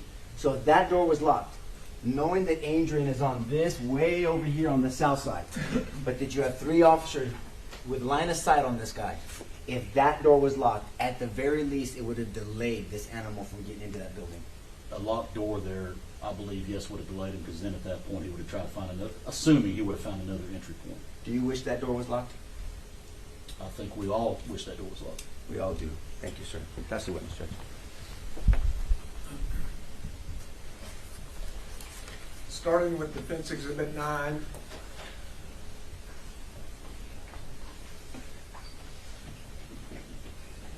And the whole concept about cover. Yes, sir. If you hear shots coming from this direction or this direction, is this corner covered if you're at the police car? If the threat is over here, Yes. then yes, that building itself would be cover and concealment at that point. And would it be both cover and concealment all the way up to this housing unit for the air conditioning? Yes, sir, assuming that that's still where the threat's coming from. If the threat's coming from here or here, Yes, sir. either from sound or from sound and witness. And so when we talk about whether or not this wall is covered, it would depend on if the threat is coming from here, it wouldn't be covered. Is that correct? That's correct, yes, sir. Cover just means it's something that protects you from the shooter. Something, yes, sir, that's correct. So if the shooter's here, you've got cover all the way to the edge of that AC unit and its fence. Is that correct? That's correct. The next thing we talked about is, would you rather have a rifle or a handgun, and who would win in that situation? Rifle in the open or handgun with cover? You're asking which one I'd rather have? Once again, it depends on the scenario and everything in my mind, but at the end of the day, if I'm having to deal with a threat, either one would be good. But if I had to pick one, I'd pick a rifle. Okay. But if you have cover, you're protected. Yes, sir. And if you have a handgun, it'll reach this distance, will it not? It would from that corner, yes, sir. And you don't have to be accurate enough to hit the shooter to distract him That's a fair statement. or to delay him Yes, sir. while your buddies are coming down from the rec area, right? That's a fair statement, yes, sir. That OODA loop doesn't just apply to police officers, does it? That's correct. That's- Humans and gentlemen. Everybody. Yes, sir. So if a police officer is shooting at somebody, then their OODA loop Absolutely. Would can be effective. It would be, yes, sir. Distracted from their mission Yes, sir. until they decide what to do with a police officer shooting at them. Yes, sir. Do things like drop a bag full of ammunition That's a possibility, yes, sir. if police officers drive up. Yes, sir. That's affecting the OODA loop, changing their mind on what to do. Yes, sir. So a police officer, just their appearance on the scene is important in an active shooter situation, is it not? It is. Saves lives It can. by quick action. Yes, sir. And quick action is not standing by the vehicle. If you're just standing at the vehicle and not acting, then that's not quick action. Standing at the vehicle, waiting for cover Once, to come. once again, depending on the scenario and where the shots are coming from, but yes, sir. I mean, just standing there alone is not taking action. Okay. Waiting for other people to come. Yes, sir. And do they train you in active shooters to wait on other people, or is there such a thing as training about solo entry? There is training on solo entry, but in general, everybody's trained that you get to the threat, whether you're by yourself or not. You get to the threat by yourself or not. Yes, sir.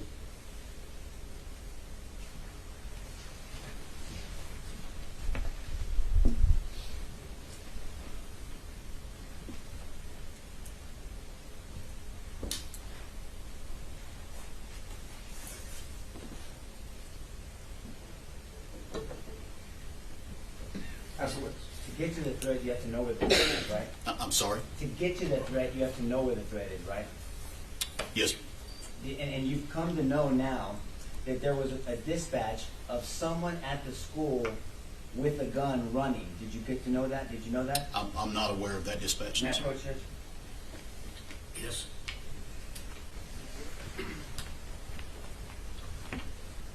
And so whoever drove this car, let me represent to you Adrian Gonzales, they drove into this situation, right? Yes, sir. They're not way out here, Yes, sir. three other officers. That he's into this situation. Did you come to learn that Adrian Gonzales was one of the first officers in this building? I'm not sure about that. I know he was one of the first ones there, but I'm not sure about in the building. But if he was in the building, that's taking action, correct? If he ended up in the building, that's taking action. If he's one of the first officers in the building, that's taking action. Yeah, I mean, if he got in the building, that is taking an Okay. action. Well, right. And driving into this scenario, going after the description that's been relayed over the radio, is taking action. That is an action. So if someone was reported to have a gun running to a school, and if Adrian Gonzales saw someone running and he drove to the person that he thought was running, that's taking action. That is taking, yes, sir. That's Now, taking now I action. want to direct your attention to some decisions and opportunity. So if you have Adrian Gonzales here, the shooter on this side, and three officers here, who has better line of sight? Those three officers or Adrian Gonzales? In that scenario, those three officers would. If Adrian has a handgun from this distance, and they have a rifle with line of sight, who has a better opportunity and ability to take out that shooter? Once again, they have the line of sight, so they're the only ones that couldn't take a shot in that scenario if he's right there and knows where you're referring to. They're the only ones that what? If you're saying that if Adrian's right there, you asked the question, I believe, if I heard Mhm. you right, so he has a handgun, who has a better way to make a shot, I believe, him or them? It's only them, because in that scenario, he's by his car. But you said it specifically. You said they're the only ones that couldn't take a shot. No. Could take a shot in Could that take a scenario, shot, because got they have that line of sight. Right. And you don't shoot at things you can't see, right? Correct. Pass the witness, Judge. No further questions? Recall. No, Your Honor. No, Your Honor. Okay, sir, the rule is invoked. You're excused from the subpoena. You're not subject to recall, but do me a favor, don't talk about the case till you're aware it's over. Thank you, sir. Thank you very much. Your next witness. Ranger Montalvo?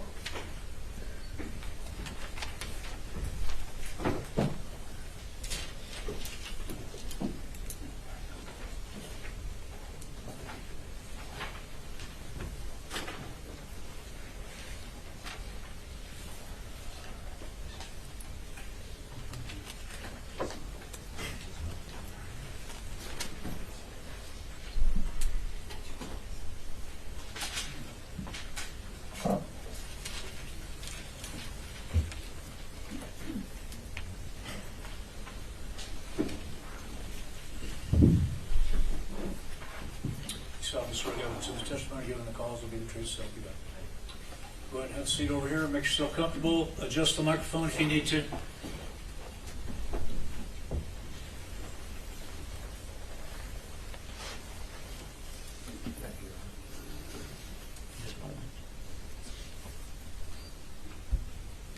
Would you tell us your name Roberto Montalvo Jr. and what do you do for a living? I am a Texas Ranger with the Company D Texas Ranger Division. Where are you assigned? I'm assigned in Alice, which I cover Jim Wells and Duval counties. And how long have you been a ranger? March 1st of 2026 would be 7 years, so just under 7. How long have you been in law enforcement?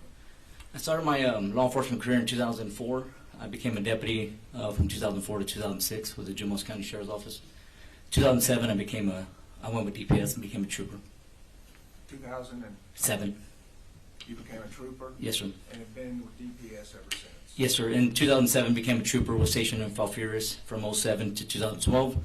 In October 15, 2012, became a special agent with the Criminal Investigation Division. Did that to 2019. March 1st, 2019, I became a ranger in Rio Grande City. Did that for a year. Then I was transferred to Alice. And where were you working on May 24th, 2022? So I was stationed in Alice, but I was actually in Rio Grande City giving evidence to the 229th District Attorney's Office in reference to a murder investigation. So part of your work is also to hold evidence or to organize evidence? Yes, sir. And so what happened? How did you end up going to Uvalde? So I'm also a member of the Company D crime scene team. On May 24, 2022, I was notified by a message by Company D Texas Ranger Patrick O'Connor. He was our team leader for the Company D crime scene team. He activated the team to head to Uvalde in reference to the shooting. And what time did you get there? So the notification that the team was activated was around noon, and I didn't get to Uvalde until around 5:30ish. So the event was already over, is that correct? That's correct. What did you do that evening? While I was en route to Uvalde to Robb Elementary, I was redirected by Lieutenant Joey Evans to assist Ranger Tyler Williamson at the Uvalde Memorial Hospital.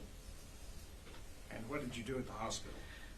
So at the hospital, assisting Ranger Williamson identify all the victims from Robb Elementary. And while I was there, I made contact with 2 deceased children. And who were those 2 deceased children? It was one male child, Jose Flores Jr., and one female, Jacqueline Cáceres.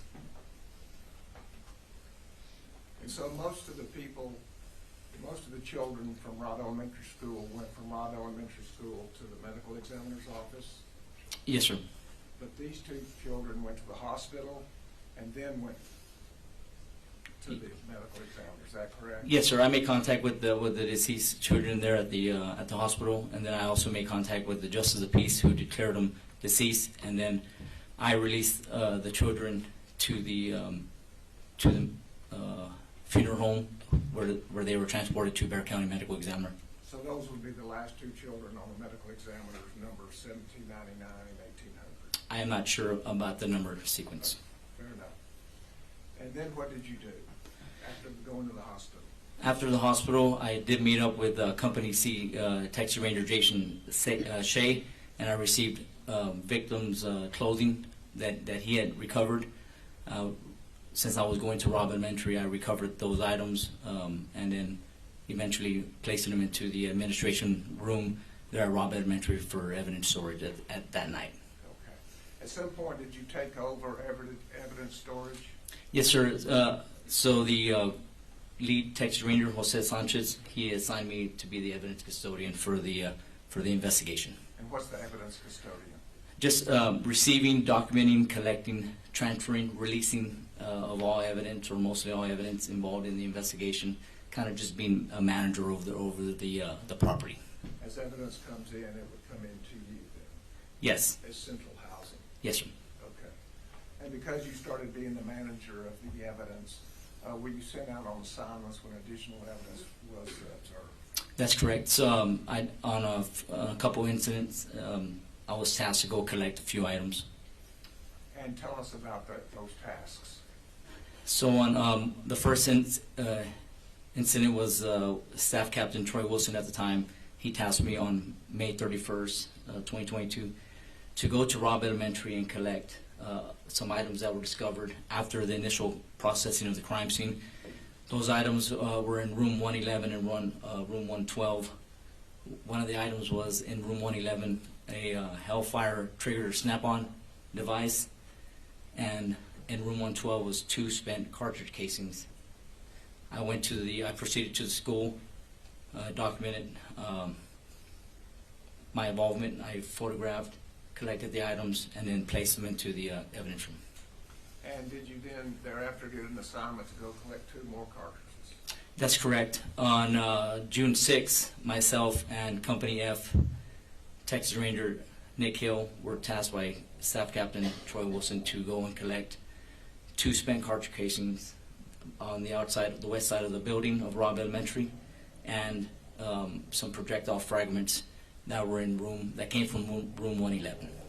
And did that information come from civilians that were working around Robb Elementary? I was told it was from a cleaning crew. I have no details on who located those items. Your purpose in being here is just to say when you got there where you found these items. Is that Yes, sir, correct? that's correct. But this is clearly a month later. Is that correct? June 6th? So one was May 31st, and then the other one was June 6th. Okay. Excuse me, May 24th, then it would be 2 weeks. Yes, sir. Thank you for correcting me. Yes. And have you reviewed, just in the last few weeks, the photographs that you took documenting this work? That's correct.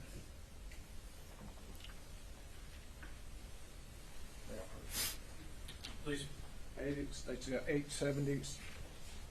871 and 881. Those are the exhibits that you reviewed before coming here to testify, is that correct? That's correct. I did review these, but I did not take this photograph. You didn't take the photographs, but did they fairly and accurately depict what work you did? That's correct. Thank you. Can I look at most Yeah, of them? please look at all of them.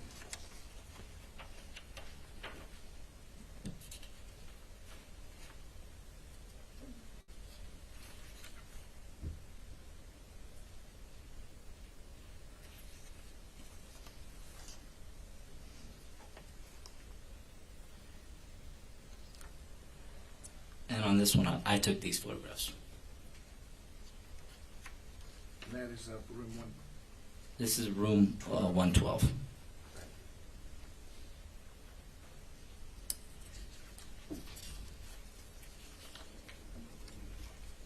I took these on room 111.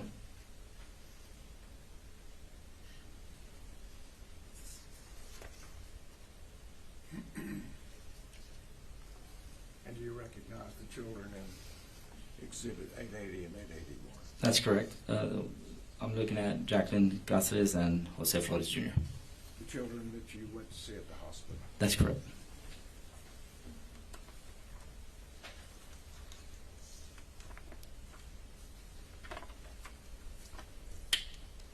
The state offers 871 and through 881.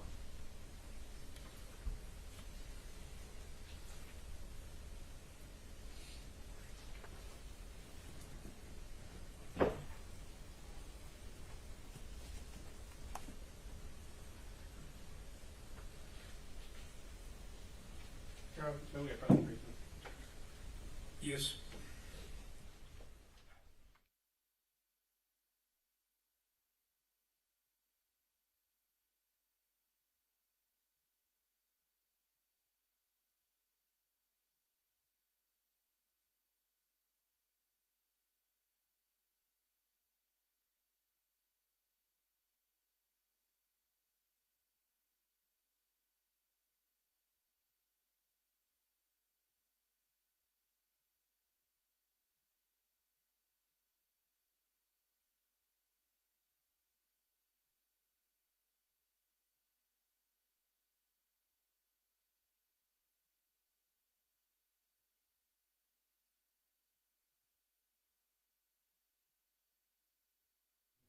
What we're looking at? I'll be back here. Okay. That's right. Yes. Yes, sir. That's a photograph of the west side of Robb Elementary. And the windows there at Robb Elementary, does it look like there's been some work done there? Yes, they've been boarded up. Okay. And would you stand on the outside of that building in order to put those boards up That's correct. in close proximity to where that orange cone is? Yes, the orange cone is a marker for where the shell casings were located. Thank you. And State's Exhibit 872, That's just a mid-range photograph of that same west side wall and a little bit closer of the to the cone. and it shows the concrete lining at the bottom, the ragged concrete. Does that help us identify where those casings were? Yes, sir. And State's Exhibit 873. And that's just a close-up of the exhibit, the one that we collected, the two stunt cartridge casings. And will you show that, please, to the jury? So the spent cartridge casings were located right there, and it's about 9.5 inches from the wall. Thank you.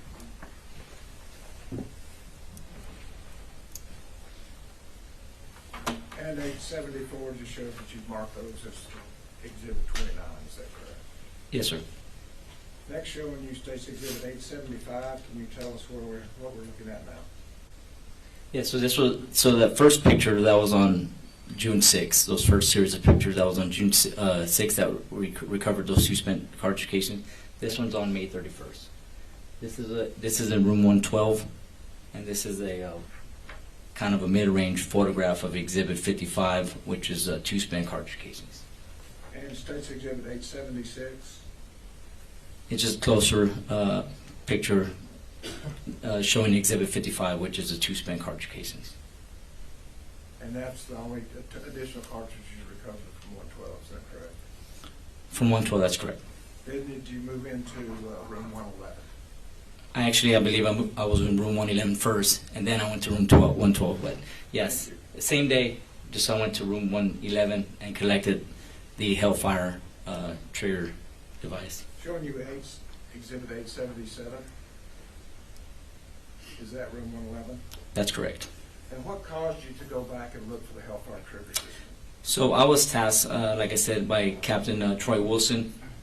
He advised me that it was ready in a bag on top of the desk. That's why I kind of knew exactly where to search for.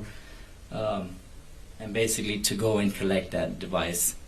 I believe I was shown a crime scene photo there that day to kind of picture what the device was. So pictures have been taken on the day of the event or the next day? Whenever the Rangers processed the crime scene, that room. And then studied by other officers? I was just tasked to go and collect those items. Had you ever seen a Hellfire trigger system before? Not that device. I believe I've seen a version 1, but I haven't seen that version. Thank you. And on Exhibit 877, is that Hellfire trigger system, excuse me, I guess we're on 878. Tell us what we're looking at here. Yes, that's a bag on top of a desk. The Hellfire trigger device is underneath that, is inside that bag. And 879. It's just another side of the bag to show the exhibit. Would you point out the Hellfire trigger system? This is the Hellfire trigger mechanism, M2. Thank you. And I just finished, and this is just quickly, but where you started the investigation of Robb Elementary at the hospital, I'm going to ask you if State's Exhibit 880.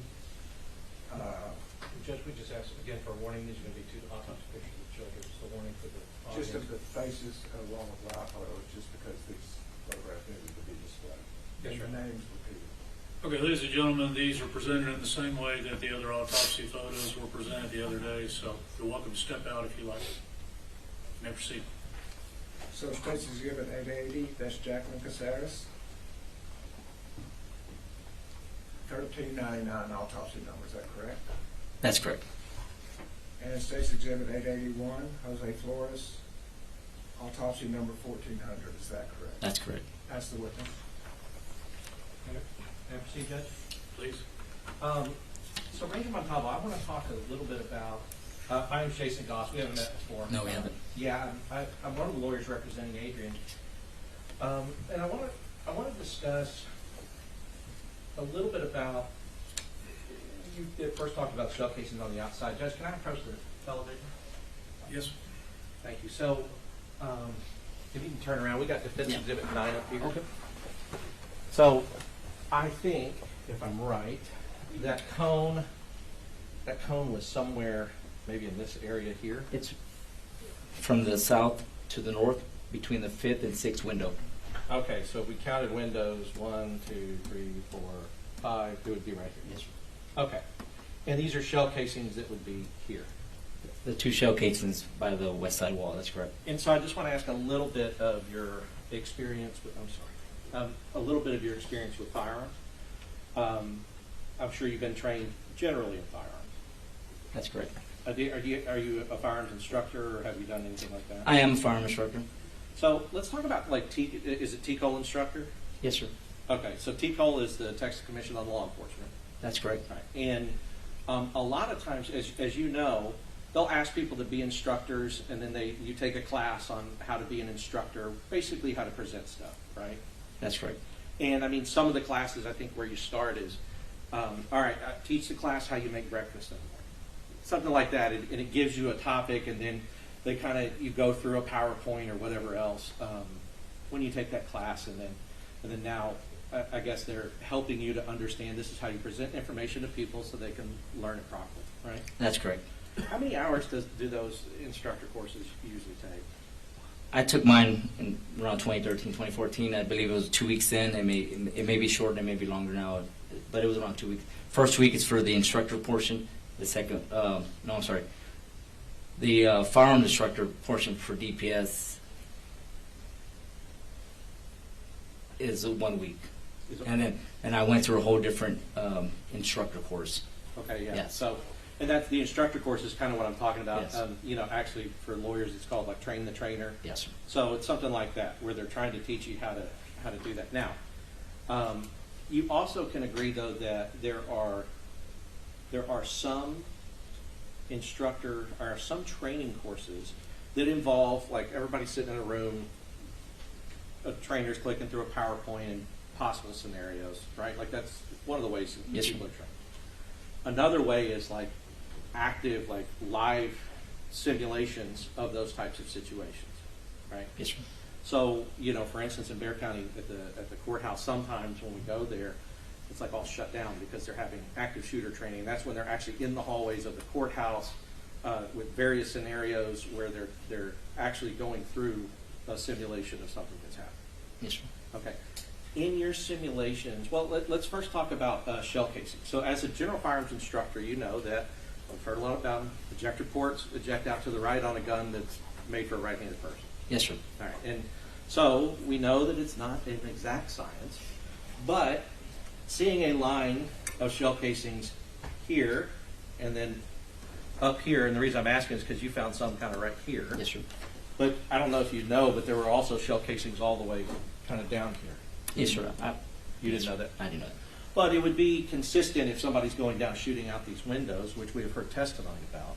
It would be consistent that shell casings ejecting to the left would be ejecting along this grassy area until you get to that entrance.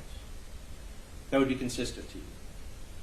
That would be consistent, yes, sir. Right, because if I said, look, Ranger Montalvo, somebody's firing in this window, and you find shell casings over here to the right, that would be consistent with somebody squared off against that window firing into it, and the shell casings ejecting the way they're supposed to. Well, we all know that even though it's ejection port to the right, they could be standing here and it's ejecting to the right. They could be having the gun to the side and it's ejecting up, and they can actually be have it upside down and eject. now it's going to the left. Right. So we can't really just assume that it automatically ejects to the right. We just can't assume that. It's true, but one of the things here is that the prosecution has the burden of proving beyond a reasonable doubt things, right?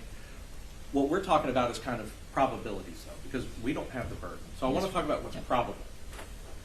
Yes, it can, and there always can be those like, well, there is that one time that a guy approached the school with an AR turned upside down and ejected left, but most of the time that you've ever seen or heard of somebody shooting it, they're not holding it upside down when they're doing it. You would agree with that? Yes, sir. Right. And so the probable, sure, there's always all the possibilities, but let's just, they have beyond a reasonable doubt. We don't. We have probabilities, Yes, we sir. have possibilities. So the probability is that shooting, ejecting out to the right. That's most likely, right? The most likely scenario. We recover spent shell casings and we just document the facts Sure, We can always assume, but we're not gonna. We just present the facts. And I'm with you, but I think you know, because others have testified as well, other rangers have testified that, you know, one shell casing here or there is one thing, but when they start grouping up in a line like that, it does start to tell you kind of some probabilities of shooter movement. Yes, sir. Right. And if you're looking at it like that, you are assuming, if you're going to the scene and you see a line here and a line here, you're assuming that the shooter's standing to the left of that line and it's ejecting out to the right, if you know where their targets are. Like, for instance, each one. Yes, sir. Okay. So, and we have this little person here we pointed out. You see this person here?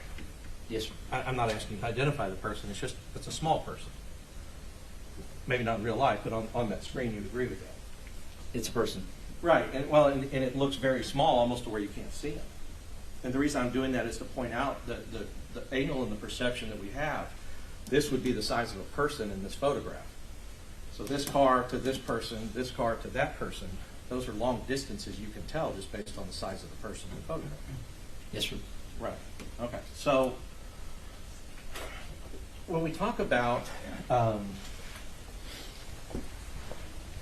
we talk about, I heard you say a couple of times, you said, you were talking about Captain Troy Wilson. Captain Wilson told you, Montalvo, I need you to go. I don't know what he calls you. I'm assuming probably calls you by your last name or First name, yeah. Oh, your first name. Okay. You probably don't call him by his first name. No, I don't. Yes, Captain. Yeah. Yes, Captain. All right. And so I heard you say that, Captain Wilson said, look, I need you to go out there. I need you to collect these and these. And you did what he asked you to do. Yes. Chain of command. How important is it? It's important. How important is it to follow orders that your supervisors and the people above you in the chain of command, if they give you an order, how important is it? If it's a legal order, very important. If it's a legal order. Now, you would follow, I'm talking about you would follow that chain of command in a situation like this where there's not any active emergency, you're just going to collect evidence. Of course, you would follow because you did follow that chain of command, right? Yes, sir. You would also follow it if you were in the middle of an active shooting and Captain Wilson is there and said, Montalvo, I need you to go do this. You would go do what he told you to do. I can't testify to that. I wasn't there. No, but you would follow your supervisor's orders and commands in any kind of situation. If it was illegal, that was correct. Right, like I need you to go out and call SWAT, or I need you to go and do this over here. You wouldn't say, no, I'm not going to do that. I'm going to stay here. Right? That's correct. Right. So if a person is ordered to go somewhere else, if you were ordered to go somewhere else, you would be in dereliction of your duty if you didn't follow those orders, right? Oh, what circumstances are we talking about? In any circumstance possible. You're at a mall and there's a shooting and Captain Wilson's standing next to you and he says, I need you to get over here and do this thing right now. It depends. Am I seeing the shooting? Am I involved in the shooting? Obviously, if I'm involved in the shooting, I'll probably have to handle that situation before I listen to an order. Well, so you're in the mall and your captain's standing next to you and he says, we need help and you're the one that I need you to go call for this help. Please go call for help in this other location. That's what I'm saying. Mm-hmm. By ignoring an order like that, what are you doing? You're not getting the help that he's asking you to call, right? You agree with that? Yes, sir. Well, I mean, yeah. And so in the face of your of Captain Wilson telling you, I need you because he's in the chain of command. Because otherwise, and let's talk about why that's important. Otherwise, what will happen is that if you start inserting your own beliefs over his, what you think is right over his, that can cause a problem in chain of command and in active scenes. You would agree with that? In training, with involving emergency situations, we've always been taught that command kind of stops at the threshold, right? On tactical situations, it's your kind of rank stops at the door, because potentially a high-ranking official doesn't sometimes make proper decisions. And saving lives is I guess the goal. I guess they don't. Maybe they don't. But I think what you're testifying to is that insubordination and not following an order, not following a good order, an order that needs to be followed, because you just personally think that you don't need to do that.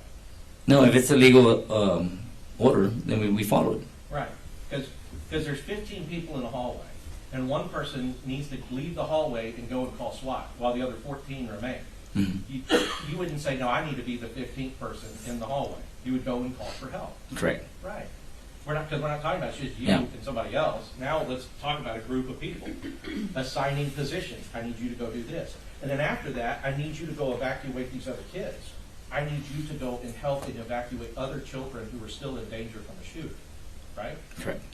You go, no, I'm not doing it. I'm staying here in the hallway. You wouldn't do that. You wouldn't disobey an order like that.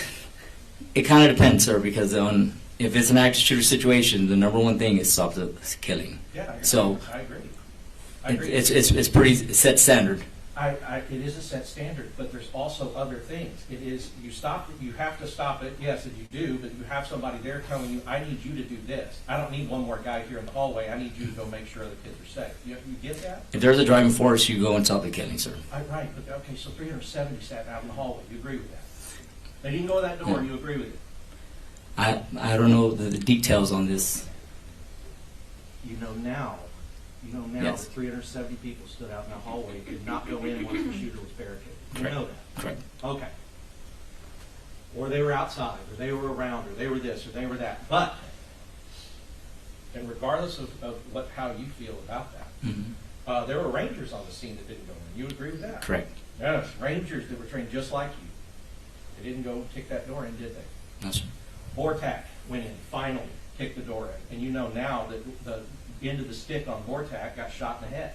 Correct. And you know that the shield that came in first got shot. Yes. He was putting targets and rounds on the shield as they were coming in. And so you know if Ranger Montalvo would have walked through that door without any of that protection, that would have been you. Dead. Next, dead. Next, dead. Because that was a fatal funnel in room 111. You agree with that? I would think that the goal is to isolate, distract, or neutralize the shooter. That's true. That's true. But stacking a bunch of bodies in front of that doorway, because you can only go in that door one at a time, Yes, sir. right? And when they finally, and they still didn't make it out without the end of the stick getting shot in the head. But at least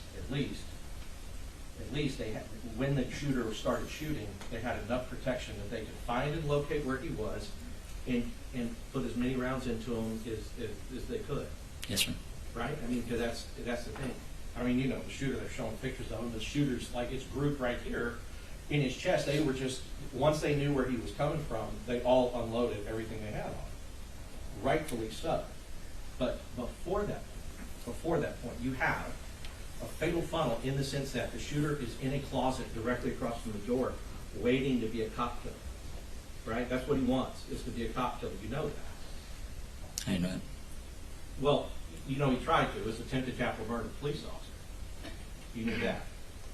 As the first incident when they approached the door, I'm sorry, I really don't. Okay, first incident when they approached the door, yeah, one of Adrian's colleagues was shot in the head Okay. at that point. But Wayne Jackson, we know that Wayne Jackson was at the end of the stick on the Vortac team, and Wayne Jackson got shot in the head, turned it around, and I think it made him drop his gun in the classroom. Yes, sir.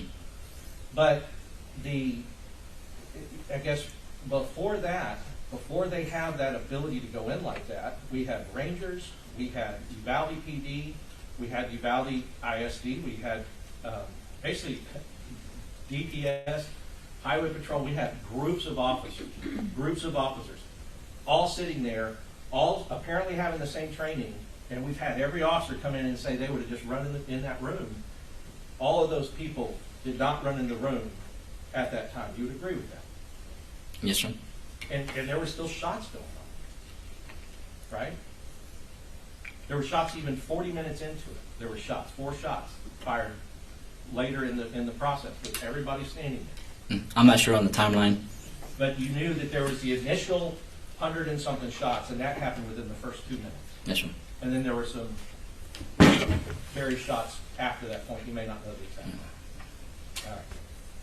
Because if a claim is made that each one of those shots puts the people in the hall on notice that they should go in, you're saying that you should just go in and one after another. I'm saying from what I've learned from alert training, which is a standard, is to isolate, distract, and neutralize the individual. Right. Sure. Right. Sure. But the how of it is the problem. You would agree with that? in a situation. It's definitely a concern, yes, sir. Yeah, because he had the drop, the shooter had the drop, and a dead police officer, you would agree, a dead police officer cannot save a child. You would agree with that? That's correct. I mean, they can't.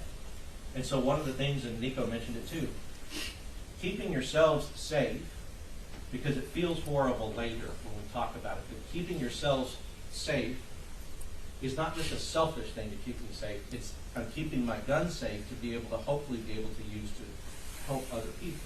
But if I go down, I can't help. If the next guy goes down, they can't help. That takes you out of the ability to try to go in and help save children or other or adults or anybody else. You agree with that? Can you repeat the question? Yeah. So if I'm a police officer and I don't say, well, you know, my training says just run into this room, and then I'm hit dead. Next guy goes, well, my training says it hit dead. Training says it hit dead. Training says it hit dead. We have a situation where, yes, I totally agree with you, that if you can get in there, but it's not if you can get in there just by any means necessary, including your death. Those officers that were in the hallway were trying to figure out how to get in. You would agree with that? They wanted to, right? Yes, sir. Okay. I mean, they were trying to, and they wanted to, but making themselves dead is not going to help anyone else. You would hope that the raid entry or the room entry would affect the OODA loop of the individual to attempt to get more people into the room and neutralize the subject. Yes, I know I can't Monday morning quarterback what had happened, but the standard or the standard that alert teaches is isolate, distract, and neutralize. Right. The room entry techniques of a 1-man, 2-man, 3-man, 4-man, and possibly affect the OODA loop of the individual, which is absorb, ordinate, decide, and act, and recycle that, possibly could buy time for law enforcement. I mean, it's true. And it's going and sacrifice it. And I understand that. But let's talk about this. Everybody who is there can't all do the one thing. There also has to be other things that are done, like contacting certain people and trying to get the other children out of danger and out of harm's way. That's also important. You would agree with me? The standard says neutralize the suspect first, or isolate, distract first. Well, I know, but there's 100 people there. They can't all do it. I understand that. Somebody has to go and do the other thing as well. I mean, you had a teacher shot in the stomach in one of these other classrooms. Mm-hmm. Somebody has to go and try to get medical attention. I understand medical attention, stop the dying, right? Like and stop the threat and do all of that stuff. But at some point, nobody in that hallway was going into that room. Mm-hmm. And other people, you would agree, need to help out there. There's other children. There's other jobs that need to be done. Correct. Right. There's other jobs that need to be done. And if your supervisor is saying, Montalvo, I don't need you here, I need you here, you would, no, I'm staying here. Or you would say, I'll go where you have told me that you need. Yes. I will go where you told me that you need. If it's a legal order, yes. Right. So,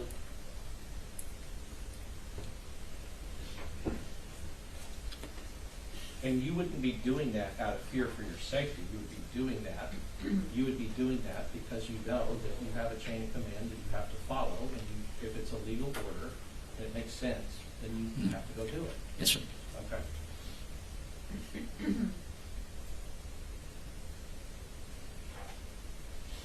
So as far as the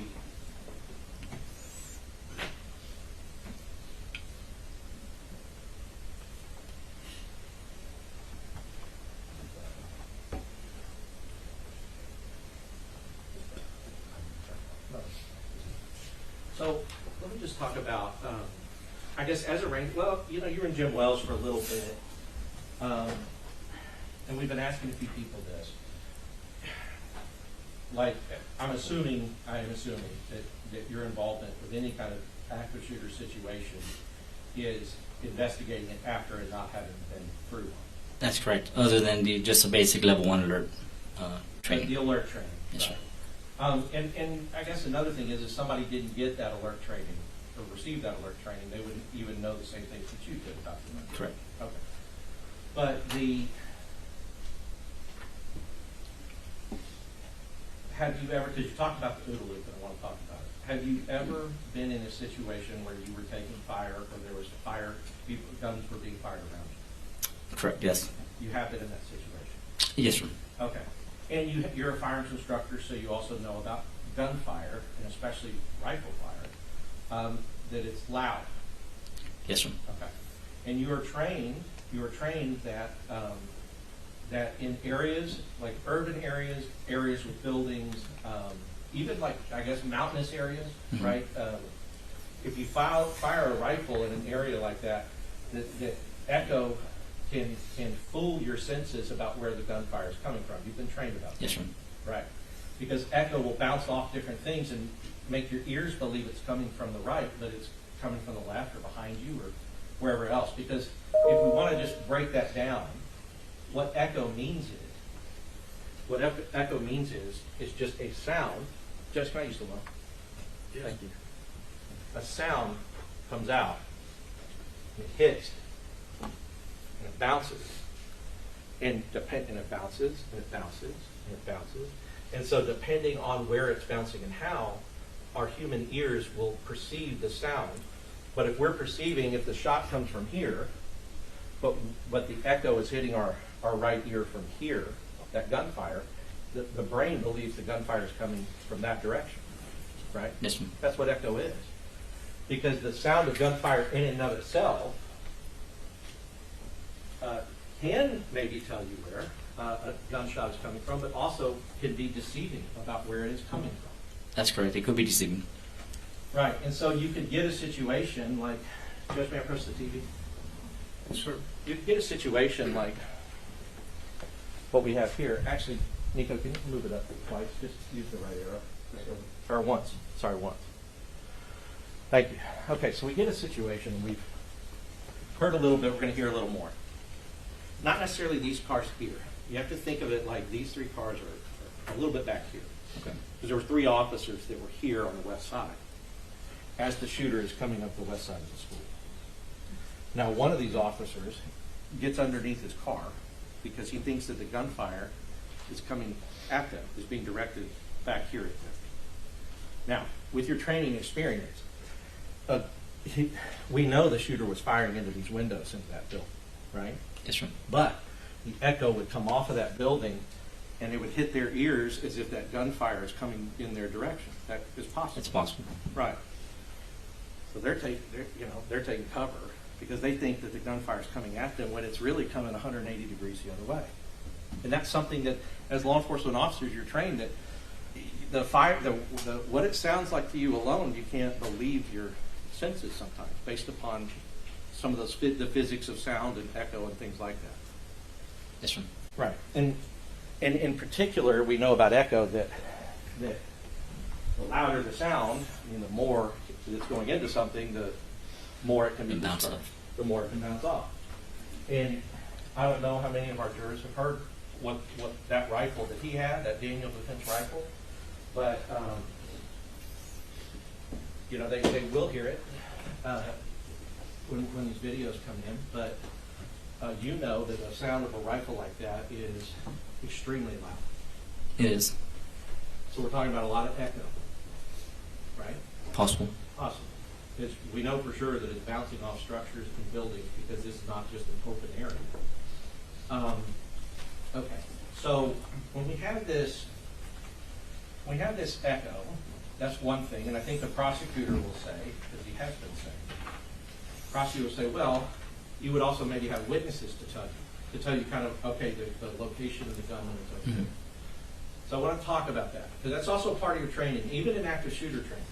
Part of your training is, I'm assuming with alert, I mean, I read alert, so I know that they tell you this. When you receive information, communicate that information. Yes. Get it out. That's how they train you to do. Yes, sir. In active shooter, something just like this, right?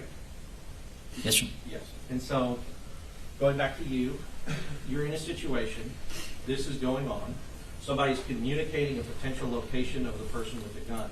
You are getting on that radio, and you are radioing that out. That's correct. Right? A description. He might be wearing all black. He's supposedly wearing all black. He's over in the teacher parking lot. He's on the west side of the building. Those kind of descriptions, if they were given to you by a witness, you would put out. Yes. Now, you would not put that out 30 seconds after the witness told you that, right? It depends if active fire and you're taking cover and, you know, but I don't know the situation. I would assume that once you get the information, you would try to relay that. Well, sure, and even in the active fire situation you've been in, did you have an opportunity where you had information and you were in cover but still radio and from cover? Yes? Yes, sir.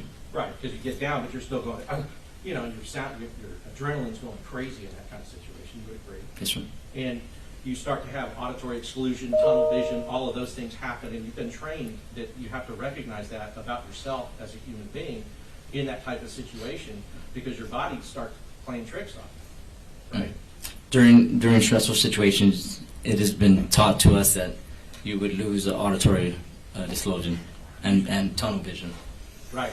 So the auditory exclusion means you stop hearing what's happening, like your ears kind of cut off, maybe because your eyes are focused or whatever else, but that is something that you're taught and trained that can happen. Yes, sir.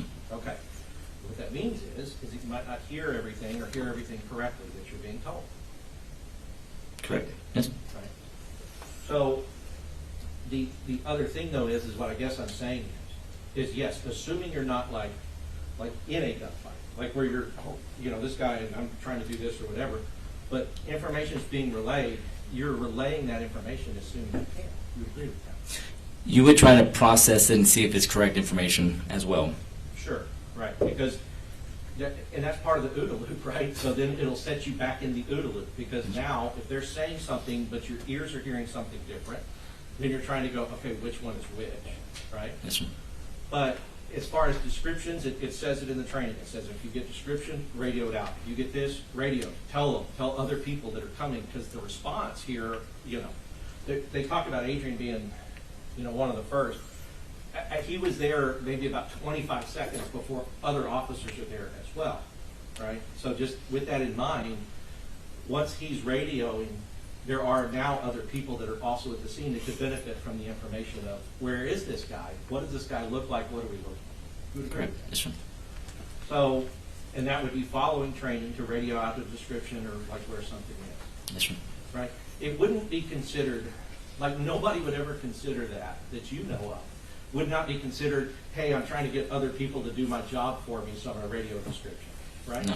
That would be ridiculous. That's what you're trained to do, is to get it out and get the information out for the safety of others. Yes, sir. All right. So so let's talk about this. When you are, as an officer, when you are approaching a scene, you are trusting, you have to trust what dispatch is telling you about what you're going into, right? Or what you're observing. Or what you're observing, right? So let's talk about so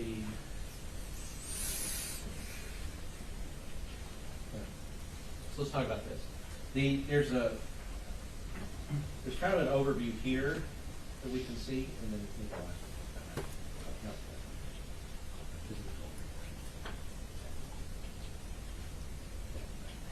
Judge, can I press the TV? Yes. Okay, so what the jury's heard. I don't know how much you know about this, but I do know is, obviously as a member of the Rangers, that this was of interest to all of you who were involved in this. And I know that you may not have known this at the time you were collecting shell casings, but you have also seen and know some of the basic facts of what happened. Correct. Okay. So you know that this is a culvert here that he was coming from this street and just kind of flies through here in Rex's That's truck. correct. Right. Jumps over this fence here. Now, starts shooting at the people from the funeral home, kind of in this area, that are coming to help him, and then he starts shooting his weapon. That's correct. All right. So you know that initially it's dispatched as a vehicle accident that then becomes a person with a gun, right? So, Adrian, as he's responding, one of the things we talked about with the funeral home director is that he was obviously very emotional. Of course he would be in that situation. I mean, we heard, you know, his kind of blood-curdling 911 call where he's watching this guy advance, you know, with his gun. Now, one of the things he said, and we talked to him about it, You could tell on the 911 call, he says there's a guy with a gun and he's running towards the school. Okay? Turns out he was walking. You've seen the video of this guy just like, you know, like Terminator, just like walking slowly, getting here, getting to this parking lot, disappearing. Right? You've seen that. And the funeral home person said, yeah, this white car goes through, but he's already between these two cars, and the white car couldn't see him as they're going through it. Now, I want to talk about that because Adrian comes here. It's radioed that there's a person with a gun running towards the school.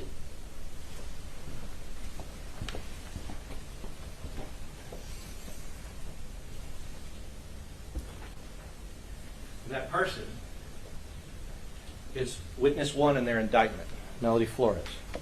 Now, I want you to talk about your experience as an officer. You've gotten that call. You see a person here running, right? That's what you're going to focus on. If you've just gotten a call that a shooter with a gun is running towards the school, right? Only person outside running. You would go to what you thought the threat was. That's correct. Right.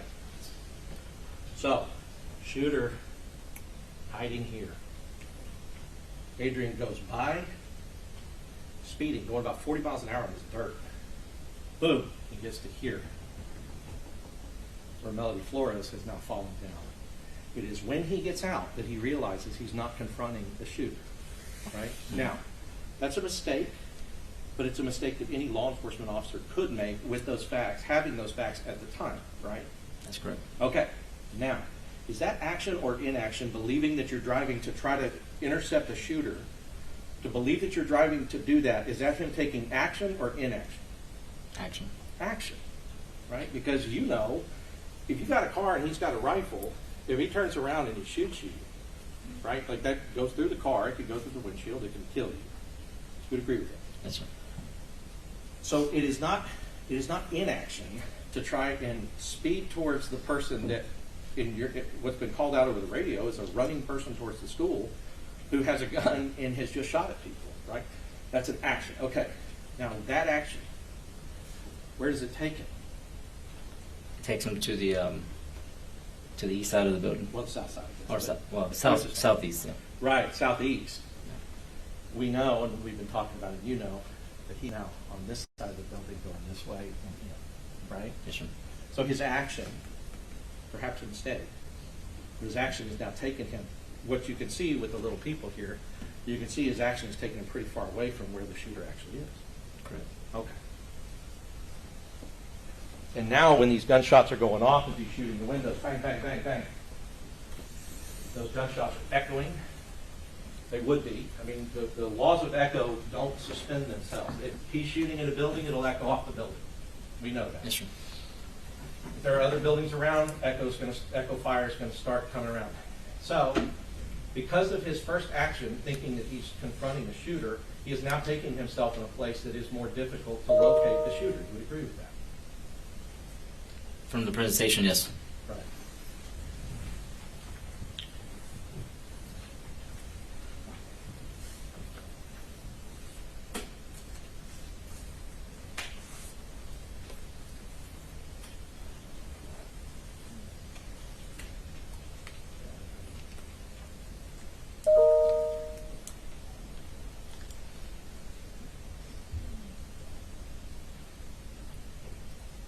I'll pass it. Thank you, Your Honor.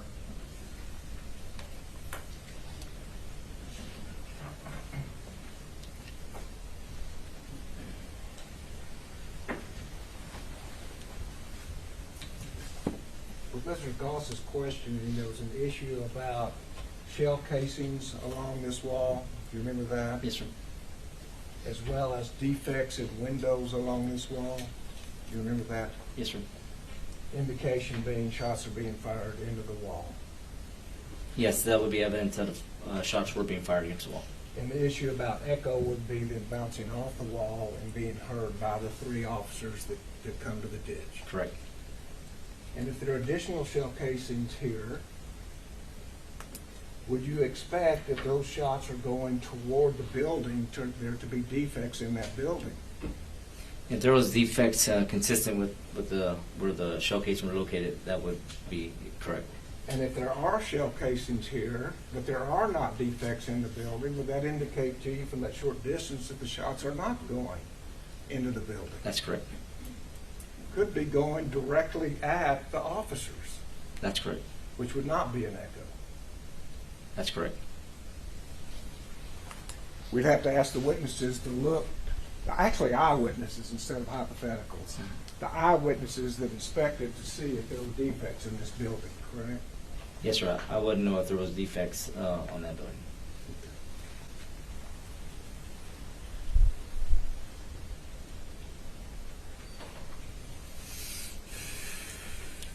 And next you talked about communicating is where the location of somebody is part of the training. Yes, sir. So if you communicate, he's over there, he's wearing black, he's at the teacher's parking lot, that would be part of training. That's correct. And if you communicated, he's over there, he's in black, he's in the teacher's parking lot, that indicates you have that information. That's correct. So you've gone through the OODA loop, made your decision to communicate that information to others. That's correct. No matter where you got that information, either personally viewing or somebody told you, you made the decision it was accurate enough to talk to other police officers through the communication Yes, sir. system. And you were sharp enough to do what you were trained, communicate the Yes, sir. information. That indicates no confusion, doesn't it? Yes, sir. You're doing exactly as you've been trained. And in an active shooter situation, trained to communicate, but you're also trained to isolate, Distract distract, and neutralize. and neutralize. Correct? That's correct. Let's talk about what that means. What does isolate mean?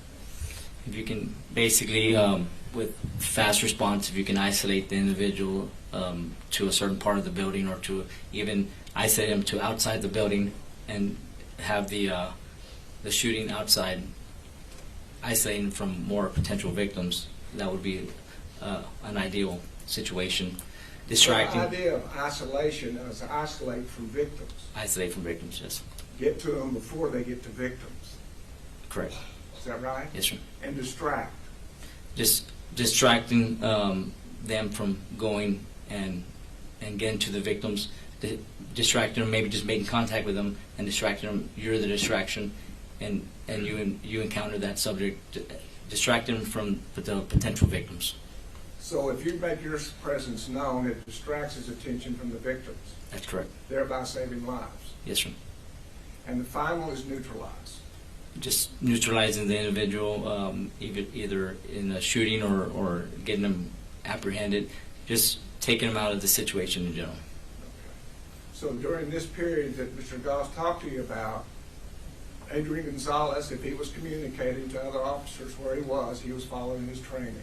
Correct. Do you have any indication that he isolated, distracted, or neutralized the gunman in this case? It doesn't appear like that. Yes, sir. That's his training too. His training is definitely, the standards are set to isolate, distract, and neutralize. Isolate. But Randy Fontava, one thing that you didn't know, that the jury knows from our opening statement, is that when Adrian communicated that, the shooter had gone into the building the second before. He wasn't even there. And see, and that's the thing, right? It's like, yeah, so you would assume that at the time he communicated is the time that he knew that this was happening. At the time that he got the information, and he's calling it out over the radio, which your training says. Officers should communicate the following information to responding units. Location of the threat, direction of travel, as well as any other known locations, any other descriptions. Yes, sir. Right? Conditions, everything, yes, sir. Right. So, when he communicates, at that moment he communicates, it is a second after the shooter has already entered the building. Right? So, he does end up, and what the prosecution is presenting to you is if, I agree, he had this information and could have done something about it. But you would agree, if by the time he got the information, the shooter was already in the building, the only information that's good there is like the color of the clothes that he's wearing. Right? Yes, sir. Because he's no longer in the parking lot. That's correct. And evidence can prove that, because we can time it to the second, what time Adrian called that out and what time the shooter entered the building. Yes, sir. If that was the circumstances, if the timeline shows that, Right. that's correct. Right. And so then now you got another OODA loop, which is, and I kind of wanted to talk about this. Shots in the building, shots outside the building. That's something that is probably easier to tell if something's outside or something's inside or something's like down the hallway from where you are, even if you're outside and it's happening inside. Right? Possibly. That's Right. And so, and we're going to see from the officers, we're finally getting to that point, we're going to see from some of the officers that were there that the shots start happening inside.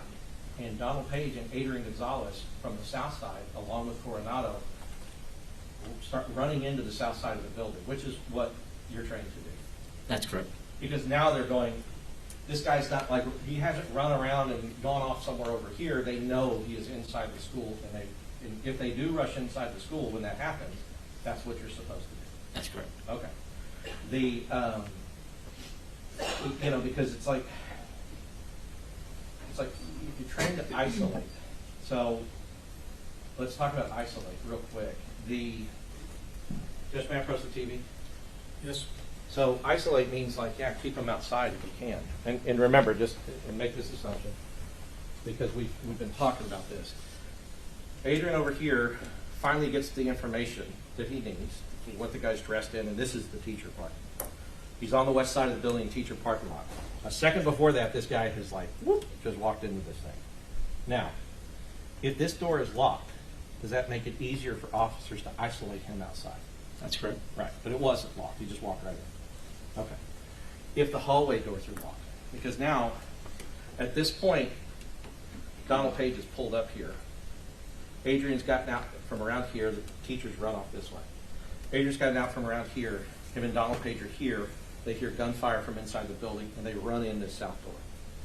So what we've kind of seen is that this door kind of goes like this, and this hallway here, 111, 112 are here. This door goes like this, and they run in when they hear the gunfire inside. Okay, so as they run in and they go down the hall, they're not running down the hall because the hall is full of gun smoke, and they can't, and there's not a shooter in the hallway when they come in. But as they're making their way down the hall with their guns, trying to figure it out, doing all of this, right? You would agree that hearing gunfire inside of a building and running into that building towards the gunfire is action. That's action. That's correct. Right. Okay. And it's potentially deadly action. And every officer who's doing that knows that they're now in a hallway with a guy with a rifle, and they have guns. That's correct. Handguns, right? And just because I know you know, officers will tend to wear Kevlar vests, which are rated for certain types of weapons, right? Yes, sir. So a regular Kevlar vest can stop a handgun round, but it can't stop a rifle. Level 3 will stop a handgun round. Right. So somebody shoots you in the vest with a rifle, it goes through the vest and into your body. That's correct. If it's level 3 protection. Right. Now, to get to that rifle protection, you need to start having like hard plates that are put in there that like steel that can actually stop the round. It's not steel, but it's additional armor to stop it. It'll make it a level 4, and it's more of a Kevlar and then ceramic. Right. And so if the officers, you know, because I guess some officers just go around with a level 4. Is that? Some officers on their auto carrier, if you see like more of a tactical officer and they have an auto carrier, it could be a level 4 protection. Okay. But like you, let's say, you know, something happens and you go to put on your vest, what kind of protection do you have? I put it on level 4. You put on level 4. Do you know other Rangers that put on level 3? Do you know other Rangers or other law enforcement? Our soft armor for the Rangers, I would assume that they would put on level 4 protection. Okay. Highway patrol guys that are just out on the highway. That's level 3. Level 3. Yes, sir. So those officers, if they're out on the highway making traffic stops, pulling people over, Pistol only.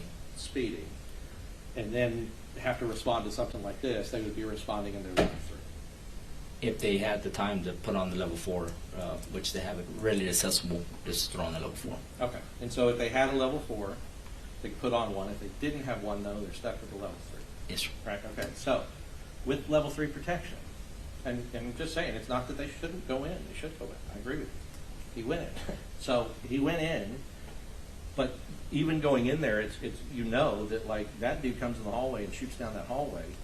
If you got level 3 on, he hits you anywhere center mass, that's going to be a problem, right? That's correct. All right, but continue to advance down the hall. Now, you know from not from the specific part you did, but from later finding out in the investigation, that the shooter used that alcove and came out and pointed a rifle the other way on 2 other officers that were coming this way and shot one of them in the head. Or you didn't know that? I know that one had a gunshot wound. Yes, he was shot. Yes. Right. And it was these guys coming here. So one of these guys coming here. So if somebody's in an alcove, the shooter's in an alcove and not presenting his body, these guys here can't shoot. These guys here may not have line of sight depending on where they are. But that rifle round going off in the hallway and an officer saying, you know, he got me, right? So you're hearing all of this. You would agree as an officer that's an emergency, crazy situation, right? That you're dealing with. Yes. Right. But you have the option of going, forget this, and running out the door. Or you can stay and continue to try to advance and continue to stay in the hallway to see what you can do. Well, the alert standard is on the priority life is hostage, civilians is number 1. Sure. Police officers are number 2, and 3 is the suspects. Absolutely. So they're above us. The hostage and civilian are above law enforcement, where their life is more priority than ours. As it should be. As a standard. That's right. And that's why I'm saying, yeah, that you would not expect to see a police officer run out here. You would expect them to continue to advance towards the gunfire. Yes, sir. Okay.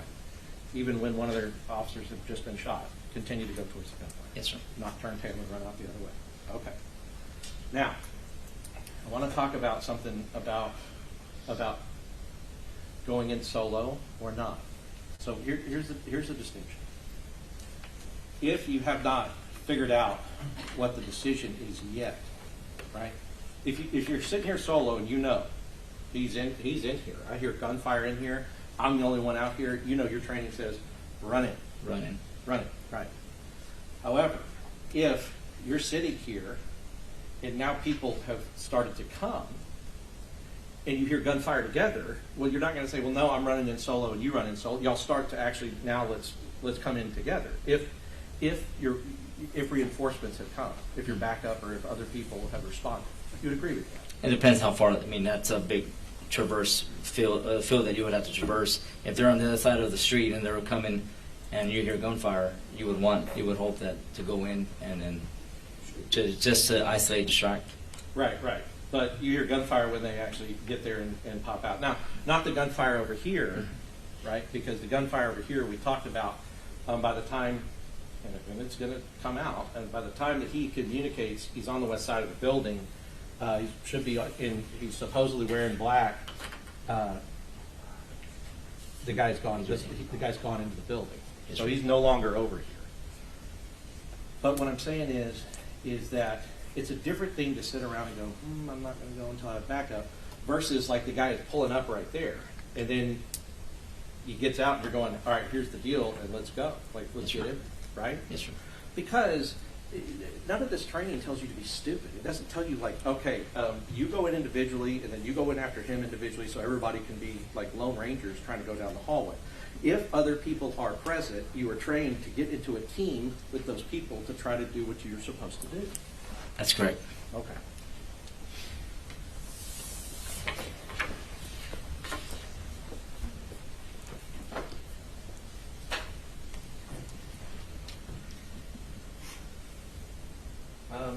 Distract.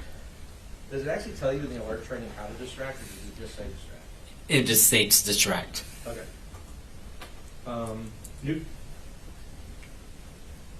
Yeah, Nico was telling me that's, it's like saying a football player, go win the game, but not really telling them how to do it, right? It's just saying distract. And I guess in your mind, you're thinking of things that you could do to distract, but obviously you can't distract anybody if by the time you know where they are, they've already gone to another location that you don't know where they are.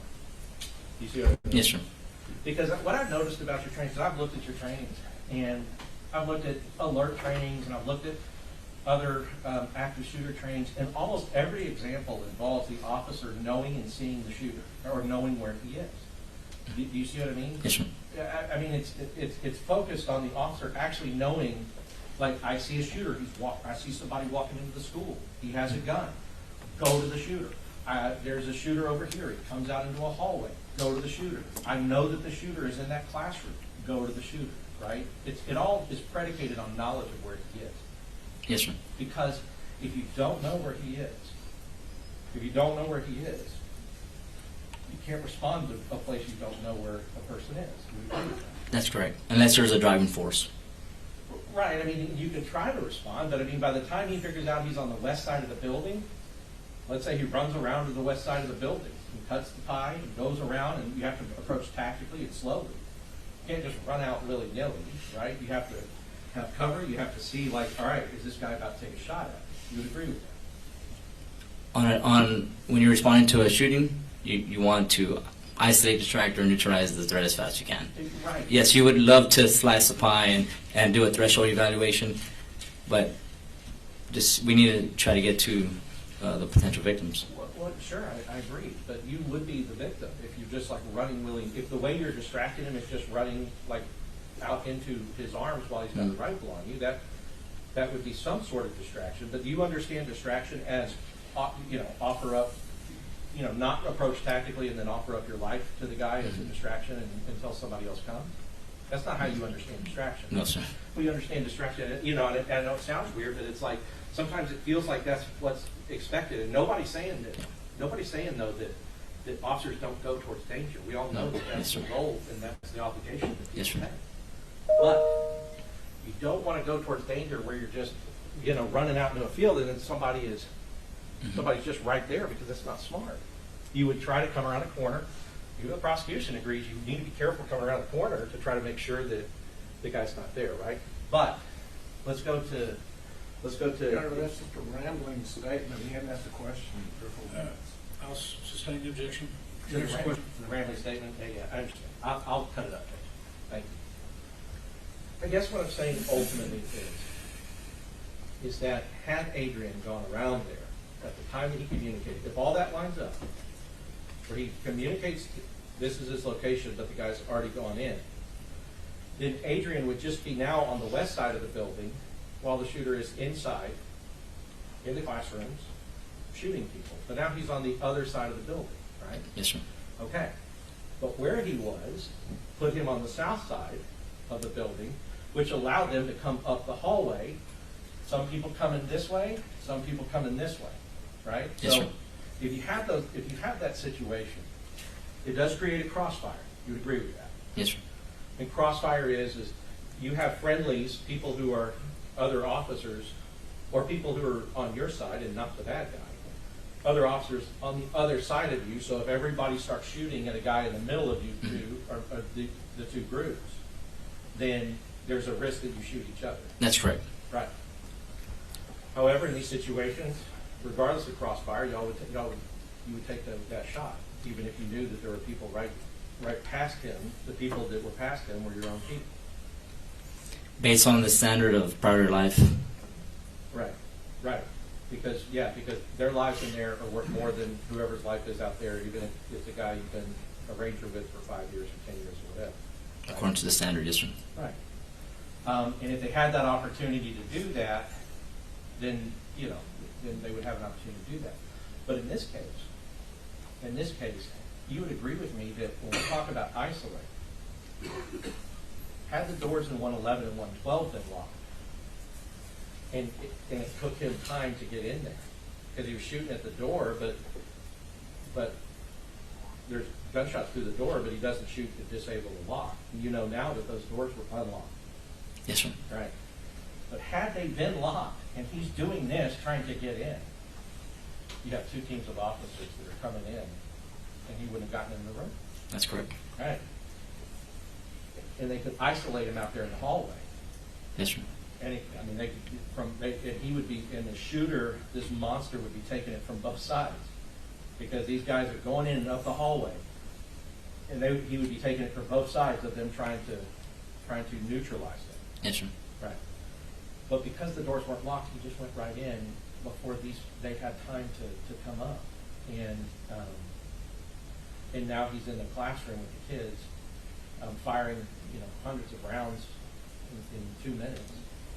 And I mean that's part of the situation that they're in, right? Yes, sir. So you can see that some of the circumstances of not locking these doors from either the outside and even the inside make it harder for officers to isolate, distract, and neutralize what they're trained to do. Yes, sir.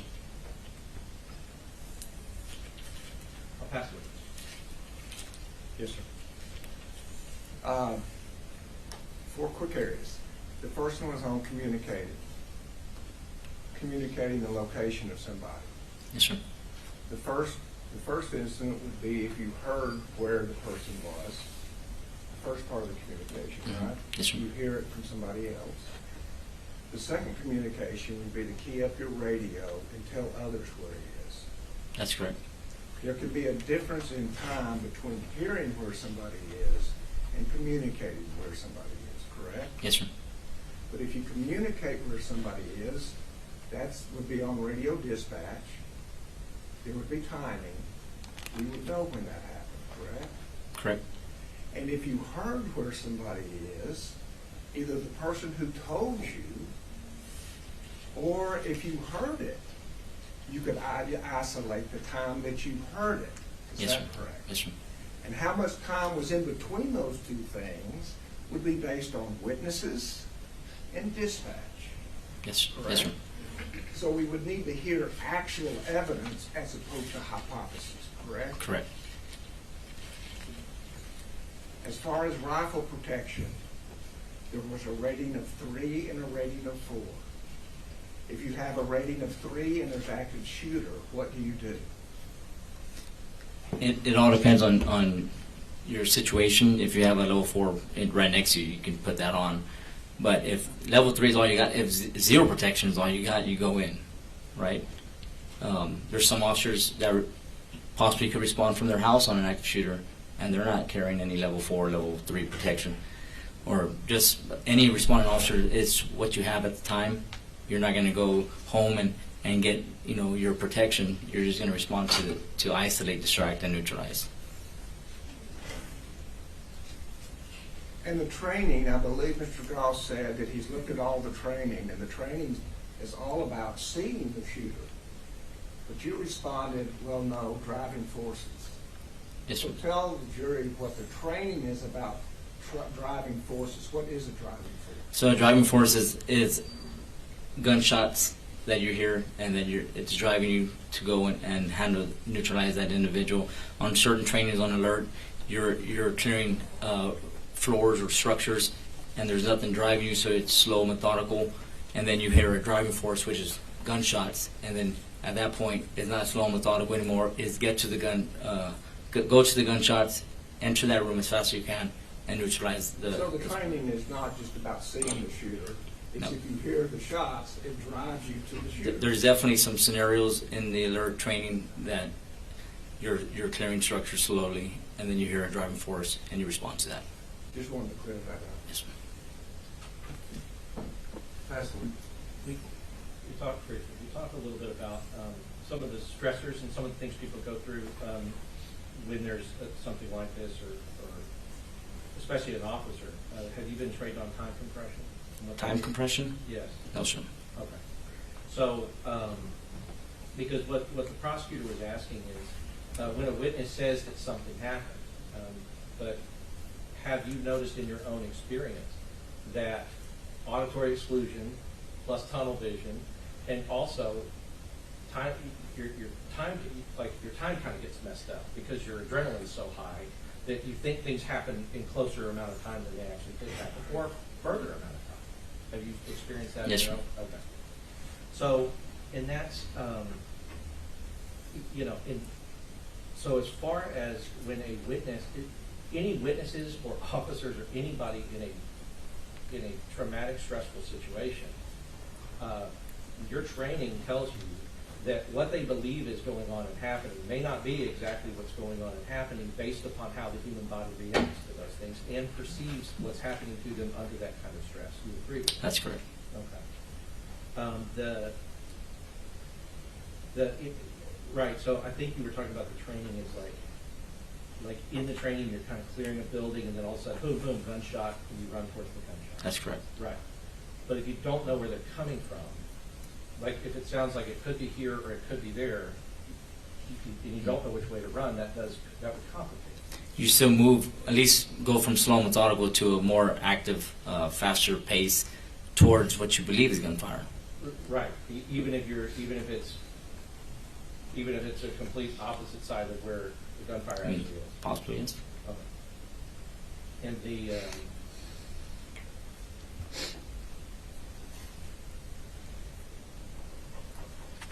yeah, and then I guess you had alert training, but not all officers get alert training. Did you know that?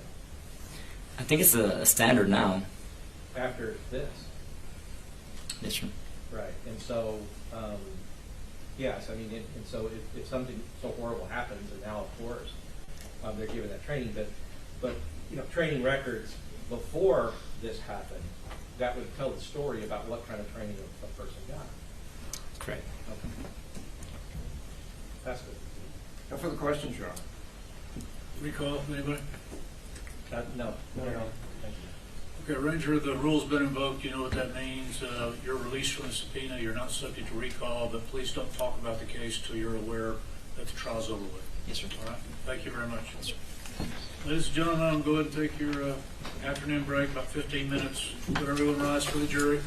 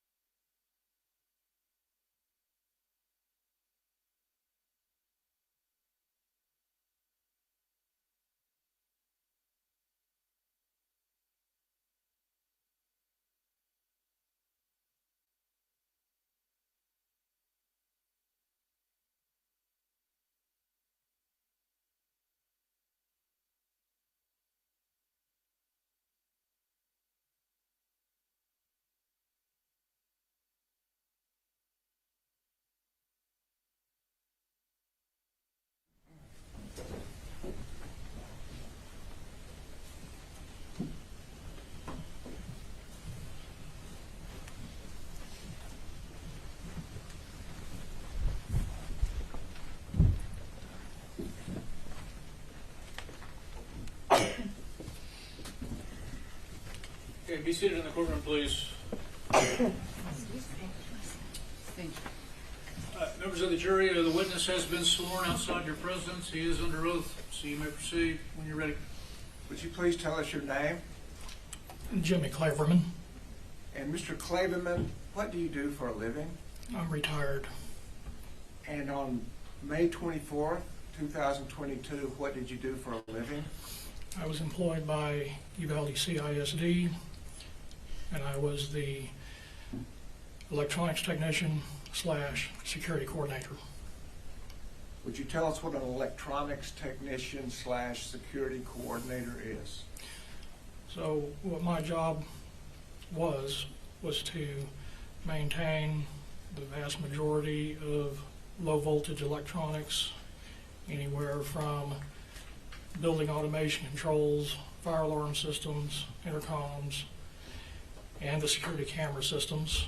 And the / security coordinator part of that was also administrate the security systems and both security alarm systems and security surveillance systems. Okay. Now, I think I want to drill down on the security video systems. What's the word or term you use for that, the videos? That's going to be referring to the internal security surveillance system. Surveillance, okay. And so, are you familiar with surveillance cameras that were at Robb School? Yes, sir. Could you tell us what your familiarity is with those cameras and the placement of those cameras? So my familiarity involves the type of system that it was at the time, and that was a on-premises based network video recording system, and there were only 4 security cameras directly attached to that system. Could you tell us why there are 4 security cameras attached to that system? So that was a campus that previously had not had any security cameras before in the past. We had a number of campuses that had not ever had any security cameras, so that campus, among a few others, were campuses that were approved for a security, safety and security grant. It wasn't a real big one, but enough to get some cameras, a system in place to get it started, and then potentially in the future add more. So a grant authorized the expenditure of funds on security cameras? Yes, sir. But that was a limited grant? Very limited. So did you use your own expertise, or did you seek expertise from others as to the placement of those security cameras? So originally, there was another gentleman that was working on that project, kind of outside of my knowledge, and once that was secured, as far as what campus we're going to get what, and even after it had been determined where the cameras were going to be placed, it was then later dumped in my lap. Like, okay, hey, we spent this money, this is being installed at these locations. We need you to now finish up getting, people set up where they can, log in, principals, district police officers. So it kind of was dumped out on me at the very end. You were the implementer, in a manner of speaking. but not the decision maker as to where the cameras went. That is correct. By that I mean you put the cameras where you were told to put the cameras. Well, I didn't even install them. And there was another company that was involved in that. If my memory serves me correctly, I believe that vendor name was Century Security. They were the ones that proposed what would be the best location for 4 360-degree fisheye IP cameras. And tell us what a 360-degree fisheye camera is. So that is a specialized camera that is designed to be ceiling mounted. It looks straight down, but it has a very wide view that is capable of seeing 360 degrees full time. And they call it a fisheye because when you see that camera in its native raw format, it looks like you're looking through a fisheye. That's why they call it a 360 fisheye. So you can see to the left, the right, forward, and even behind. Yes, sir. And so it looks kind of distorted on the edges, is that correct? Yes, yes, sir. That's the nature of the system that was purchased. Yes, sir. And is the camera system video only, or did it also capture audio? That particular system also included audio on those 4 cameras. And could you tell us the difference between a constant feed camera and an event feed camera? So an event feed camera would be if you configure the software and everything accordingly, what would happen in that situation, it would require detection of motion or either a trip line event. You can create virtual trip lines, or in some cases you can even say, well, I want this to record if it recognizes what looks like a human being. That would also be event-based. The downside of that type of system is that it requires the system to recognize one of those types of events to record, and then it's a predetermined amount of time of how long it will record versus a, what was the other that you said? Event camera and a constant feed camera. So versus a constant feed is continuous recording, 365, 7 days a week, 24 hours a day.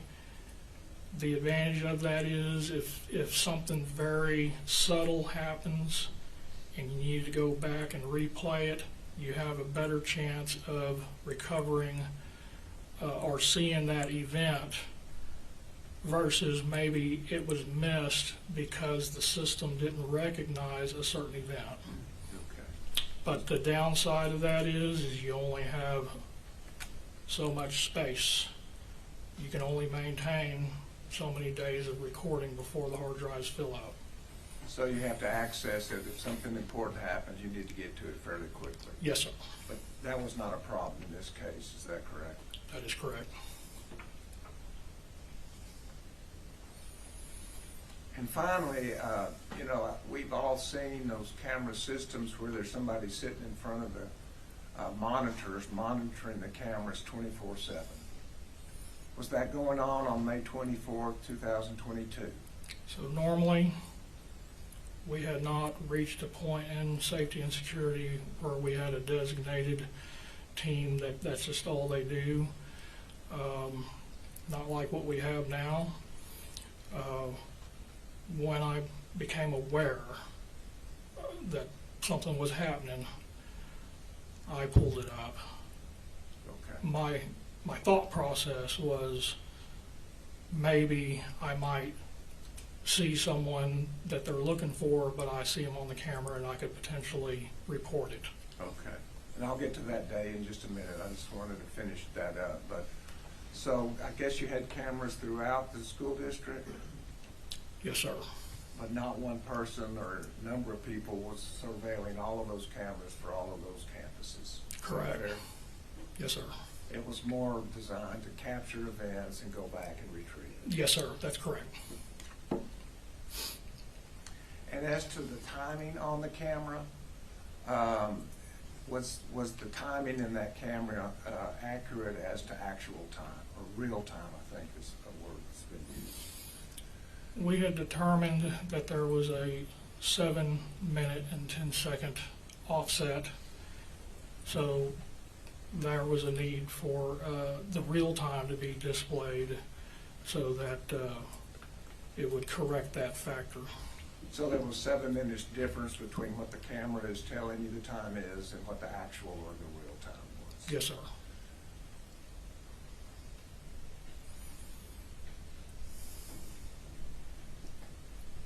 May I approach you? Yes, sir.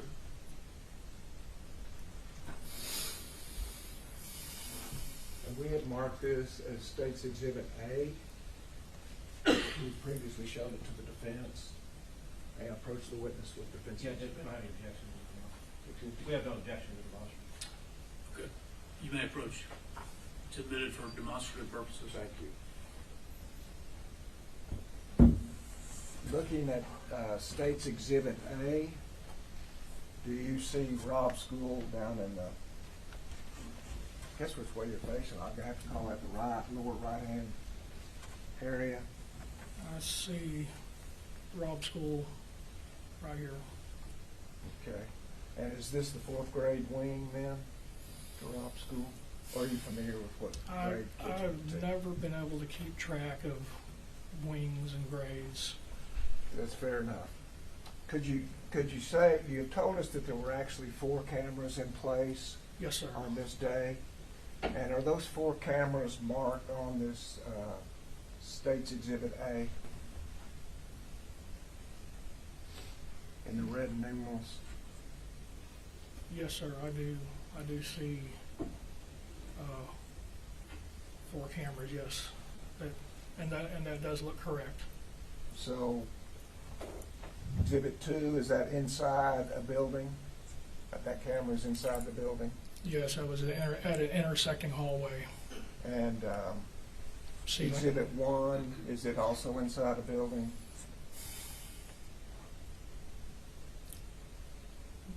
my memory is not clear on that one. I do Okay. not remember. Either just inside or outside? May have been just right outside, may have been inside. I'm Okay. not clear on that And one. number 4, is it in a breezeway? Yes, sir, it is. Mounted directly under the canopy. Under a canopy? There's a walkway canopy that runs all the way down here. So there was one mounted, I believe that is correct there and there. Okay.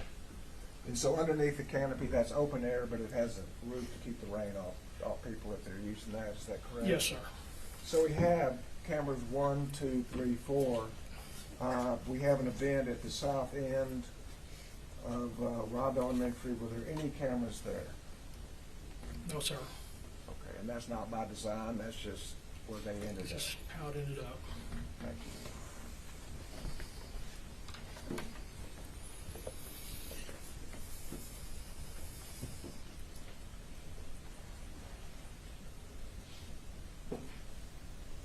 And now I'll take just a moment. I know this is very unpleasant, so I'm going to go quickly. Fair enough? On May 24th, were you tending to business around 11:30 hour? I had initially, at the start of my day, I had called in sick. And then later, as the day progressed, I started feeling better and decided to go ahead and put in half a day. And I decided before I would return to work that I would take care of a personal matter, get a vehicle inspected and then go to work. And did anything interrupt that? Yes, sir. Would you tell us what that was?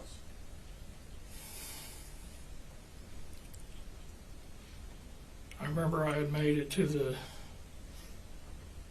inspection station on the west side of town, past the police department. And initially, I met and had to yield right away to several emergency vehicles departing from the police department, and my first initial thought was, maybe another bailout. We had been having a lot of those at the time. So I continued on to the inspection station, and once I arrived there,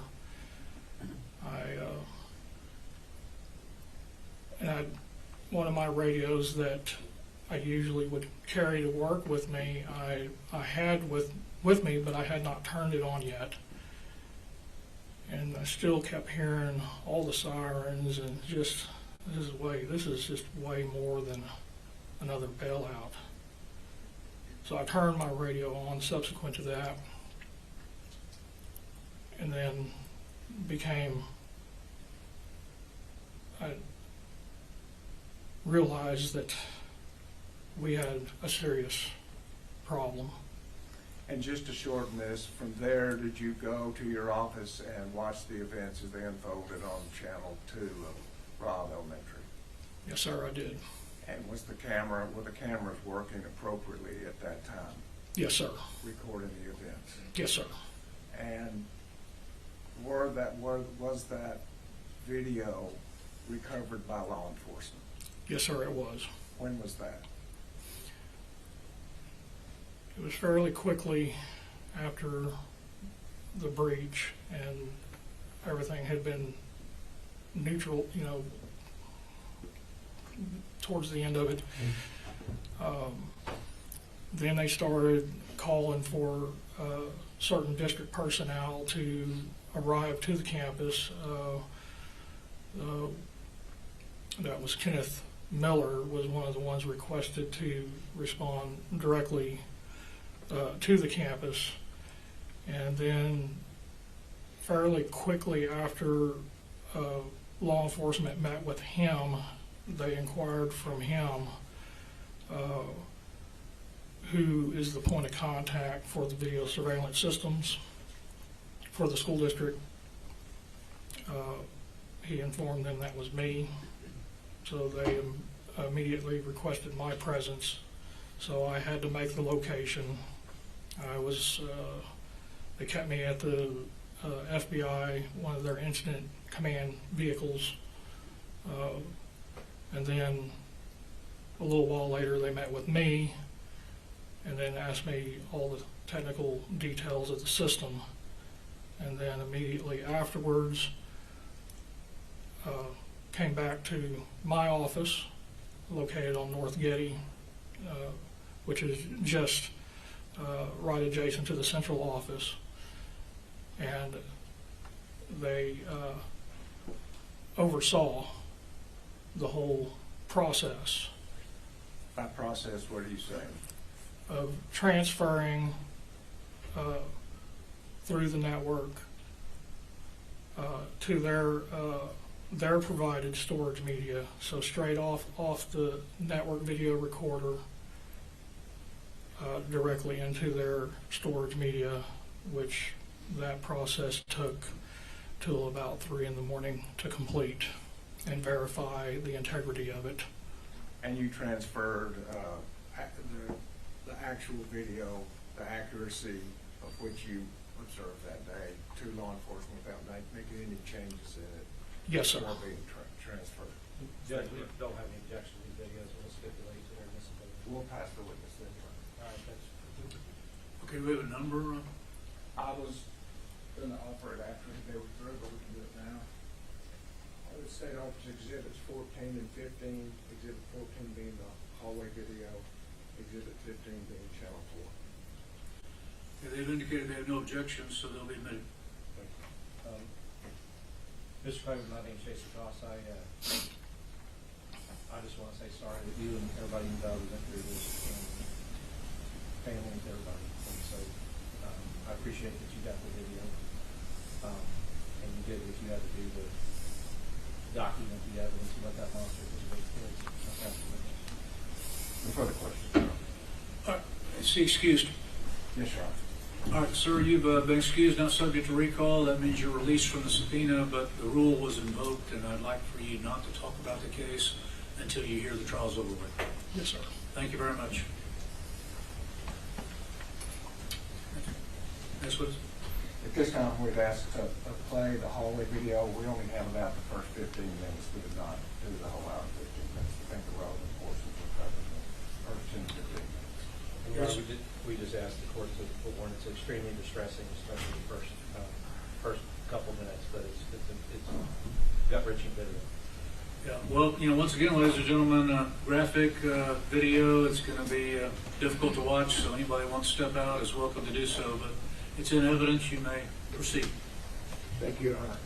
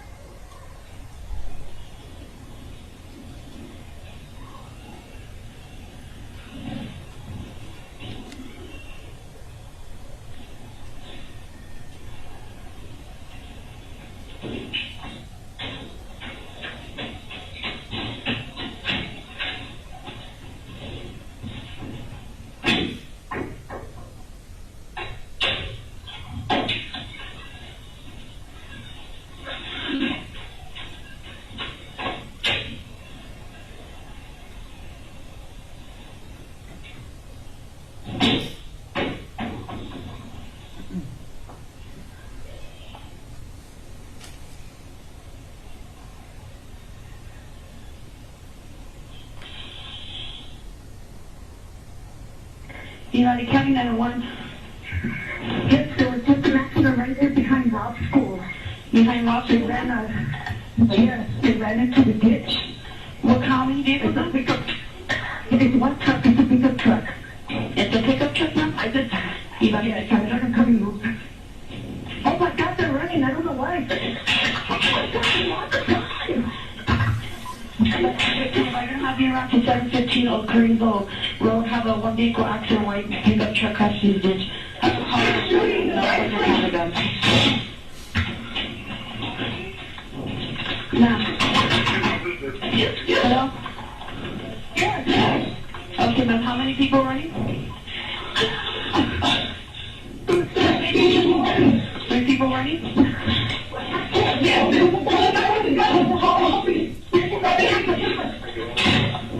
Hello, ma'am? Okay, ma'am, what is your name? Amy? Okay. Miss Amy, how many shots were fired?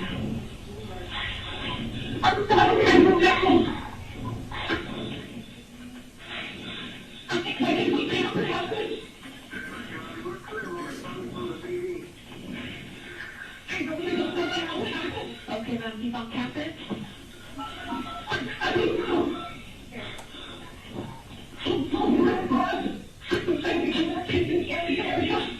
Okay, he's on the house.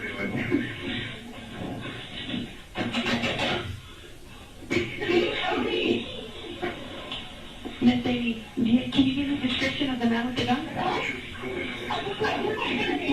You can, okay, can you remember what he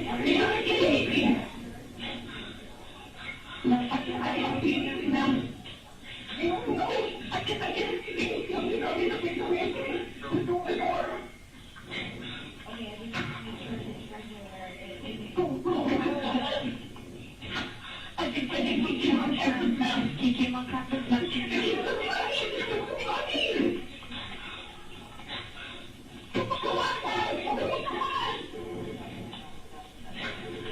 Okay, that's it.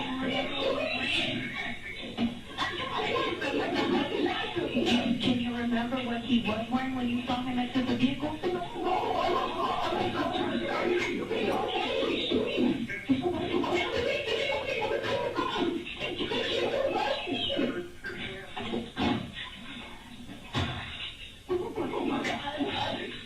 Where was he running towards? You said he ran into the school?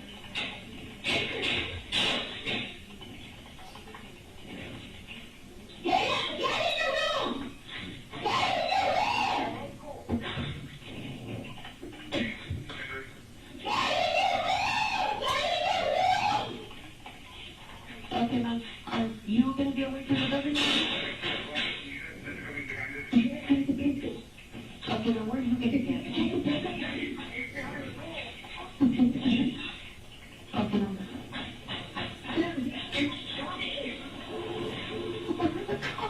Okay, ma'am, I do have units already pulled up.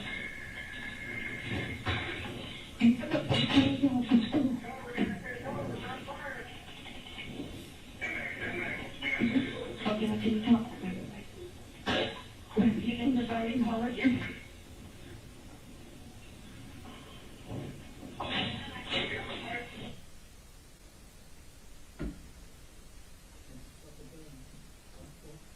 I'm sorry. I'd just like the record to reflect 11:33 on the timer of the video at that point. All right. Yes, Your Honor, I think this is the entrance of the shooter. We'd also like the record to reflect the regular traffic that's going on the second after the shooter. That's correct, Your Honor. Okay, record also reflect. You may proceed.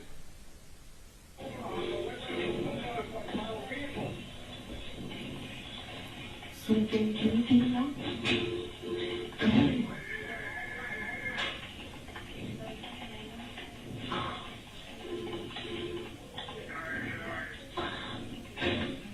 Okay, so you can't see it anymore?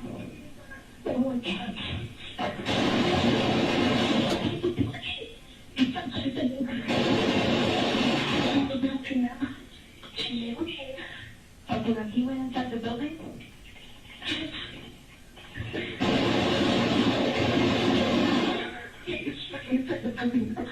Okay, now.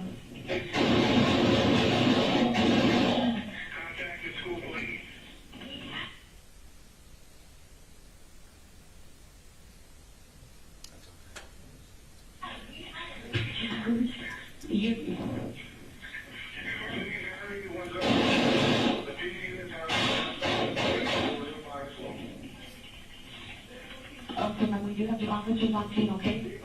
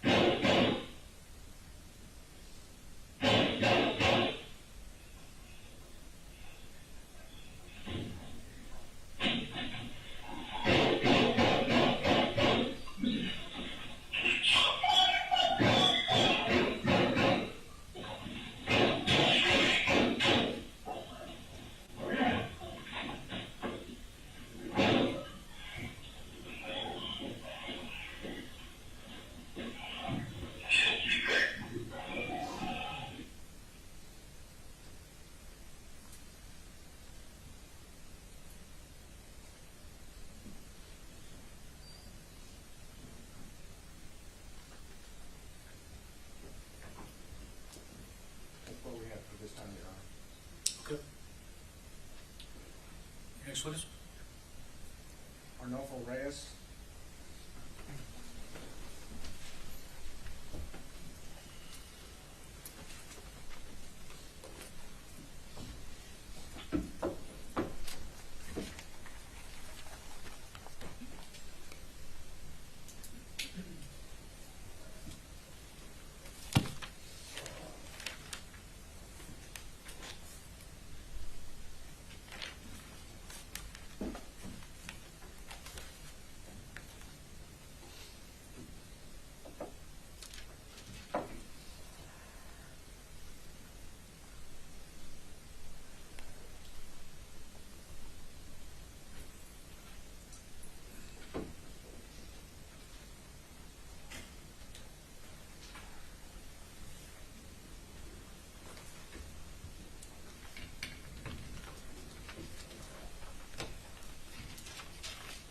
Raise your right hand, please. You solemnly swear the evidence in this testimony given this cause will be the truth, so help you God. You lower your hand, and witness stands right over here, sir. Just have a seat, make yourself comfortable. Adjust the microphone. Speak up so everyone can hear you, please. Would you tell us your name? My name is Arnulfo Reyes. And what do you do for a living, sir? I was a teacher. You were a teacher? Yes. Are you now? No. And when was the last day that you taught? May 24th of 2022. And where did you teach? At Robb Elementary. And is that in Uvalde County, Texas? Yes, sir. Who did you teach? In general terms, what grade level? It was a self-contained 4th grade classroom. A self-contained 4th grade classroom? What does that mean? That means that I taught all subjects: math, reading, social studies, science. You taught all of the classes? All subjects, yes. Okay. And what age group did you teach? Throughout my whole career, or just? Just this year, May 24, 2020. It was 4th grade. And how old are those youngsters? They're 9 at the beginning of the year, and then some turned 10. Okay. How long had you been a teacher before this day? 17 years. Okay. And was your room was what number? Room 111. And was it adjoining another room? Yes, it was joined to another room, yes. And what room did it adjoin? 112. And were there teachers in that room also? Yes.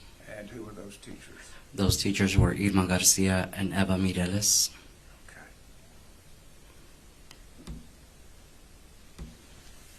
Can you tell us how that day started, May 24, 2022? It started like any other day. I mean, just a normal day, like to go to school, yeah. Okay. And did y'all have award ceremonies before the day was over? Yes, we had a award ceremony that was supposed to take place at 10:30 around there. We were just waiting for them to call us to the cafeteria. So the cafeteria is where the award ceremony took place? Yes. And what is award ceremony? Award ceremony is like when kids get awards for special things that they can do and achieve, and so we just give them awards for the special things. And did the parents attend the award ceremony? Yes, they're invited to go, yes. Okay. And how big was your class that day? That day, my class was about, I want to say 14 or 15. Around 14? Yeah, 14. And after award ceremony, did any of the kids leave? Yes. And how many kids left? I believe there was 3 kids that left that day. Okay. And so after award ceremony, then what happened? After the award ceremony, we headed back to our classroom. And that was at Robb Elementary School? Yes. Room 111? Yes. In the 4th grade wing? Yes. Did you get back to your classroom? Yes. And what happened next? After we got back to the classroom, we resumed doing what we were doing before we went to the ceremony. And so everybody went back to their spots, and we just resumed what we were doing. Okay. When you say they went back to your spots, could you tell us how your classroom was configured? Well, we were watching a movie, so like most of the desks were gathered together, kind of in the, I would say, in the middle of the classroom, and they were, the kids were on the other side of that, and they were watching the movie on the big TV. There we have. And were the lights on or off because of the movie? They were off. They were off? Yes. And what were you doing during this time? I was behind my desk and entering grades into the computer, and doing things that need to be done before the year's over. And where was your desk in the room? It was in a corner. It's in a corner by a long table. By a long table? Yeah. Okay. We've seen photographs of room 111. Mm-hmm. Was it the corner where the doorway was? The entry to the doorway? Yes, on that same side of the door. Mm-hmm. And was it close to the closet? No, no. Where was it from the closet? Diagonally across from. Diagonal across to the opposite corner? Yes. That's where your desk was? Yes. And that's where you were sitting? Yes. And then what happened? We were there, you know, I was doing my thing and the kids were watching the movie, and I heard a noise, but it was kind of far, but it was still loud. And then... Did you recognize the noise? No, I didn't.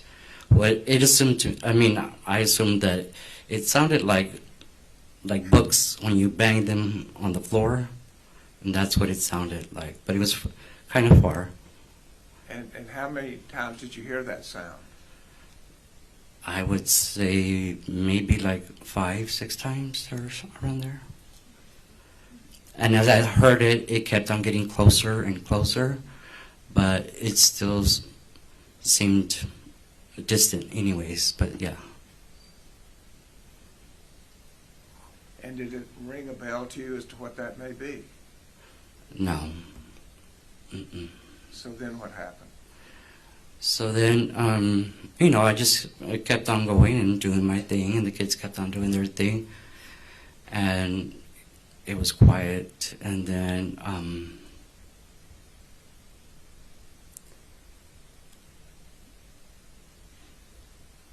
as we were there, they started again, the loud sounds and more constant, and they were just very close now. Very close, what do you mean? Like really loud, really closer. They sounded closer to where we were at. And did that change your mind about it being books? Yeah, it took me a while to process that, just because it did change my mind of that it was not books, but I didn't know what it was still anyway, yeah. Okay. So then what happened? The sounds got louder, like I said, and I was still sitting there behind my desk and trying to comprehend what was going on. And then, for some reason, I looked at the wall that's across from me, which would be facing room 112. And then there was just a lot more. And then I saw like pieces of the wall, or some objects falling. Not too sure if it was sheetrock or what it was, but something was falling off the wall. And at that same time, I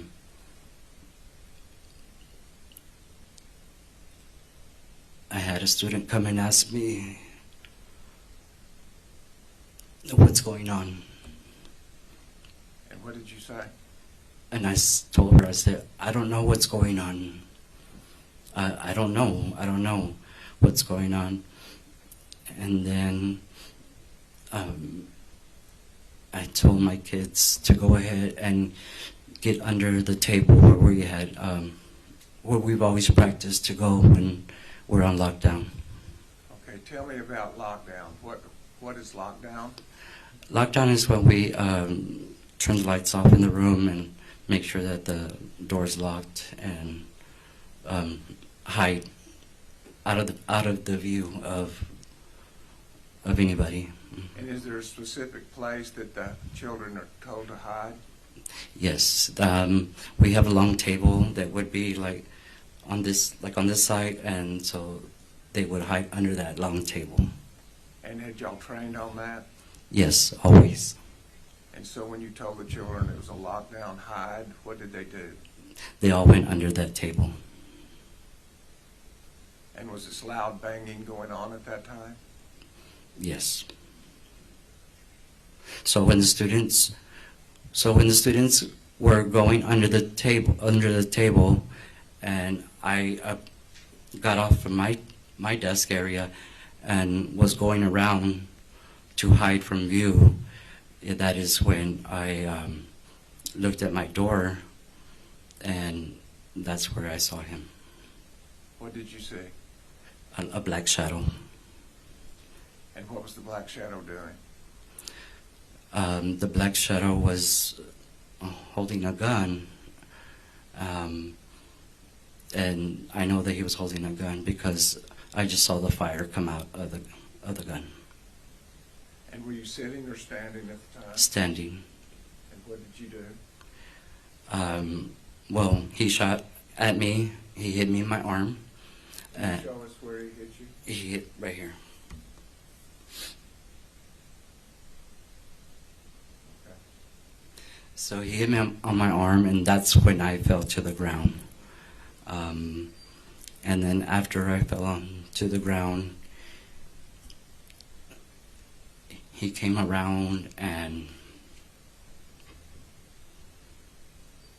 he shot the kids.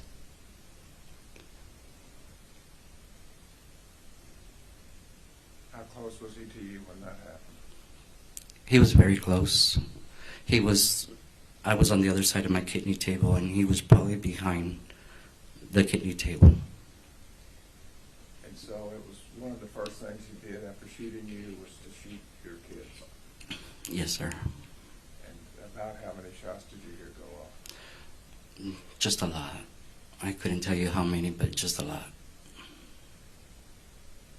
Did the shadow with the gun stay in room 111 the entire time? I'm not sure if it was the whole time, but what I do remember was a lot of the coughing that he was doing and the footsteps, so I heard a lot of it. Did you ever hear him leave room 111? No, sir. The only time that I would say is when that he walked to the other classroom would be when I heard one of the students say, "Officers, come in here. We're here." Excuse me?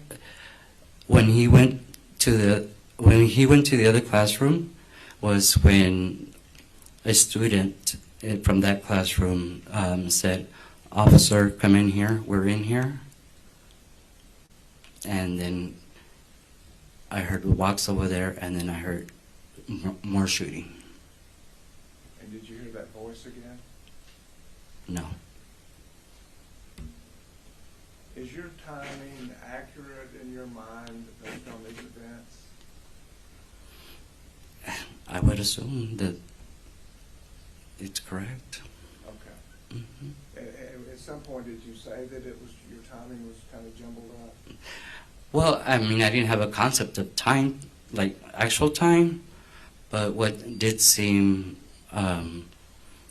like 30 minutes or, I mean, what I felt was about 30 minutes. Okay. Did the gunman approach you anymore?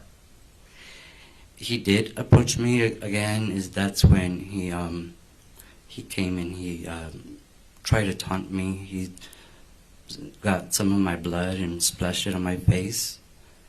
And then he also... and what were you doing when he splashed the blood on your face? I was on the ground, hurt, yeah. Were your eyes open or closed? I closed them And why did you close your eyes? because I wanted him to think that I was dead. And did you have a time that you could talk to your children about what they should do?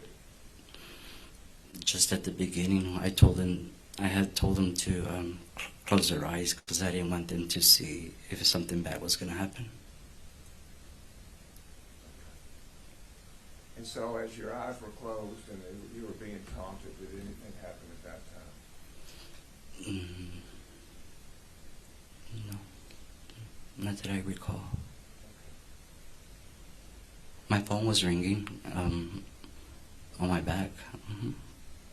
The injury to your arm, was that the only injury that you received? No. Okay. Tell us about that. How did that happen? This one or the other one? The other injury? Have you told us about the arm injury? Is there anything else about that I needed to ask? I don't think so. I mean, this happened at the beginning, but when he came back and after he taunted me and did all of that stuff, later on he did come back and he shot me on the back. He shot you in the back? Mm-hmm.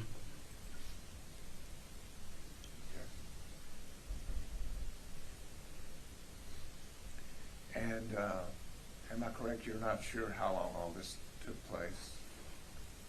I'm not sure how long. I just know it felt like forever. And how did you finally leave room 111? I was dragged out. Okay. Were you then alert when the breach happened, when the police officers came in? Yes. Can you tell us about that?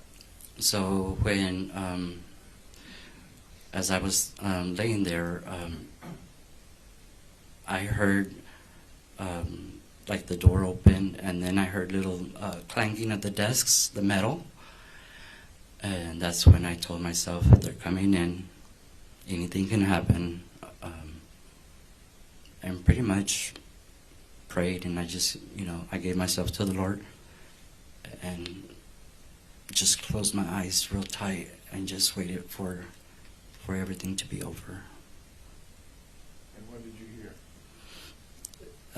Well, after the clanging of the desks, I just heard gunfire, just a lot of it. And after the gunfire, what happened next?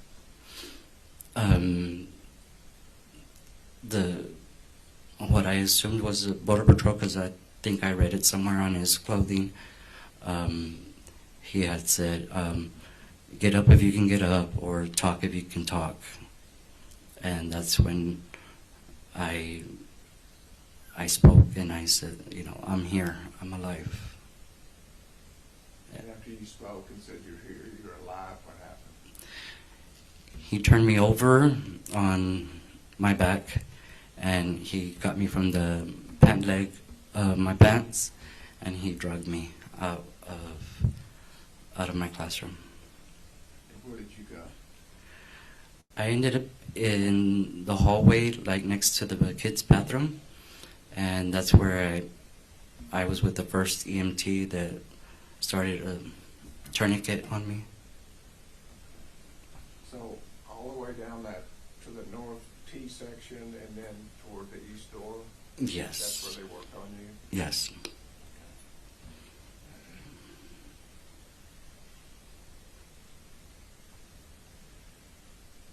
And did any of your children in room 111 survive this attack?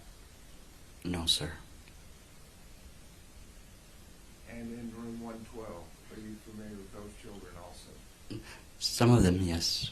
Mm-hmm. And have you kept a picture of them on your fence outside your home since then? Yes, sir. And did we ask you if you could identify each of these children so we could have a name attached to each of the paragraphs in the indictment? Yes. And are you able to? Yes. And I'll ask you now just one time as to each of these children, were they alive and well on the morning of May 24, 2022? Yes, sir.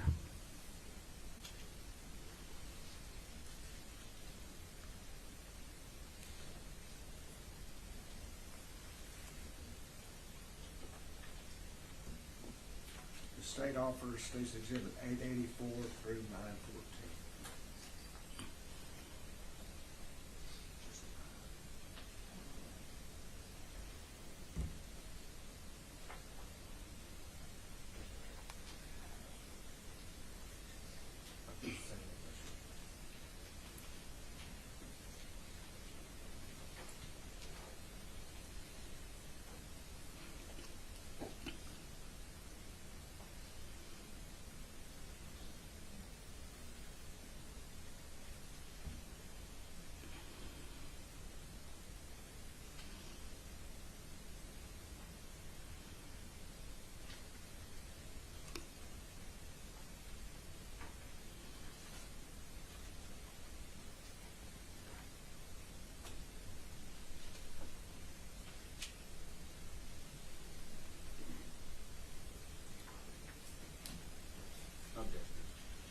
It's admitted. You may publish. Thank you, Your Honor. Starting with Exhibit 884, and if I'll ask you to tell us if these children were in your room or in room 112, and whether or not they survived. Okay? Okay. Starting with Exhibit 884, do you recognize that person? Yes, I do. Who is that? That's Josiah Garcia. And whose class was he in? He was in my class. Did he survive? No. 885, Rogelio Torres, he was in my classroom, did he survive? and he did not survive. I'm going to ask you about each one, so if you just say that, if not. State's Exhibit 886, Alicia Ramirez, and she was in room 112. She did not survive. State's Exhibit 887, Neve Bravo, she was in my classroom, and she did not survive. State's Exhibit 888, Miranda Mathis, and she was in the next classroom, and she did not survive. State's Exhibit 889, Eliana Torres, and she was in my classroom, and she did not survive. 890, Leila Salazar, and she was in my classroom, and she did not survive. 891, Annabelle Rodriguez, she was in my classroom, and she did not survive. 892, Jace Huevanos, he was in my classroom, and he did not survive. 893, Eliana Garcia, and she was in room 112. She did not survive. Exhibit 894, Tess Mata, and she was in the next classroom, and she did not survive. 895, Maite Rodriguez, she was in the next classroom, and she did not survive. 896, Jayla Silguero, she was in the next classroom, and she did not survive. 897, Amory Jo Garza, she was in the next classroom, and she did not survive. 898, McKenna Elrod, she was in the next classroom, and she did not survive. 900, Alexandria Rubio, she was in my classroom, and she did not survive. 902, Jacqueline Cáceres, she was in my classroom, and she did not survive. 903, Jose Flores, he was in my classroom, and he did not survive. 904, Xavier Lopez, he was in my classroom, and he did not survive.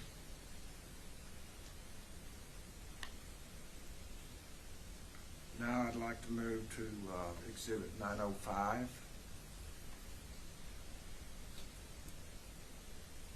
AJ Martinez, he was in the next classroom, and he's a survivor. And State's Exhibit 906. Gilberto Mata, he was in the next classroom, and he's a survivor. Exhibit 907. Jordan Olivares was in the next classroom, and he's a survivor. Exhibit 908. Kendall Olivares, she was in the next room, and she's a survivor. 909. Maya Zamora, she was in the next classroom, and she's a survivor. 910. Mia Cerrillo, she was in the next classroom, and she's a survivor. 911. Noah Orona, he was in the next classroom, and he's a survivor. 912. Samuel Salinas, he was in the next classroom, and he's a survivor. 913. Jaden Carizales in the next classroom, and he was a survivor. And 914. Chloe Menen Torres, the next classroom, and she's a survivor. And when you say next classroom, in each of those situations, were you speaking of classroom 112? Yes, sir. Room 112, yes.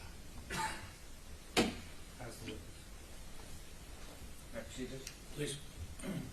Mr. Reyes, my name is Nico Goodwood. I'm one of the lawyers that represents Adrian Gonzales. Mm-hmm. You've never testified before? No. You've interviewed before but not testified, right? Yes. Okay. Well, I'm going to ask you questions, and there's no guideline on how to ask questions about pure evil, but I'm gonna try, okay? And it's not evil that you committed, and it's not evil that Adrian committed, but I have to ask you questions about that incident, okay? And so if you need to stop me, or we go as slow as you want to, but I need your permission because I have to ask you specific questions, okay? Okay. I mean, the jury's already given us permission, but I want to be respectful to you too, okay? Yes. Okay. We're going to kind of compartmentalize it. I know the government went over what happened that day and broke it down. And we've all seen the heart-wrenching video. I want to start with lockdowns, like what lockdowns meant to you, to the school, to the community. You would agree that lockdowns were usually tied to bailouts, right? Yes. And the jury's heard about it, but you're an individual witness, and so bailouts dealt with someone who allegedly was here illegally, and they're trying to evade capture of police, and they will bail out, that's where the term comes from, their vehicle, to get away from police. Yes. You would agree that the lockdowns in your community were not focused on active shooters? They weren't focused on shooters? The lockdowns were mainly correlated to bailouts, not active shooters, is my point. No, I think it applies to all. Like, it applies to bailouts and active shooters. The training does, yes, sir. But Yes. I'm just talking about the perception in the community it's associated to bailouts, is my point. I would say so, yes. Mm-hmm.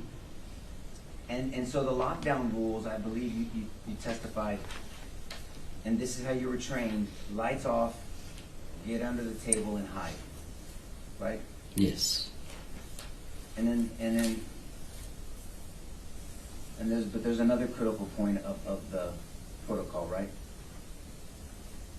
Of the lockdown. Yes. To make sure that we're out of view and make sure that the doors are locked. Yeah, and that's the part I wanted to focus on. Okay. Because the safety aspect of a lockdown procedure is the locks on the door, right? Yes. The other part of the lockdown procedure is to hopefully not be noticed by, if there was an active shooter, they're looking around, and if someone is hidden and in a corner and lights are off, they may think that no one's in there and they'll keep going. Yes. Right? Yes. So there's one aspect of it is not being seen. The other aspect of it, which is the locks, is to try to deter or stop a shooter from entering a room. Yes. Is that fair to say? Mm-hmm.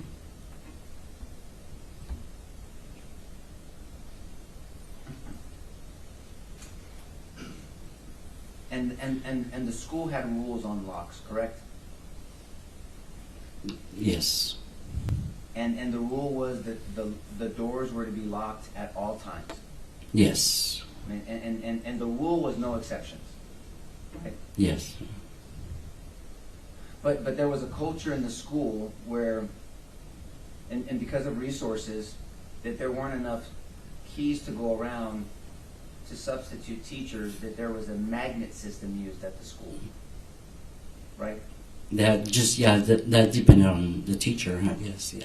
But it was known, right? It was known that magnets were used to wedge in between the door and the frame so it would not click, and then someone wouldn't have to get up every time to open the door with a key, right? Yes.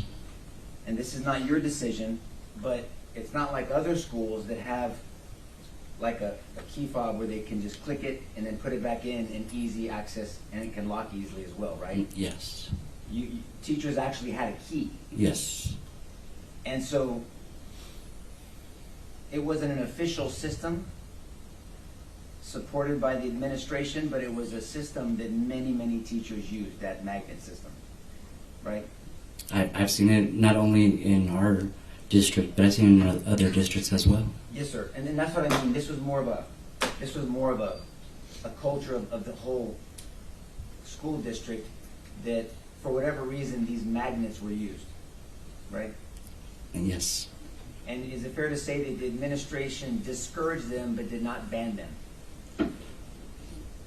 I would say so. I mean, there wasn't a feeling that said if you use a magnet system, you're going to be fired. It wasn't like that from the administration. No. So the administration kind of, and I don't, if you don't agree, then don't agree with me, but kind of look the other way, don't use the magnet system, but knew that people were using the magnet system.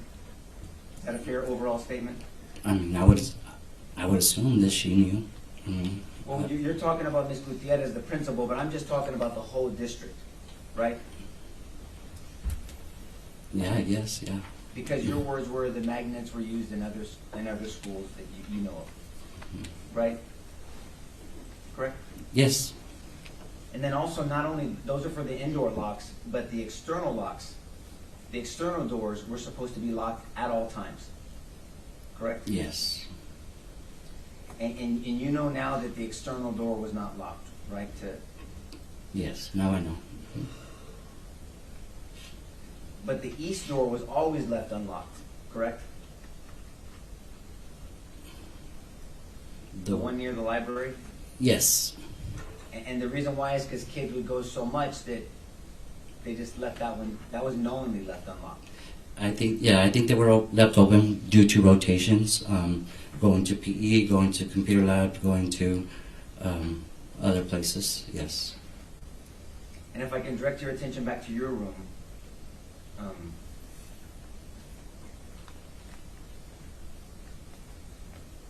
you had a front door to 111, but then there was also a door in between you and 112. Yes, And both those doors had the ability to be locked, right? yes,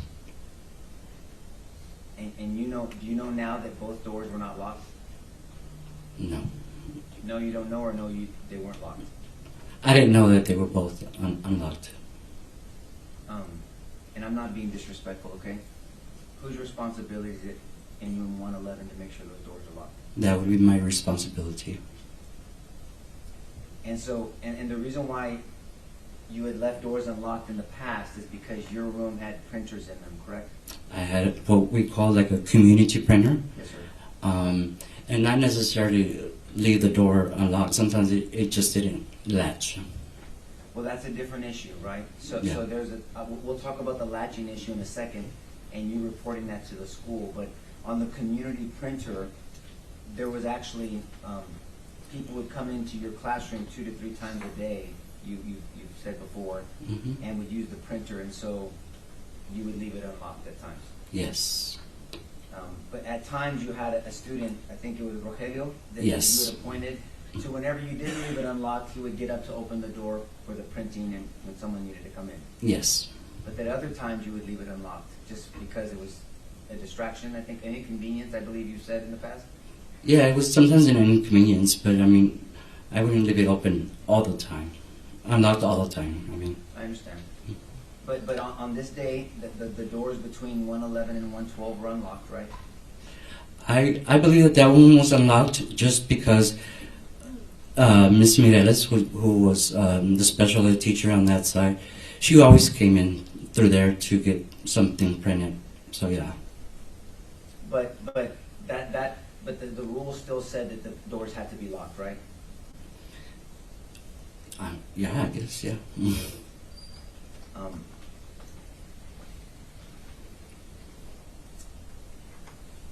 And you had, earlier that day, you had exited your door to cross to room 105 to see if the teacher in 105 wanted to order something because it was a kind of a relaxed day. You guys were ordering food.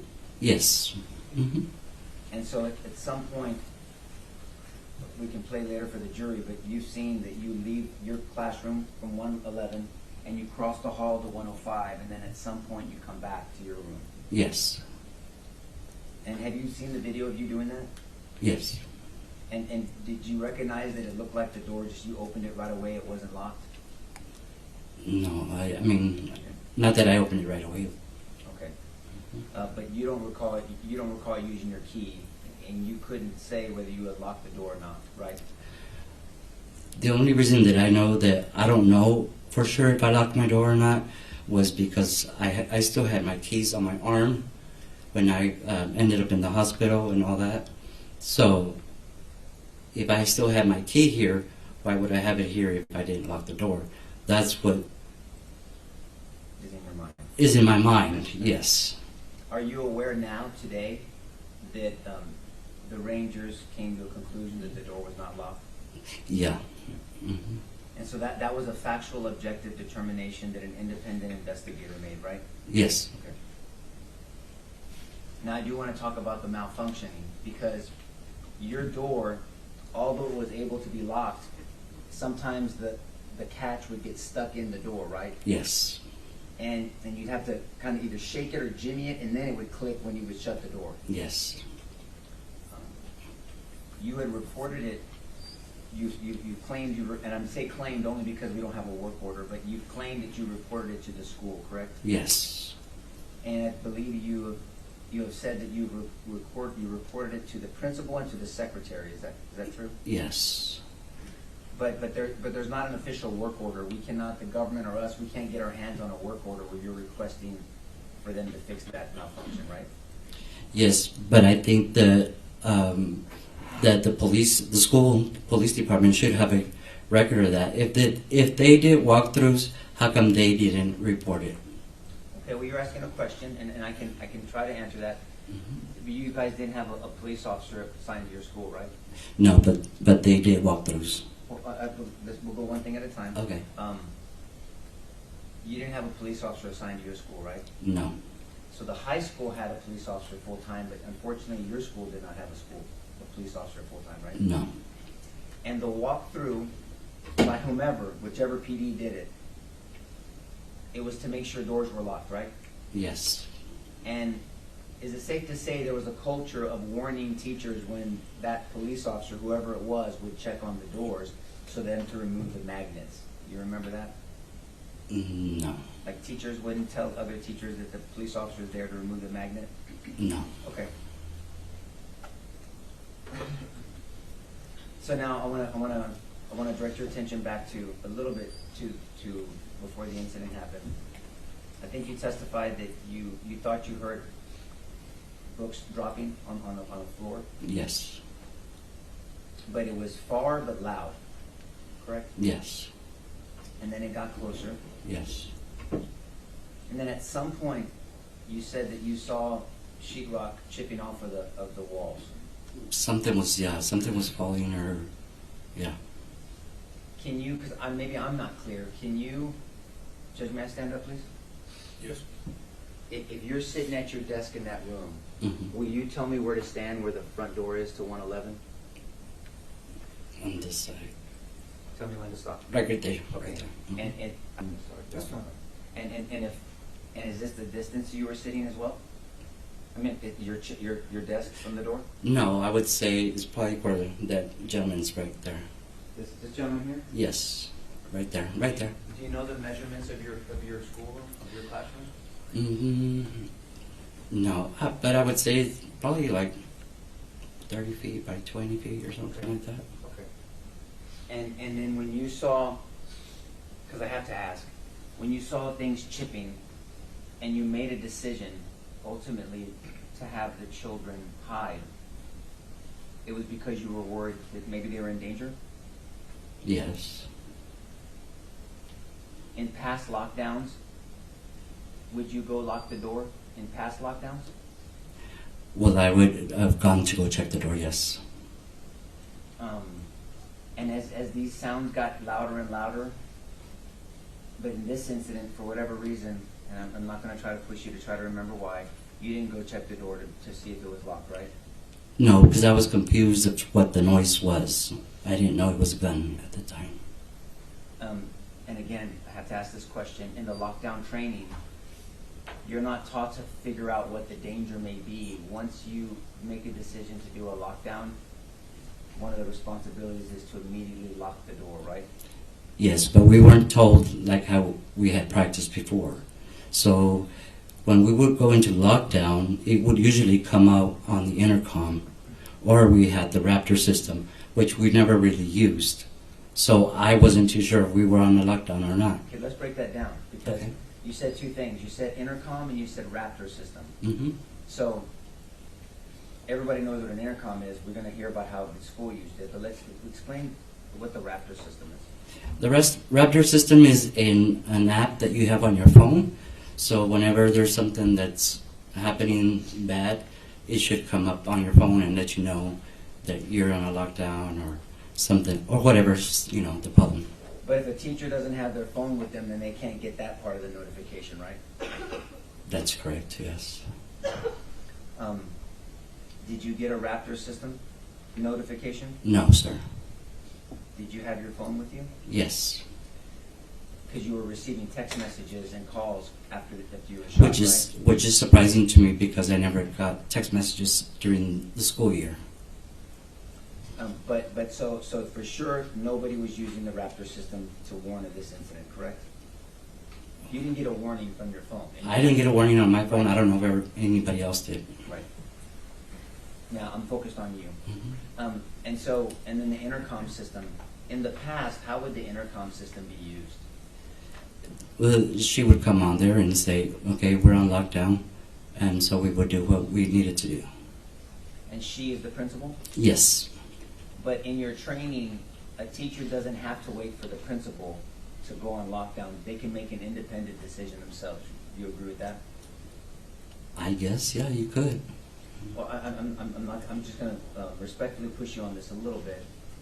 But the training specifically says that you didn't, because if a teacher or a principal doesn't act or is not notified of an incident on the west side of a school, they would know, so a teacher can take responsibility in their own hands and call for a lockdown with their students, right?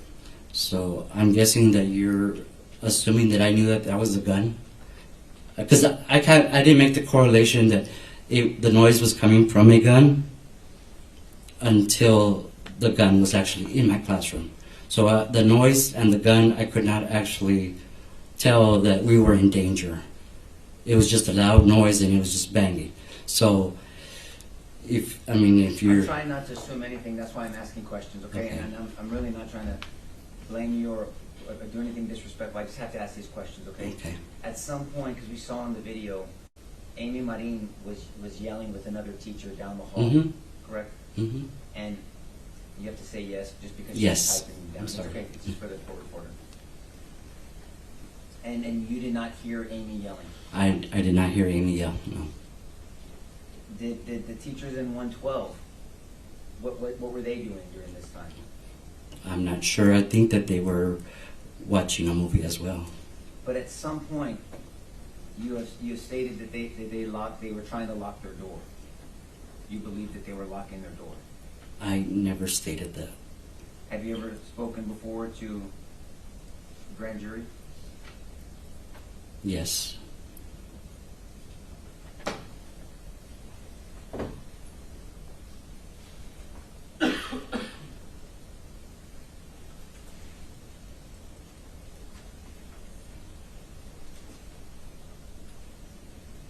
I'm going to find it for you, okay? Okay.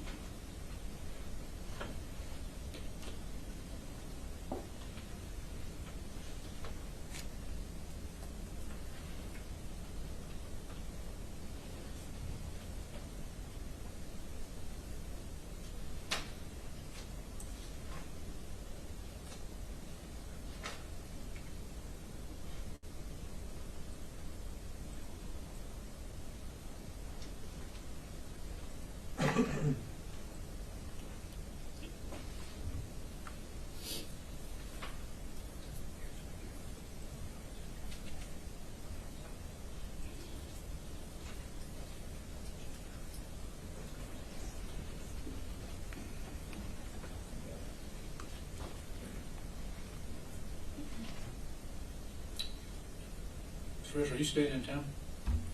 You staying in town? Yes. Okay. Tell you what, folks, we're gonna go, if he's not trying to drive back to Uvalde tonight, we're gonna go ahead and break for... Judge, can I just make this last point before we take a break? I found it. If you found it. Yeah, I did, Judge. Sorry about that. I had written down the wrong number. And during the grand jury, you were under oath like you are today? Yes. And you answered questions honestly. May I approach? Yeah.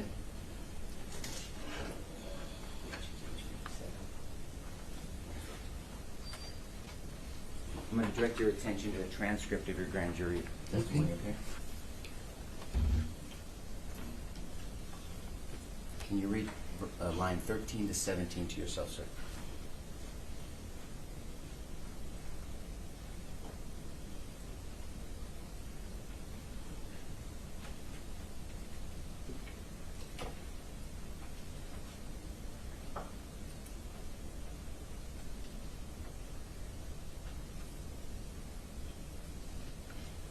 Did you read it? Mm-hmm.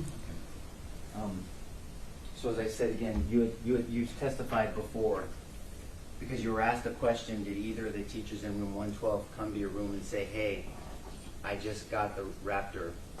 Your answer, no. Lock your door? I believe they were trying to lock their door. Do you remember saying that now? Yes. Okay. And so you said before that you believed that the teachers in 112 were trying to lock their door, right? I believe that's what I had seen, or I was told from other teachers, yes. Well, that's not what you said in this testimony. You said you believed it because they were right next to you, that they were locking their door, correct? Mm-hmm. I believe that's what they were doing. I didn't know if you wanted to stop now, but I was going to make you go. Okay, ladies and gentlemen, we're going to go ahead and break for the evening. We'll start at 9 o'clock tomorrow. Very important you remember my instructions concerning any publicity, media, etc. Don't talk to anybody about the case. Don't let anybody talk to you. Mr. Race, I need to give you some instructions, so if you'll stay with us momentarily. But let everyone rise for the jury.